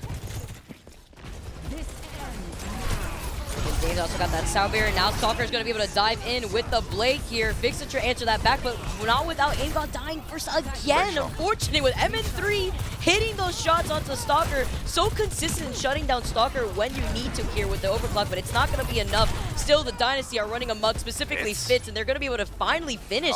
Fitz going crazy with the Astrid. Fitz going a little bit sicko mode at the end there. 2 minutes 15 left on the clock as well, so it's a pretty good time bank for the Seoul Dynasty to take through for completion. Philadelphia Fusion now on their offense. Fitz finding great value with the Ashe. I just wonder if he can bait MN3 into it as well. We know it's a comfort pick for them. Philadelphia Fusion has been enjoying the Sojourn, but you can't deny the prowess that this person has on the Ashe. Can they be tempted to go into the duel against Fitz? Will we get that clash of Ashes? I hope so. But I somehow think the Philadelphia Fusion are coming to this with the game plan that does not work consistently with what we would like to see. They want to keep MN3 onto the Sojourn. I want to be able to build off of this here, especially after that first map win. But Fitz, I mean, the impact that both Fitz and Stalker had right there was on another level. Stalker looked unstoppable, but Fitz was able to help clean up behind Stalker the moment that Stalker would try to go for an overextension on the dash. Now Fusion here. I'm going to be on the attack with the Dynasty. try to wait and just get ready for their positioning. See what more Fitz could do here on this Ash pick, especially with those dynamite area controls. Like he's been able to put down a lot of extra pressure with the tick damage that he puts down. 3, 2, 1. Attackers incoming. Defend. Cheeky pick from MN3 on the Widowmaker. Unsurprisingly, doesn't get anything, but it's always worth a shot. I'll get to the Golden Arch pretty quickly, and then Fitz is going to set up insecurity, see if we can find some off angles. Now, last time when Fitz was in this position, he was immediately aggressed upon by Zest to try and disrupt the free angle. Keep an eye on Stalker, probably going to have to dive onto that backline and maybe apply some pressure to stop MN3 from having the same effect from that point. At the moment, Zest is going to duel Stalker up in Cafe, push through to the backline. Fitz under the pressure again. Where is Zest in this? Getting blown up by Dynamite. As MN3, they're left relatively uncontested. In fact, they then use the railgun to take out Stalker. 2-for-1 trade in favor of the Seoul Dynasty. But Fitz still survives, gets out of that situation. The Dynamite is what claims Zest in that fight. Amazing positioning from Fitz. And it's like you were talking about before. Zest is going to see Fitz as that target, as he is going to continuously try to narrow down his focus onto Fitz. It's going to be something that we're going to see persistent throughout this game here, as Stalker making his way back now in the hands of the Dynasty. He's going to be able to get right back into the fray. Just getting ready as the Fusion actually try to wrap around that building. Keep an eye where they are for the time being. Fury going low. Don't let Fury die. You can't let that happen on the entry. Fusion have got their points, got their little piggy toes on the piggy pool. Oh, wow. Walker and Smurf then get 2 kills. Zest turns it back on the Fitz. Seoul Dynasty looking for a lockout. 2 minutes burnt so far. Ults are about to be on the board for the next engagement. They're just milking all the ultimate charge out of the Fusion on the way out. While Zest has his sights on the Fitz, his entire backline, including M3, just getting denied the space that he needed to get into position to get more impact, is shut down by Stalker. Just putting in so much pressure. Vindane boosting them with the speed boost to allow the rest of Dynasty to hold forward while Zest is separated. Stalker does have that blade here, and Vindane's about to get that sound barrier, so they could use that to engage once Fusion decides to find an opening with Fix and Fury. Good dash through. Stalker pulls out the blade immediately. He's on presence in front of MN3. Great skid away. Beautiful spacing there to make sure they stay safe against that blade. Aim God will go down to the Jagged Blade. Stalker has to retreat, get some healing. That blade was enough to scare off the Fusion. They will be re-entering with ultimates of their own, Vicky. 1 minute 20 left on the clock. Good options from Seoul Dynasty to deal with this one. It might come down to an overtime fight to get this over the line. They're on that pick there too. That's why the Dynasty held on to all of their ults. They knew that they had come on top after that fight. Stalker the only one who used that blade. The Fusion having a plethora of ults to work with themselves. As you can see, MN3 getting into position. The Rally and the Bob getting called in. Rally, Bob. Zest close to the blade. I think that's what Vindane's going to hold on to now. Smurf has the Rampage. If there's a lineup here on the Fusion, he's probably going to end up taking it. Charge right there. Now the big Rampage finding 3, cost Ingod his life. Fury can try to go for follow-up, but he sees that Ingod's going down. Zest is going to go down there too. Despite MN3 and Fury, though, being able to get these picks, 3 off of the Dynasty, the Fusion now make their way out to the points. MN3, wow, the way that they just turn, and without having to use their ults there too, Trey, that's super important because now, even though with their limited time bank, they can actually try to help themselves out in that situation by conserving some of that extra time, by winning the next fight with this next set of ultimates that they have. Now moving on to the Esports section. Time back already struggling to compare against Seoul Dynasties. Because of where it is, remember, Philadelphia Fusion, if they don't want to fight up against a draw, they're going to have to finish the entire map with over 1 minute, with some time in the bank, basically.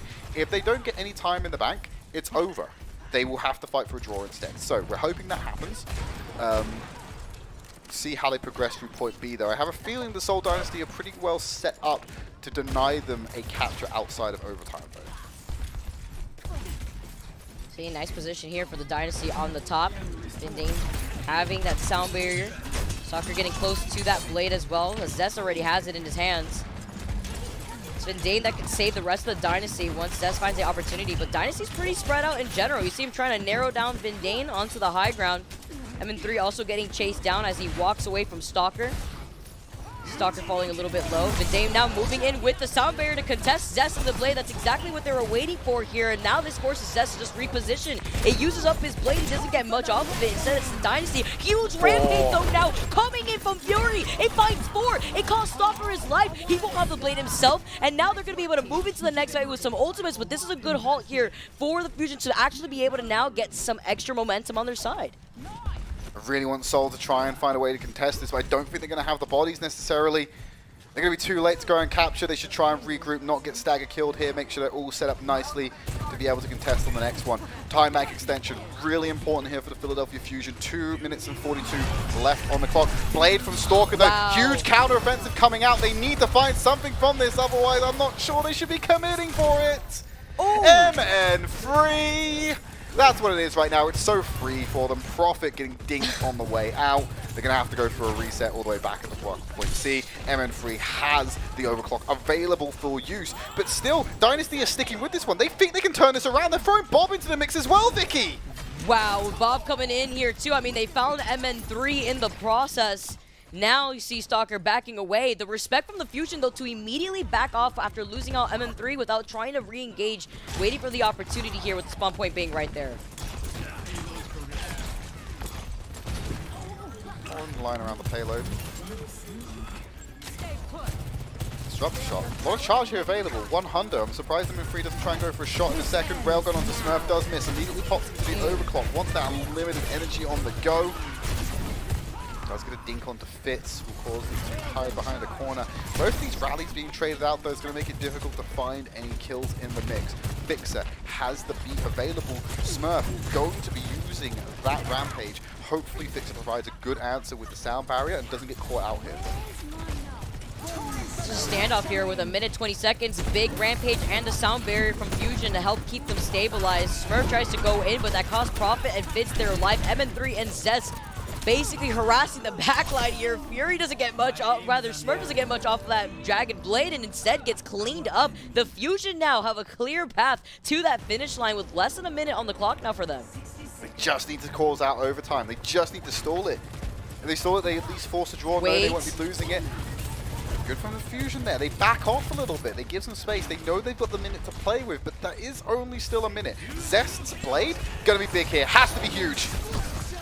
See, now with the sound barrier, it's going to be difficult, though, for him to be able to find that progress. Gonna have to respect the space. The way that the Fusion are playing so defensively, they know what's going to happen. Yeah, like you mentioned before, Fury's about to get the rampage. He could fully send it into the Dynasty right here. It's on Fury now. Fury lands a big rampage. There's no support ultimate use. Just finding on the backline. MN3 immediately snipes Profit off the back end of it. 19 seconds remaining. Vicky, they're going to do it with time. They Bob needed is going to stall them out. Fury heard has been deleted. The Fusion managed to do it with less than 10 seconds on the clock here, Trud. Even with the desperate swaps from the Dynasty, it's not going to be enough. MN3 always getting these crucial first picks, though. Even though Fury came in, obviously, with that rampage, landed onto 2, took care of 3.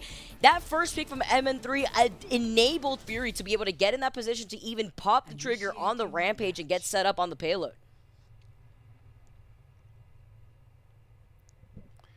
Oh dear, oh dear, oh dear. So, 1 minute in the time bank for the Fusion. 2 minutes and 8 seconds difference between the Seoul Dynasty. Overtime can be a bit of a killer, especially when it comes around to the escort section of these maps. Philadelphia Fusion just need to make a big indentation and get the payload moving. That's where the silliness can begin, and they might be able to force out a match point against the Seoul Dynasty. I've seen a couple of other people joking that potentially that is the ultimate plan for Fusion to be the biggest disappointment, which is go to match point and then get reverse swept by Dynasty. I can still see that happening. But they need to get this capture. Like I said, overtime, definitely make it work. They just need to be able to get the payload moving. What a Philly thing to happen, especially against a team like the Dynasty. And they already took that first map. Currently up and with a limited time bank, though. Look at this. Dynasty 3 minutes, 8 seconds now. They've been so good on the defense on dwindling away that time bank away from the Fusion, as now MN3 being able to pop off the way that he can. We're going to get into position, avoiding that dynamite from Fitz real quick over to the side. similar setup to what we saw last time from the Fusion. Let MN3 have a platform for success. Just on the shot in the back corner. Difference maker could be if Zest managed to take out Fitz. Don't think that's going to be the case here, especially after they've lost Fury. Fast reset here, Fusion. You got one more shot to try and capture this one. If they can even get there, you see the Dynasty now moving all the way up. Their goal right there, the Fusion's goal, was to isolate Fitz, and the Dynasty were able to react appropriately to that. You saw Zest, you saw MN3 trying to go in for him. Now the Dynasty going to back up just ever so slightly. Less than 10 seconds on the clock now, Trid. They're going to be able to touch. Well, they should be able to touch anyway. What they do afterwards, especially in a panic state. MN3's on the Widowmaker. I think they're just looking for pick potential. That's it from Widow. All eyes on the Carpe replacement. Grappling them to get forward. That's so aggressive from MN3. They can't make it work. Stalker shuts him down. The time bank is going to deplete so quickly here. Don't allow them to get the 33%. Don't allow them to get any progress whatsoever. Ongoing, the rallies popped by Prophet to reinvigorate the fight. Fury will go over to the Doomfist, cannot connect. Stalker with the cosmetic blade to end it all. 3 minutes and 8 seconds to secure themselves a victory rather than a draw. MN3 making that swap over to the Widow. You thought you dreamed, but it just stayed as a dream right there. Stalker is too good. He is too good. Getting set up, but also MN3 just understanding how desperate he was to try to get that pick. They really just needed one in that situation here, but the Dynasty, I mean, this is the Dynasty, and their reign has been prevalent for a reason. Now going in, you have no time bank here from the Fusion. The Dynasty have 3 minutes and 8 seconds to work off of them, Trid. Ready for battle. That's entirely achievable, especially if you look at what Dynasty were able to accomplish on their first offensive. Oh, yeah. Honestly, it's a strong enough time bank for Dynasty to be able to get 33% and come out with the map win here, go 1-1 in the series. If we're getting full held, I'm going to be kind of disappointed. We're getting map 6 out of this one, and I think Dynasty fans probably going to be a little bit of squeaky bum time for them if they can't secure this map victory under these conditions. The odds are in their favor here. See the Dynasty, though? 5, 4, They're going to roll out with, trying to get some cheeky picks first. attackers Usually going to play this with MN3. Still sticking to his guns, still sticking to the Sojourn. Making some quick swap-ups, though, with Fitz, though. Still sticking to the Ashe. That has been a primary problem, which is what Fusion has been trying to at least isolate.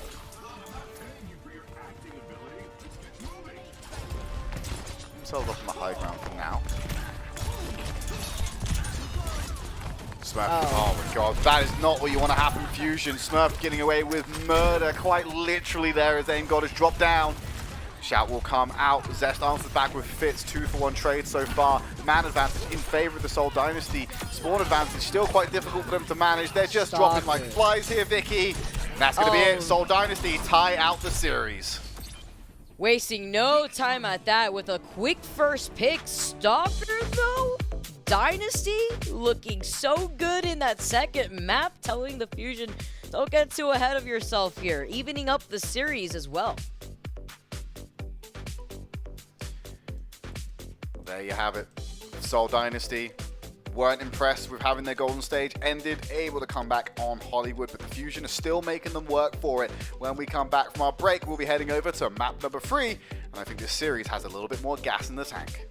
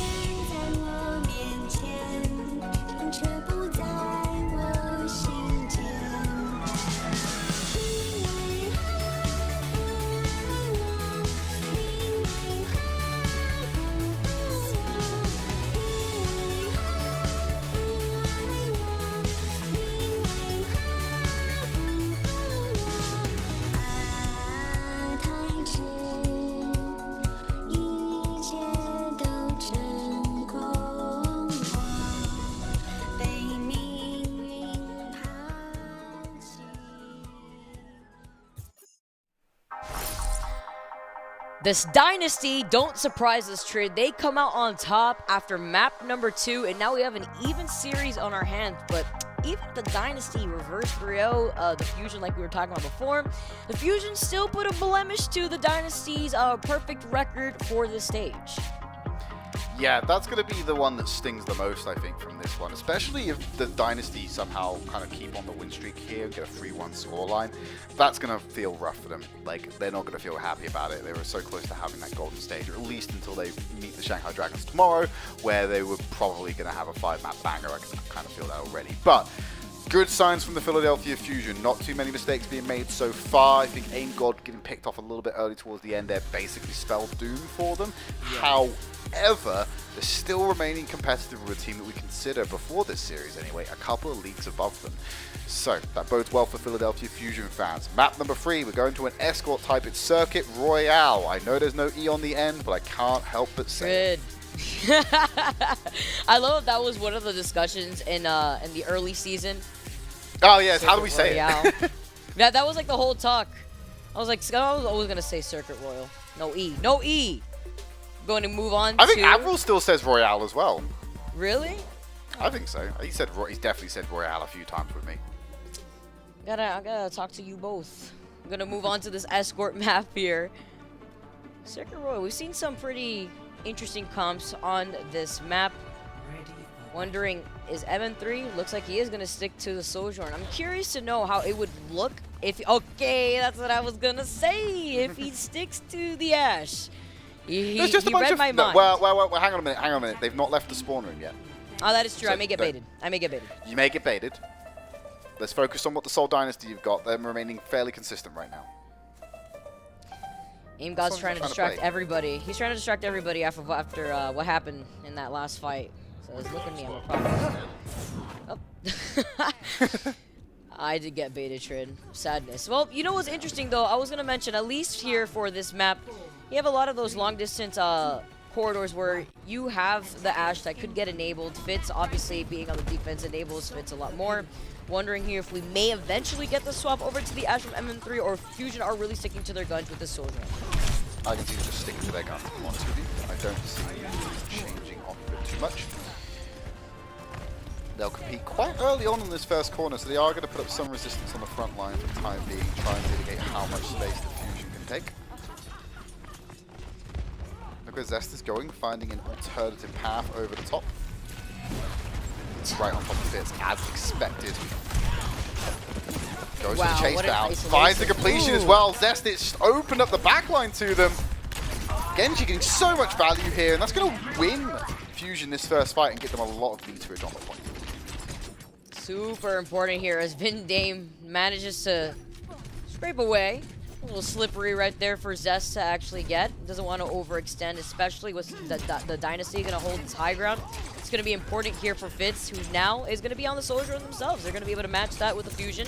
No more Ash on the table. Keep things pretty basic for now. Looking where the ultimate charge tends to go on this one as well. Zest and Stalker, relatively even Stevens for the time being. Oh, Fitz no, just finding that pick on Fixer though. Oh my goodness, both of them. Both there's no support left. Fusion. What are Fusion going to do now? They're just going to fold over. They're going to crumble like cupcakes. It's all over. Dynasty get to push forward now, get control of the payload. They're sitting around the halfway point of the time bank, just on the apex of that corner as well. Stalker pulls ahead in that blade battle to bring out the Dragon Blade.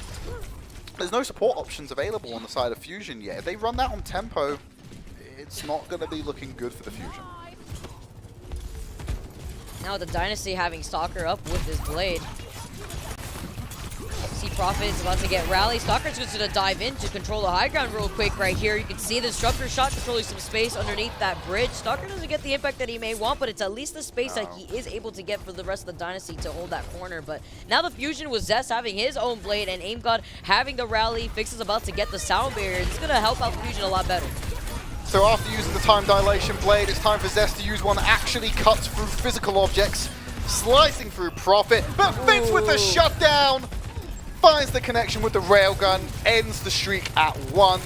I mean, it's a 1-for-1 trade that puts them in a great position for Dynasty to be able to still contest this and deny that extension of time. Smurf's been removed from the field, gives Fury time to overtake. This overclock from Fitz is holding down the angle and limiting, but not fully stopping the movement from Fusion to push this forward. Insane. It doesn't matter if Fitz is on the Ashe, if it's on the Sojourn, getting these important picks now have been just named in time. with the Sound Barrier now going to be able to help allow the rest of the Dynasty to move up with Smurf. Prophet falling a little low right here too. Now the Sound Barrier from Fixer to keep the rest of the Fusion up alive, and Fury's got the Rampage here as well. 3 down though for the Dynasty, and now the Fusion can hold on to that ult and hold on to that next corner onto the high ground. Good extension coming out here from Philadelphia Fusion. Very aggressive retake attempt from Seoul Dynasty. You saw how low Stalker got before that beat came in from Bidame and the rest of the team emerged from the bushes.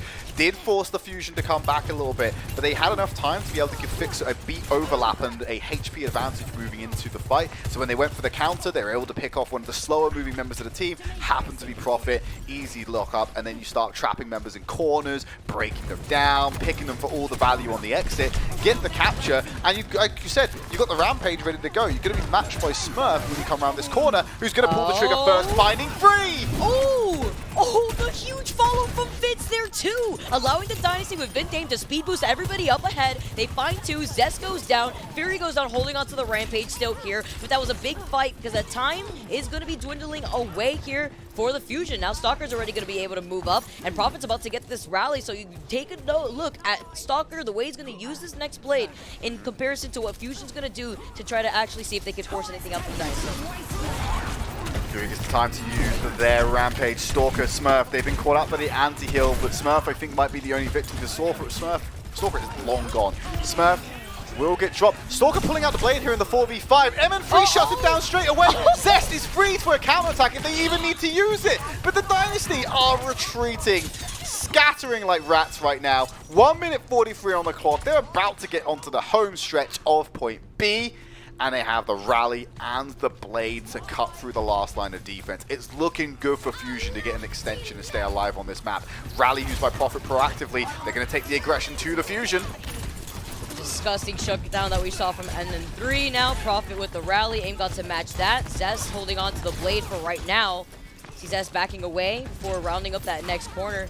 The Dynasty so good at disengaging to then re-engage right here. Fitz is about to get, oh, huge right deflect from Stalker onto MN3. Looking at him in the eyes, getting that payback real quick. Now the Fusion, that's going to be the green light for them to back away, but Stalker may not let them back away in time. Now it's Fitz's turn to be able to get enabled here with that disruptor shot, rather the overclock. Look, fully retreat or fight and try and get an ultimate out. If you get another pick here in sub 1 minute, you're really going to struggle to find a cohesive offense. Gotta play it carefully. They're a fully regrouped unit now. Time to be able to go and attack. Couple of ultimates across the board. But there we go. Overclock being popped by Fitz. Blade from Zest and a beat. They're all being thrown into the kitchen sink right now. And it's Smurf to go down first. Too much pressure coming in from the railgun as Aim God then follows up onto Stalker. Fusion have done enough to get the extension. Sniping the frog out of the sky as well. There you have it. Philadelphia Fusion have made it to the final section of Circuit Royale and they get the time extension. Now they're trying to play around with these staggered spawns. See if they can find anything extra. But no, they don't want to bite off more than they can chew. They retreat and give Seoul Dynasty a moment to catch their breath. MN3 with these shots. Another level right now. Fitz and the MN3 honestly taking the lead for both of these teams here in terms of these fights and these big impacts. Stalker now able to get in position. He's about to rack up enough damage to be able to get that blade, but he gets shut down by MN3 again. That's the disruptor shot controlling that space. Vindame also going down. Now the Dynasty have to regroup. They'll be able to regroup with a blade themselves and Smurf's Rampage, but the Fusion right now have taken the lead in terms of the momentum, wrapping around this next corner with Fury having the Rampage to answer back. With how much impact MN3 is having in this map and in this series, you've got to be asking yourself a question if you're a Fusion fan. Where was MN3 this entire stage? Where was he? Big anti-heal, finds free. Oh, Prophet gets taken down here, making Fitz now beating him in the spawn. Smurf gets out, and Fury on a Rampage too. The Dynasty out for the count. Look at this confidence as they're going to be able to scoop this payload over to that finish line. Now I'm looking at a Stalker who's making his way right back from the spawn room, but he's got the blade ready to dive in. Was able to touch and maybe secure out some overtime here. Play from Stalker, as you called it. huge. Anti-heal affecting 4. The rally coming out from Aim God tries to sustain them. Zest goes down. I think Fury escapes their fate a little bit longer. There's 20 seconds remaining. I don't know if they're going to be able to get a counterattack. You can see that Fix is trying to linger to stall it out for more time. But he's been taken out as well. 10 seconds remaining. Someone's going to have to dart through. Who's making the beeline for it? I think they have to send Aim God for it. I don't think it's going to be able to get done here. He's going to try to at least do it. Not going to work out. No, Vindame's That there. Rampage and Stalker's blade right there cleaned up everything, but a huge Rampage coming in from the side of the Dynasty. Vindame just there for extra insurance, using the sound wave to knock back the Brigitte, making sure they can't touch and maybe try and go for a back cap. Really, that was their only play right there. Let's take a look at Stalker. Quick replay on what they were doing on point Deflect B. here. Oh, beautiful. Oh, that's the deflect. Beautiful. That was disgusting. He knew. I mean, that's why we've been seeing Stalker. It's same thing for Zest. He could go back and forth between both of these DPS from both Fusion and Dynasty, but that's why Stalker has been trying to focus down on M3 with the deflex, timing it properly, calling out the overclock. Same here for Zest, especially on that last map on Hollywood. You saw exactly what Zest's game plan was. Isolate Fitz on the Ashe. Now Fitz been able to add in some of that extra impact, but M3 answering right back.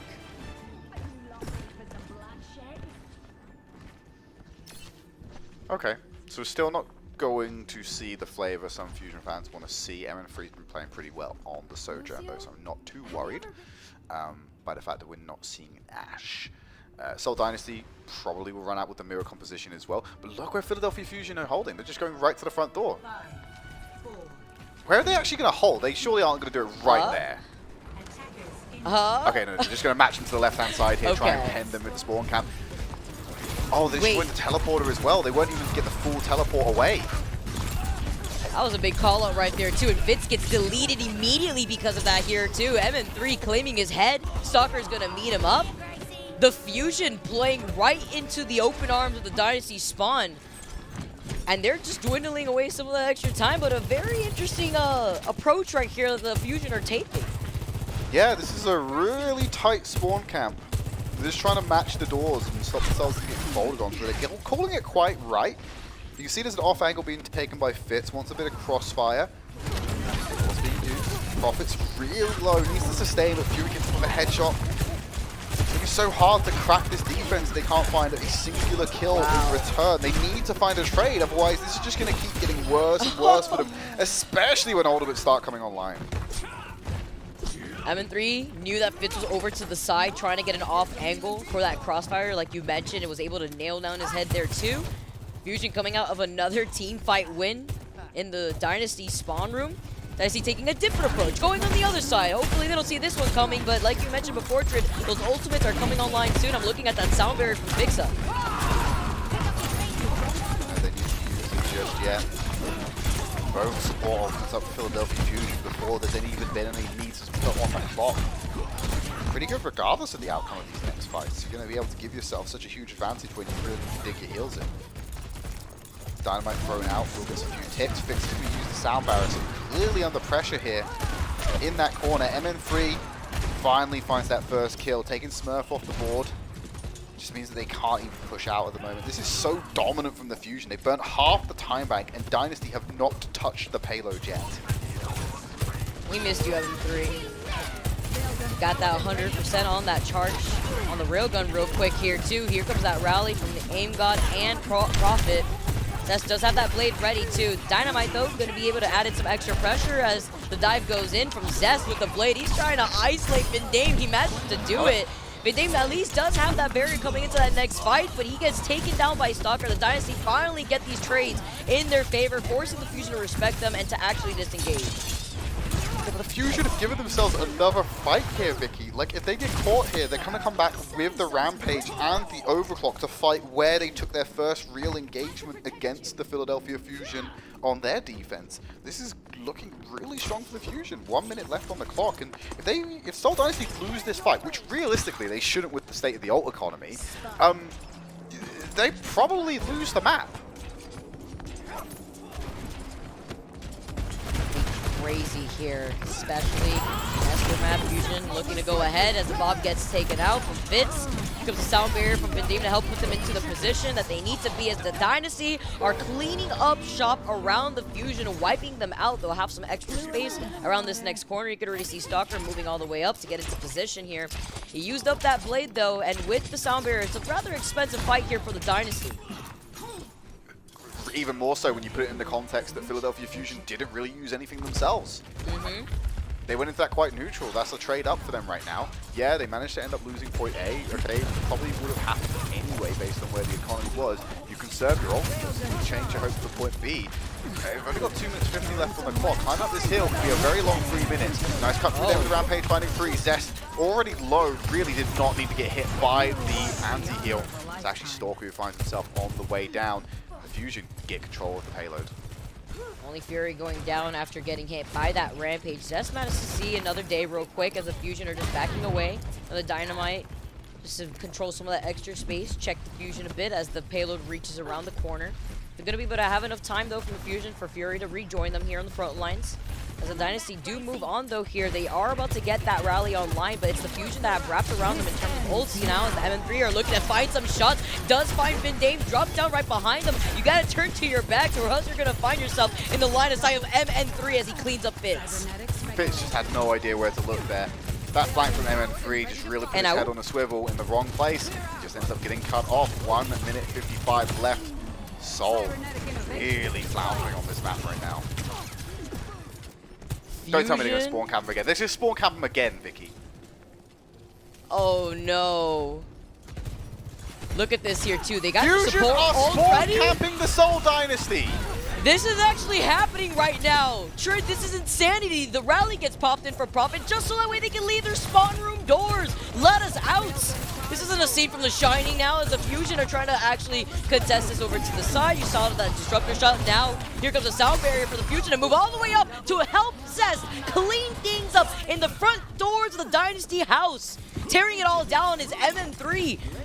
What a performance right now that we are seeing from the Fusion on Circuit Royal. Time bank burn to the sub 1 minute as well. Do or die time for Soul Dynasty. Stalker's Blade, Fitz's Overclock, Vindame's Beat. Those are the realistic targets for ultimates that are going to come online. Thankfully, Fusion looked pretty dry. Fitz, oh, you may have just saved Dynasty there. That one pick to make a 5v4 opens everything up for them. Your economy's looking pretty strong. Fury does answer back with a Carnage kill, but it's only one in a sea of gold that's being perpetuated in the kill feed. Take a little bit of a breather for them at least here. Got less than 35 seconds in the clock. Yeah, they needed to get that first pick. That was absolutely huge from Fitz. Now as the Dynasty are going to wrap the corner. Finally, here comes Zest. Going to put in some extra poke pressure. Keep your eyes on MN3 though. It could be a little difficult contesting this choke point right now here for the Fusion if they want to try to burn that through. They're about to get the Rampage, but the Dynasty have a lot of tools in their arsenal to answer back. Nice slash there from Stalker. Yeah, Dynasty's done enough here. They will get a time bank extension. Still in a position to match this one. You got to remember the completion wasn't able to come in entirely, just shy of doing so, but they pretty much have to finish the map here, Vicky, if they want to win it out. Basically almost right there, the finish line. Fusion now. Get set up on the high ground. MN3 is about to get that overclock as well. Those charged railgun shots have just been on another level. Looking great in terms of ult economy. Smurf is right there with Vindame to answer right back though, just in case. Less than a minute now left on the clock for the Dynasty to get this payload moving around that next side of the corner, but they want control of the high ground first here, Trey. Where's MN3's angle? He's on the ground at the moment, I think. He's just staying relative to the payload. Skeets on by. He's got that overclock. I think he's going to try and find a better angle for this one. 2 found with Fury's Rampage. Feeds available as an option for Vindame. Smurf probably going to answer back with over. MN3 opens up the overclock. 4 members hit. The only person who dodges it is Aim God with that rally. But that's not going to be any good if all your team dies around you. 20 seconds remaining. Home stretch. Fusion are going to have to sprint out of the spawn room for one final clash to decide who gets to add another notch to the scorecard. they need a rush, but they don't have the rally anymore. It died in that fight, as well as their potential dreams here for this map. Now, Vixen could get that sound barrier, but now they have to deal with Prophet in the rally. They have to touch the point now, nearing that finish line currently. Fusion trying to drop down. M3 falls incredibly low. The shout saves it. Oh, he still gets smoked. That's huge here. This could turn things around for the Fusion right now. M3 survives. Zest is about to get played. The Dynasty understand that they back up. Oh, they shut him down though. Zest now gets the reflect, manages to catch Stalker for it. Oh, he's pulled out the Zester. They're doing it! They'll make some fine flavor for the broth. The Fusion go to match point against the Seoul Dynasty. They were able to break the golden stage not once, but twice. And they are on the cusp of securing a victory against a team we considered a cut above the rest. Are you kidding me right now? How close these games have gone. Not just between our last series trade with the Valiant, but now with the Fusion versus the Dynasty, a team that was unstoppable before this series. Fusion currently sitting at match point. It's Insanity. Unbelievable effort coming out from the Fusion. We're going to go to a quick break. When we come back, match point, Fusion could be our final attempt as we head over to Coliseum.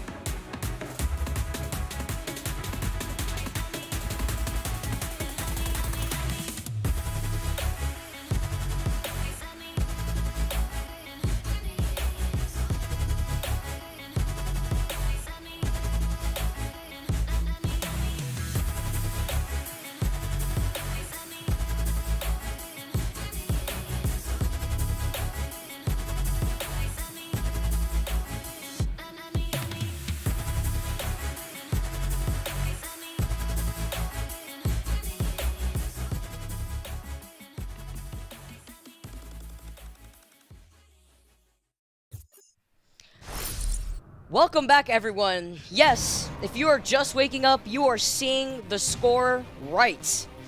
The Fusion currently are sitting at match point versus the Seoul Dynasty, the team before this series that looked unstoppable in this stage. They had not lost a single map. I believe they're up 12-0 before the series began. Currently, that's not the case, with the Fusion now sitting 2-1. Yeah, kind of played spoiler to their golden stage, unfortunately. Fantastic performances from the damage lineup of the Philadelphia Fusion. Zest having a great game on Genji. MN3, who's been in since the start of the match, which is a bit of a change of what we've historically seen from the Fusion roster. Typically, you see Carpe in, and then MN3 jumps in as a substitution on certain maps, but certainly proving a case for why they should get more playtime with this roster. Had some fantastic accuracy, some beautiful Sojourn right clicks to end fights before they even start. That's what you want to see. Amazing pick potential. As we move on to Colosseo, though, I keep harping on about this earlier on the season, earlier on in the night. Push is about consistency, and if we can see Fusion play like they did on Circuit Royale, they can probably close out the series here, Vicky. And that would make a lot of Fusion fans happy, because that makes the likelihood of them making it to the tournament stage of the Summer Showdown that much likely, heading into their final match of the stage against the Spark tomorrow. Imagine, just imagine, the Hunters getting denied another opportunity. Oh, tragic. But for Fusion fans, they are happy, jumping for joy, wondering, MN3, where have you been?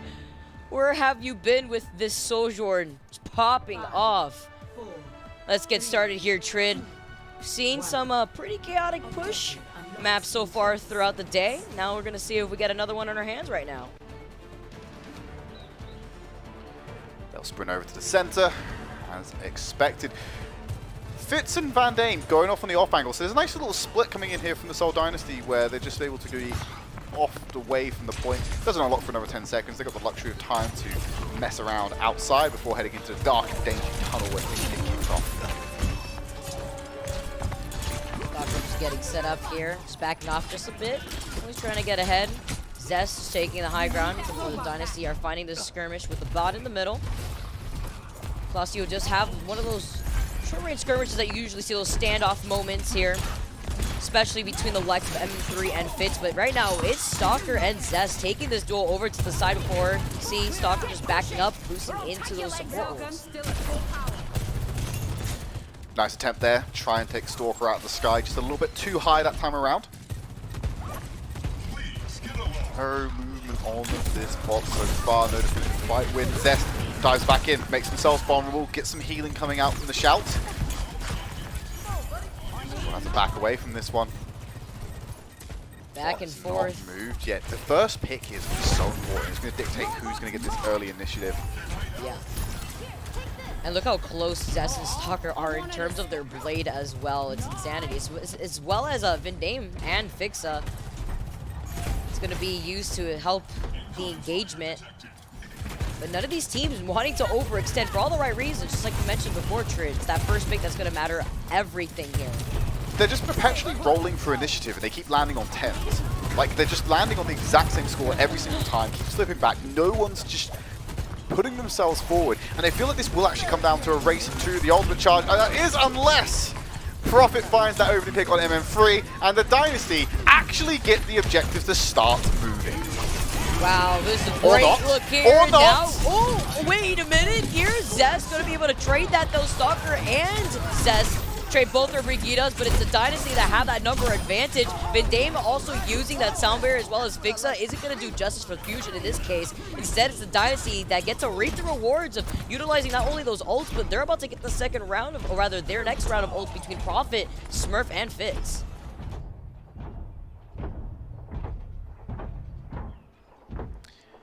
Nice little charge forward. Very surmountable distance. So I'm not too worried on Fusion so far. Fitz is about to get the overclock online. Zest has just been removed before the fight even begins. Look how quickly the Dynasty are to act on that. They get the pick and they're like, okay, surround the bot, let's get it moving, boys. And they just keep the progress coming. Fix has been found out as well there by Stalker. And the Fusion are just starting to crumble a little bit too much for the time being here, Vicky. play this patiently here. You see Aim God's got the rally. Fury's about to get the rampage as well as M3 with the overclock. M3 does have that high ground here. As you see, Fitz now going to use the overclock himself. Dynasty using a plethora of ults currently to match that with Fixa, as well as Aim God with the rally. Fitz is Here just comes being Fitz, though. hunted. He is looking for the opportunity here. Big rampage, though, actually cost Aim God and Fury their lives. M3 got caught in the carnage there, too. He gets taken down, and another team fight win from the Dynasty over the Fusion, trying to put a stop to the fact that they're sitting at match point. We asked for consistency at the start of this map, Vicky. It was more in the context of Fusion being consistent. Actually, the consistent fight wins are coming from Seoul right now. They don't seem to be losing a fight at all, not missing a beat whatsoever. Got themselves the first checkpoint, the forward spawn, so typically a pivotal point for this type of map. They're at 94 meters as well. This typically becomes quite difficult to turn around. MN3 starting the counter-attack with the railgun. Zest dives in with the double cut down, the resets are there, and Fixer will clear out Stalker. Finally, the Fusion are able to get some mobility, but look at the distance they have to push the bot just to start gaining progress themselves. That sets up Seoul Dynasty nicely for a solid defense and to deny any progress if they want to. But look at this, though.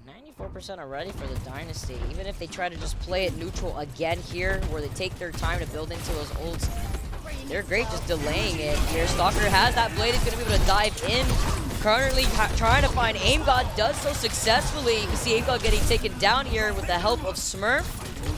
Now the bot's going to be able to move over to the other side while Zest also has a blade in his hands. It's the Dynasty, though, that get taken out here. Zest diving right into the front lines. So consistent with MN3, always getting that first pick to allow Zest to pop off. So begins the Fusion's march forward with their bot. Probably need 2 more fights to match the distance the Dynasty have already laid out. That's fine though, they've got the blade to work with, they're going to have the beat as well. They're running up against the Vindane beat. Early pickoffs are going to be so important here for both the Sojourns. Fitz and MN3 need to keep their heads up, need to be able to find those opportunities. Beat being used aggressively, it's going to match immediately for the Zest blade. Smurf's been taken out, MN3, his aim is true, he takes out Smurf, follows up on the Prophet for Zest to clean through. Fitz will find a conciliary prize against MN3. But for the most part, it's another fight win for the Fusion. They should be able to get this bot over to the checkpoint. And it's so important they got the healing there to stop a removal of Fitz. Nothing big there, though. MN3 is always the cherry on top to allow Zest to go in here. Dynasty, though, have a plethora of ultimates to answer back with. Bot going right back around. See Fitz with that overclock. Here comes the rally from Prophet as Fitz is going to try to take a high ground position. Aim God with the rally too. They've unfortunately lost out M3 with Stalker dashing right into them. Big gun, removed. Big dog on campus, no longer around the Coliseum. Aim God, going to be taken out as well. Fairly rudimentary here for the Seoul Dynasty, and now they get to go on the pushback. Still maintaining in a very dominant position, Vicky. 94 meters to 42. They won't be able to really extend their lead, but they're just going to push this bot so much further away from Fusion being able to gain progress. But I'm not going to rule them out. I've learnt my lesson from earlier in the day, because we saw what happened with the battle.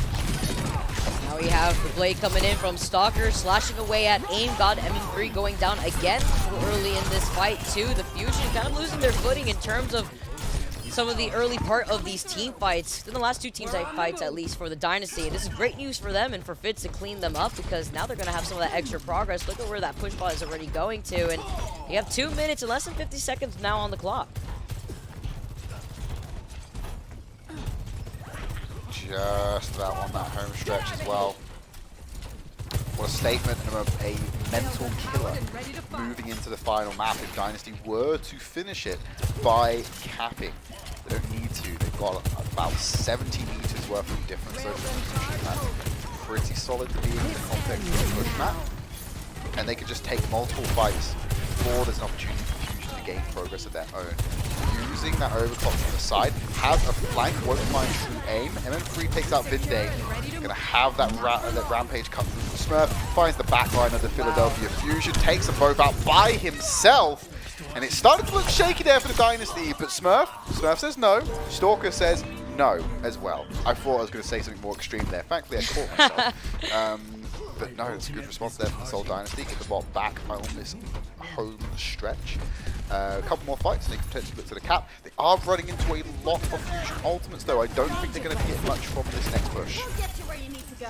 See if they have that opportunity. The Jagged Blade from Smurf was so strong there. He got 2 just off of that repositioning ability. Now here comes the Blade, here comes the Shout, putting Zest into that position here too. Vixen's got the Sound Barrier to help restabilize him. Wanted to get a lot, but M3 is the one that does it for him here to support lineup of the Fusion, or rather the Dynasty that get taken out as MM3 claiming Smurf while he's at it. MM3 on another level to clear out the Dynasty. I mean, they desperately need it here, Trin. Look at this, 114.38 meters in favor Very for flashy. the Dynasty. Flashy, but like, look at this time bank as well. Less than a minute and 15 seconds on the clock. I was going to go on to say, Vicky, it's all very flashy. We're looking at some mechanical greatness coming in from MN3, but still a long way to go in terms of what actually wins them the map, the objective itself. They're being caught in the middle here. 60 seconds remaining after the repeated fight wins. Stalker so low that B couldn't have come any later for Vindane to save him. Rips out the blade, doesn't have the healing, and MN3 shoots him out of the sky, ending the blade early, pops the overclock to find Vindane, and again, MN3K for Philadelphia Fusion, get the team kill and keep this bot moving. They're going to hit that checkpoint, Vicky, but I feel like this is going to come down to overtime, and I do not want to have deja vu of earlier where it just goes on an insane comeback in the final moments of a push map. Fusion are so nearly at the point where they can challenge this and get to that map win against the Seoul Dynasty. But Fixer being taken out by Fitz is not the way to do it. They answer back with Profit. Vicky, this could still go either way. But they lose out on MN3, the one who's been doing so many of these plays. Zest gets taken down next, and now with nobody to touch, we got an even series on our hands. We got a map 5 trade. The Fusion aren't going to take the Seoul Dynasty far out from Coliseum yet. It's going to be Busan that comes up next. But wow, what an ending right there for the Dynasty to clear things up.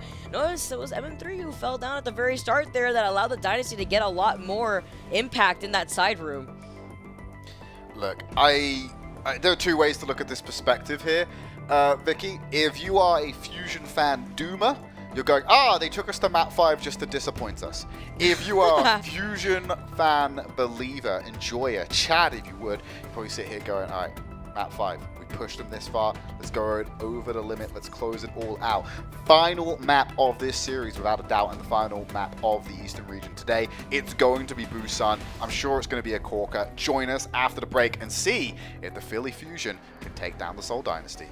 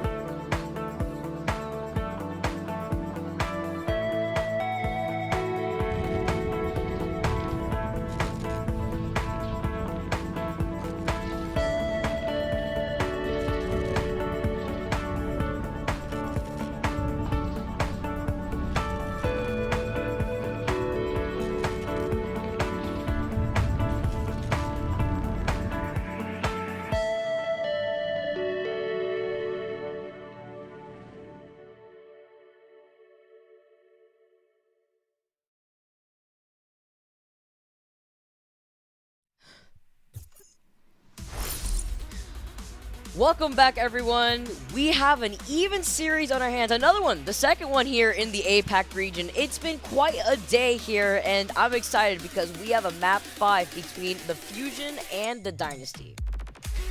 Yeah, Fusion pulling out a couple of map wins here just to get themselves to a spot where they can claim a map 5 against the Seoul Dynasty. Busan's going to be our final destination. They've already ended Dynasty's map win streak that was consistent before they went into the series. They were at 12-0. Immediately became 12-1 because Fusion took map number 1, which is a great start for them. But we're now looking to move in to Busan to close it all out.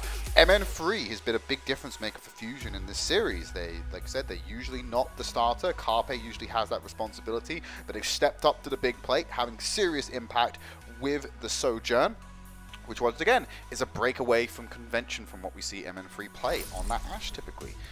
Lots of variation from the Fusion roster. It's paying them dividends right now. They have one last obstacle for them to remain competitive for Summer Showdown qualification tomorrow. They win here today, they're looking pretty good against the Spark tomorrow. Yeah, they'll have some breathing room against the Spark. Even then, just being able to take 2 maps off of the Dynasty, really good news here for the Fusion and for you Fusion fans at home.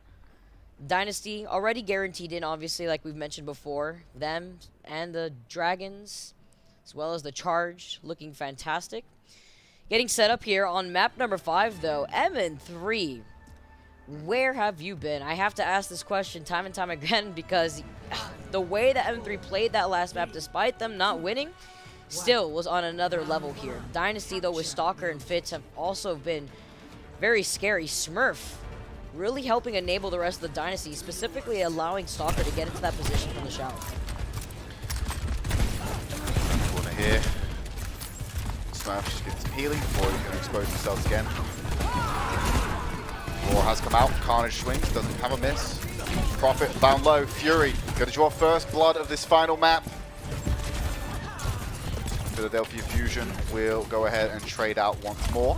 Vindane finally ending the reign of terror. Stalker cuts down Zest. This is good for the Dynasty to start pressing back. MN3 relatively safe by the 2 kills in the fight so far. Vindane, the little lethal froggy, able to get himself round to that point. 2 final blows puts him at 63%. Leaps and bounds above what you'd expect from Fixer. And the Dynasty get that first cap. Then getting some of those cheeky picks at the very start right there. Now MN3, though, still was able to take down one before, or rather after getting taken down with the Disruptor shot. Doing so much of that damage, that quick damage just slows you down. Stalker, though, finding Fix is absolutely huge here for the Dynasty. Especially since they're the ones on that point. Here comes that shout. Here comes Spirit going down as the rest of the Fusion back to the drawing board. It's back to them getting reset with the Dynasty taking another team fight. Strong position for them. Strong statement to be made at the first clash of this final map. 33% and climbing. Like we said, Vindane still has that advantage with the ultimate. Stalker has also gone way ahead of Zest so far as well. Expect Seoul Dynasty to have the luxury of ultimate in their bank. If they play them on tempo, they can get a couple of good fights out of them still and push this map percentage to a very awkward position for the CW. Stalker going to use that blade in the corridor and will dash forward to kick things off. Zest loses his life from Fitz right here. Vindame's just going to hold on to that sound barrier. It's about the space here for the Dynasty and the time dwindling away from the Fusion to try to get to that point. Here comes Fitz. He's got the overclock ready. Just trying to charge up that railgun. The Dynasty looking fantastic here as the Fusion take their time to regroup. Zest also getting ready with that blade. He also had that rally coming in, and as well as the sound barrier to try to push into that point.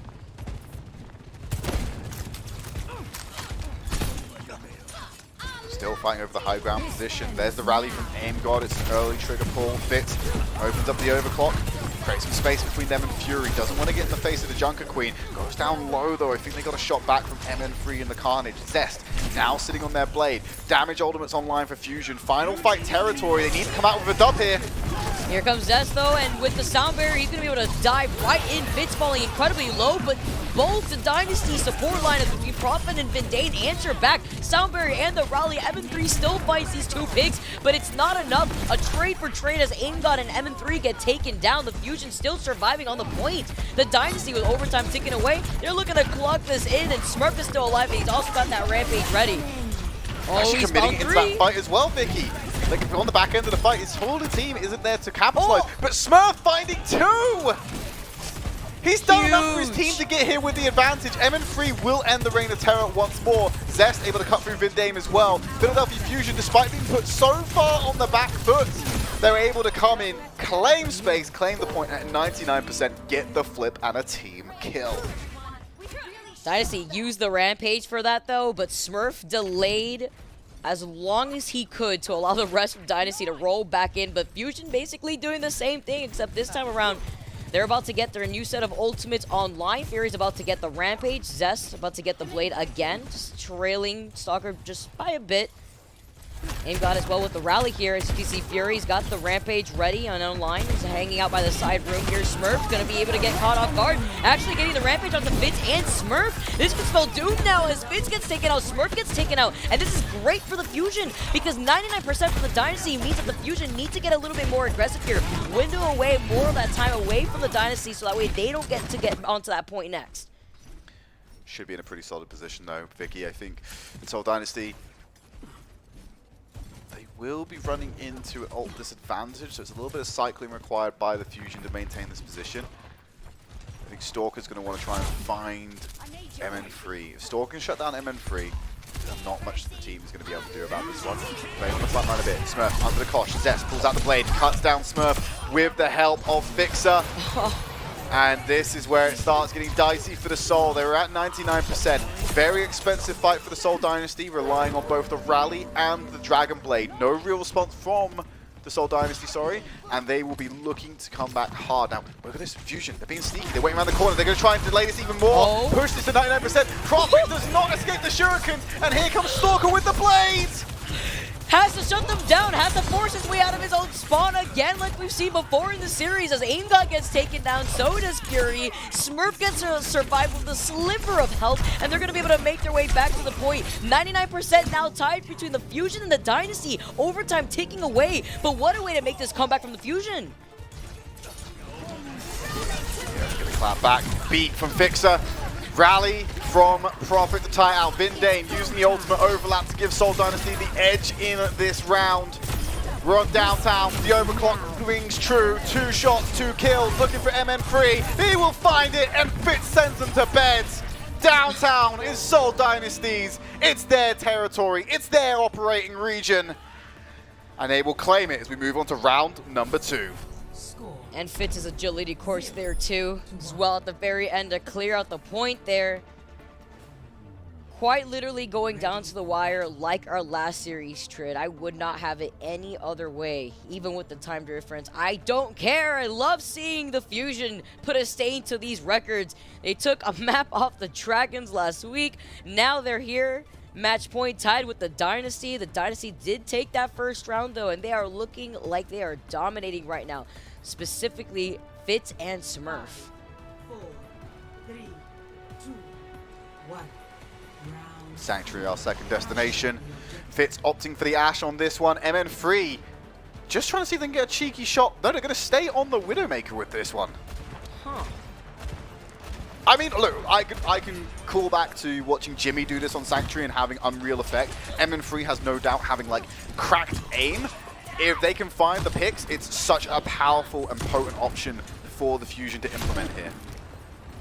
Shane gets that one hit onto Smurf. Can we see another click real quick? CMN3 just trying to get into position, trying to find the opportunity. Missed that shot onto Fitz, but gets Stalker! There's that pick you want here for the Fusion. MN3 is also not getting checked over to the side. Finally, Vindame focuses on him, but now he finds Fitz. He finds 2 off of the Widow pick here. Can he find a third? Oh, trying to get cheeky with an angle as Stalker makes his way back from the spawn. Fitz is going to make his way back on the Sojourn, saying no way on the Ashe this time around. Yeah, the Sojourn change comes in, reserves a little bit of the ultimate charge still because of the recent changes. But if MN3 can just find 2 picks in a fight, that's the value you need, even if they end up losing their life. Smurf put to a 3rd HP before the fight begins because of that shot. Like, you're running into a meta right now with no shield, and he just finished him off with the assault rifle. Vindame's flying at him. Where's Stalker? Stalker's got to be next to step up to the plate. MN3, I can't right now. Zest getting Stalker now. He's still going unchecked over to the sidelines, trying to get an off angle. Doesn't want to get isolated. Is going to be able to reposition as Zed's going to be able to dive in. Doesn't have that blade, but is building up for it here. See, Aim got also close to that rally, as well as the Dynasty here. They've just been pushed back. What a difference we are seeing right now between the first round into the second round. Yeah, wall hacks, really hard to approach if you're not holding a shield. Swerf will take a little bit of damage, but not as much as Prophet did on the entry there. Look at the back. Look how far away MN3's playing. Got a good angle on this entrance point. Has to reposition though, the sightlines change. Go to the point, they're in this final fight territory. Stalker taking a body shot, pulls the deflect immediately. Fighting over the drum for the time being. Fitz finds Zest! Big right here, but they trade up for Dame. Dame won't be able to build up into that sound barrier. Prophet's going to answer back, losing out on that one member with the rally trying to keep everybody alive. M3 finally gets taken care of by Fitz, and that disruptor shot. The Dynasty have the number advantage now. AimGod getting taken down with the rally, but this is good news for the Fusion because they're just going to be able to re-engage after getting to 99% trade with a plethora of ultimates of their own. Look, I don't even care that MN3's just changed off to the Sojourn. That Widowmaker was critical in getting them to 99%. They'll reserve a little bit of their ult charge. They're coming in with 3, borderline 4 ultimates to try and counterattack. One good fight is all they need to take us to Mecha Base.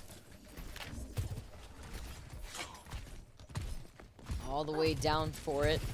Here, Stalker's about to get the blade.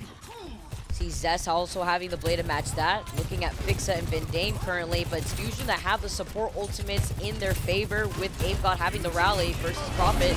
Here comes Salmir to deny that. Fitz as well with the overclock. Here comes Zest trying to swing around the Rampage, finding 3 now. Despite Fury about to get the Rampage himself, he can answer right back to try to secure this. 99% again in favor for Fusion, but he wants to hold on to it until right now. 3 getting caught by it. Finds Stalker, They've done finds it. Fitz. That was absolutely huge on the Rampage, all because the Dynasty right there had used their only tool to help sustain that because they wanted to deny Zest Blade, and now they're going to be able to take us to a round 3 trade. Fusion evening things out here against the Dynasty. The higher you climb, the further you fall. Fusion fans on the edge of their seats right now. Disappointment or greatness awaits them on Mecha Base. All this build-up, all this fighting in this series. They denied the golden stage. They've taken so many maps away from Seoul Dynasty, pushing them to the absolute limit of a map 5, and now it's come down to round number 3. MN3 had the sneakiness to be able to play the Widowmaker, a critical hero choice when it came round to that previous round.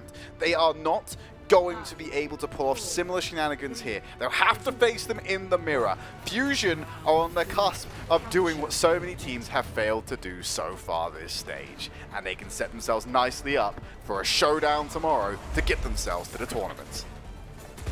I cannot believe this right now. Fusion so close, but not close enough as Fitz is going to be able to get that pick onto Fixa. That's huge here for the Dynasty to start making that momentum early on. Stalker's going to be able to clean up. Zest is going to retaliate, but the number advantage is still in favor for the Dynasty, and it continues to climb here as the start of this round has opened up. Unreal from Fitz in that fight, doing most of the work there when it came to final blows, cleaning up the Philadelphia Fusion, netting themselves a ridiculous amount of ultimate charge to bring that first overclock to the table. Point capture going over to the Seoul Dynasty. Philadelphia Fusion going to have to aggress. It gets a little bit harder from here now that it's not a neutral fight, but they should be able to make an indentation still, especially if they can capitalize early on in the round. Here, Dynasty trying to call out that rotation over to the side here. Fitz going to have enough of that space as well as deny them space with a disruptor shot in that entryway. Zest having to back off, taking a good amount of that damage. They're going to be able to move in right now off of that shout. Back inside that side room here, Trid. They're so tight right now. They're just so condensed. It's really hard to split up, try and find some of these individual moments of brilliance. MN3 does their best to answer back with 2 kills because they took that off angle and was able to separate from Seoul Dynasty, but most of the team is just getting crushed in the main offensive. MN3 does their best to answer back with 2 kills because they took that off angle and was able to separate from Seoul Dynasty, but most of the team is just getting crushed in the main offensive. Very similar to the outcome that we got to see in that first round currently. 53% and climbing, favor for the Dynasty. Stalker's about to get that blade. ult difference here between Zest and himself here too, because he's going to be able to have this blade, and as well as Fitz with the overclock. Angad does have that rally to help them out here, as ultimate is online for Fitz.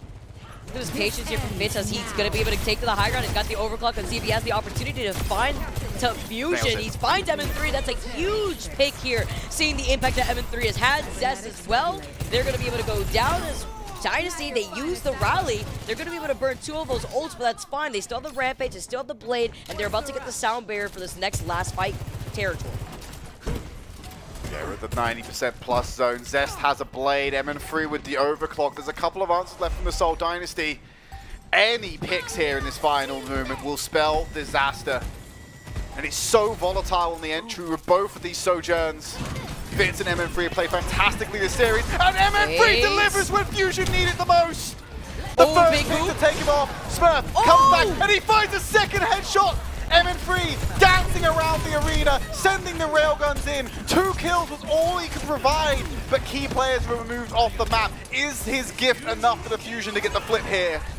Zest have the blade, and he's going to be able to dive in, but he doesn't have the sustainability now until Fixa pulls off the sound barrier. Fury's also still right there. They're going to be able to delay it as Fixa goes down, and so does Zest. That only leaves Fury. The Dynasty, they clean up the Fusion, and they take the win versus the Fusion. What a series we have with the Fusion. We're so close, Trent. They were right there, taking us even to a round 3 situation. 99% accrued, Vicky. Even if MN3's gift of 2 kills was enough for the Fusion to turn that fight, they still had a huge mountain to climb because of how dominant Seoul were on the opening of Mecha Base. The Fusion, they made Seoul work for it. That's the first time the Seoul have had to go beyond 3 maps this stage. That is an accolade in itself for the Philadelphia Fusion. Does make things very difficult in terms of their qualification for the tournament stage. But when it comes down to it from the Seoul Dynasty, we have to pick a player of the match. Smurf really came alive at the end there. Fitz had some amazing pop-off moments. But we have to give it over to Stalker, who will be our player of the match for this last series of the Eastern region today.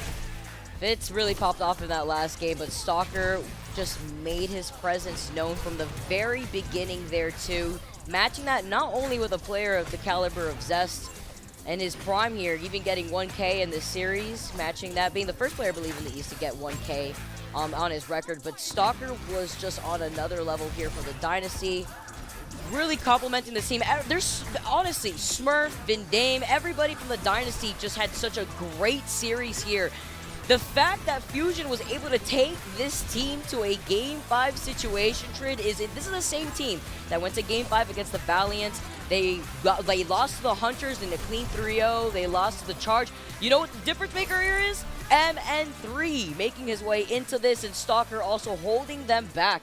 Look at this, 123 eliminations in the series. Insanity with 49 just in this series final alone. wars.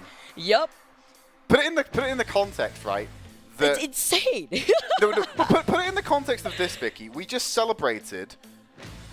We celebrated Zest's 1000th elimination, and that's taken the entire season so far to get to that point. Stalker puts in over 10% of that in one match. Unreal.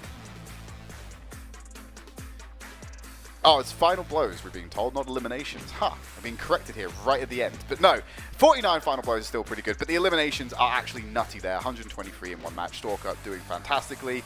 And the Seoul Dynasty, yeah, the map record's in shambles, but the match record still running strong, undefeated, heading into tomorrow, where they will have to face up against the Shanghai Dragons.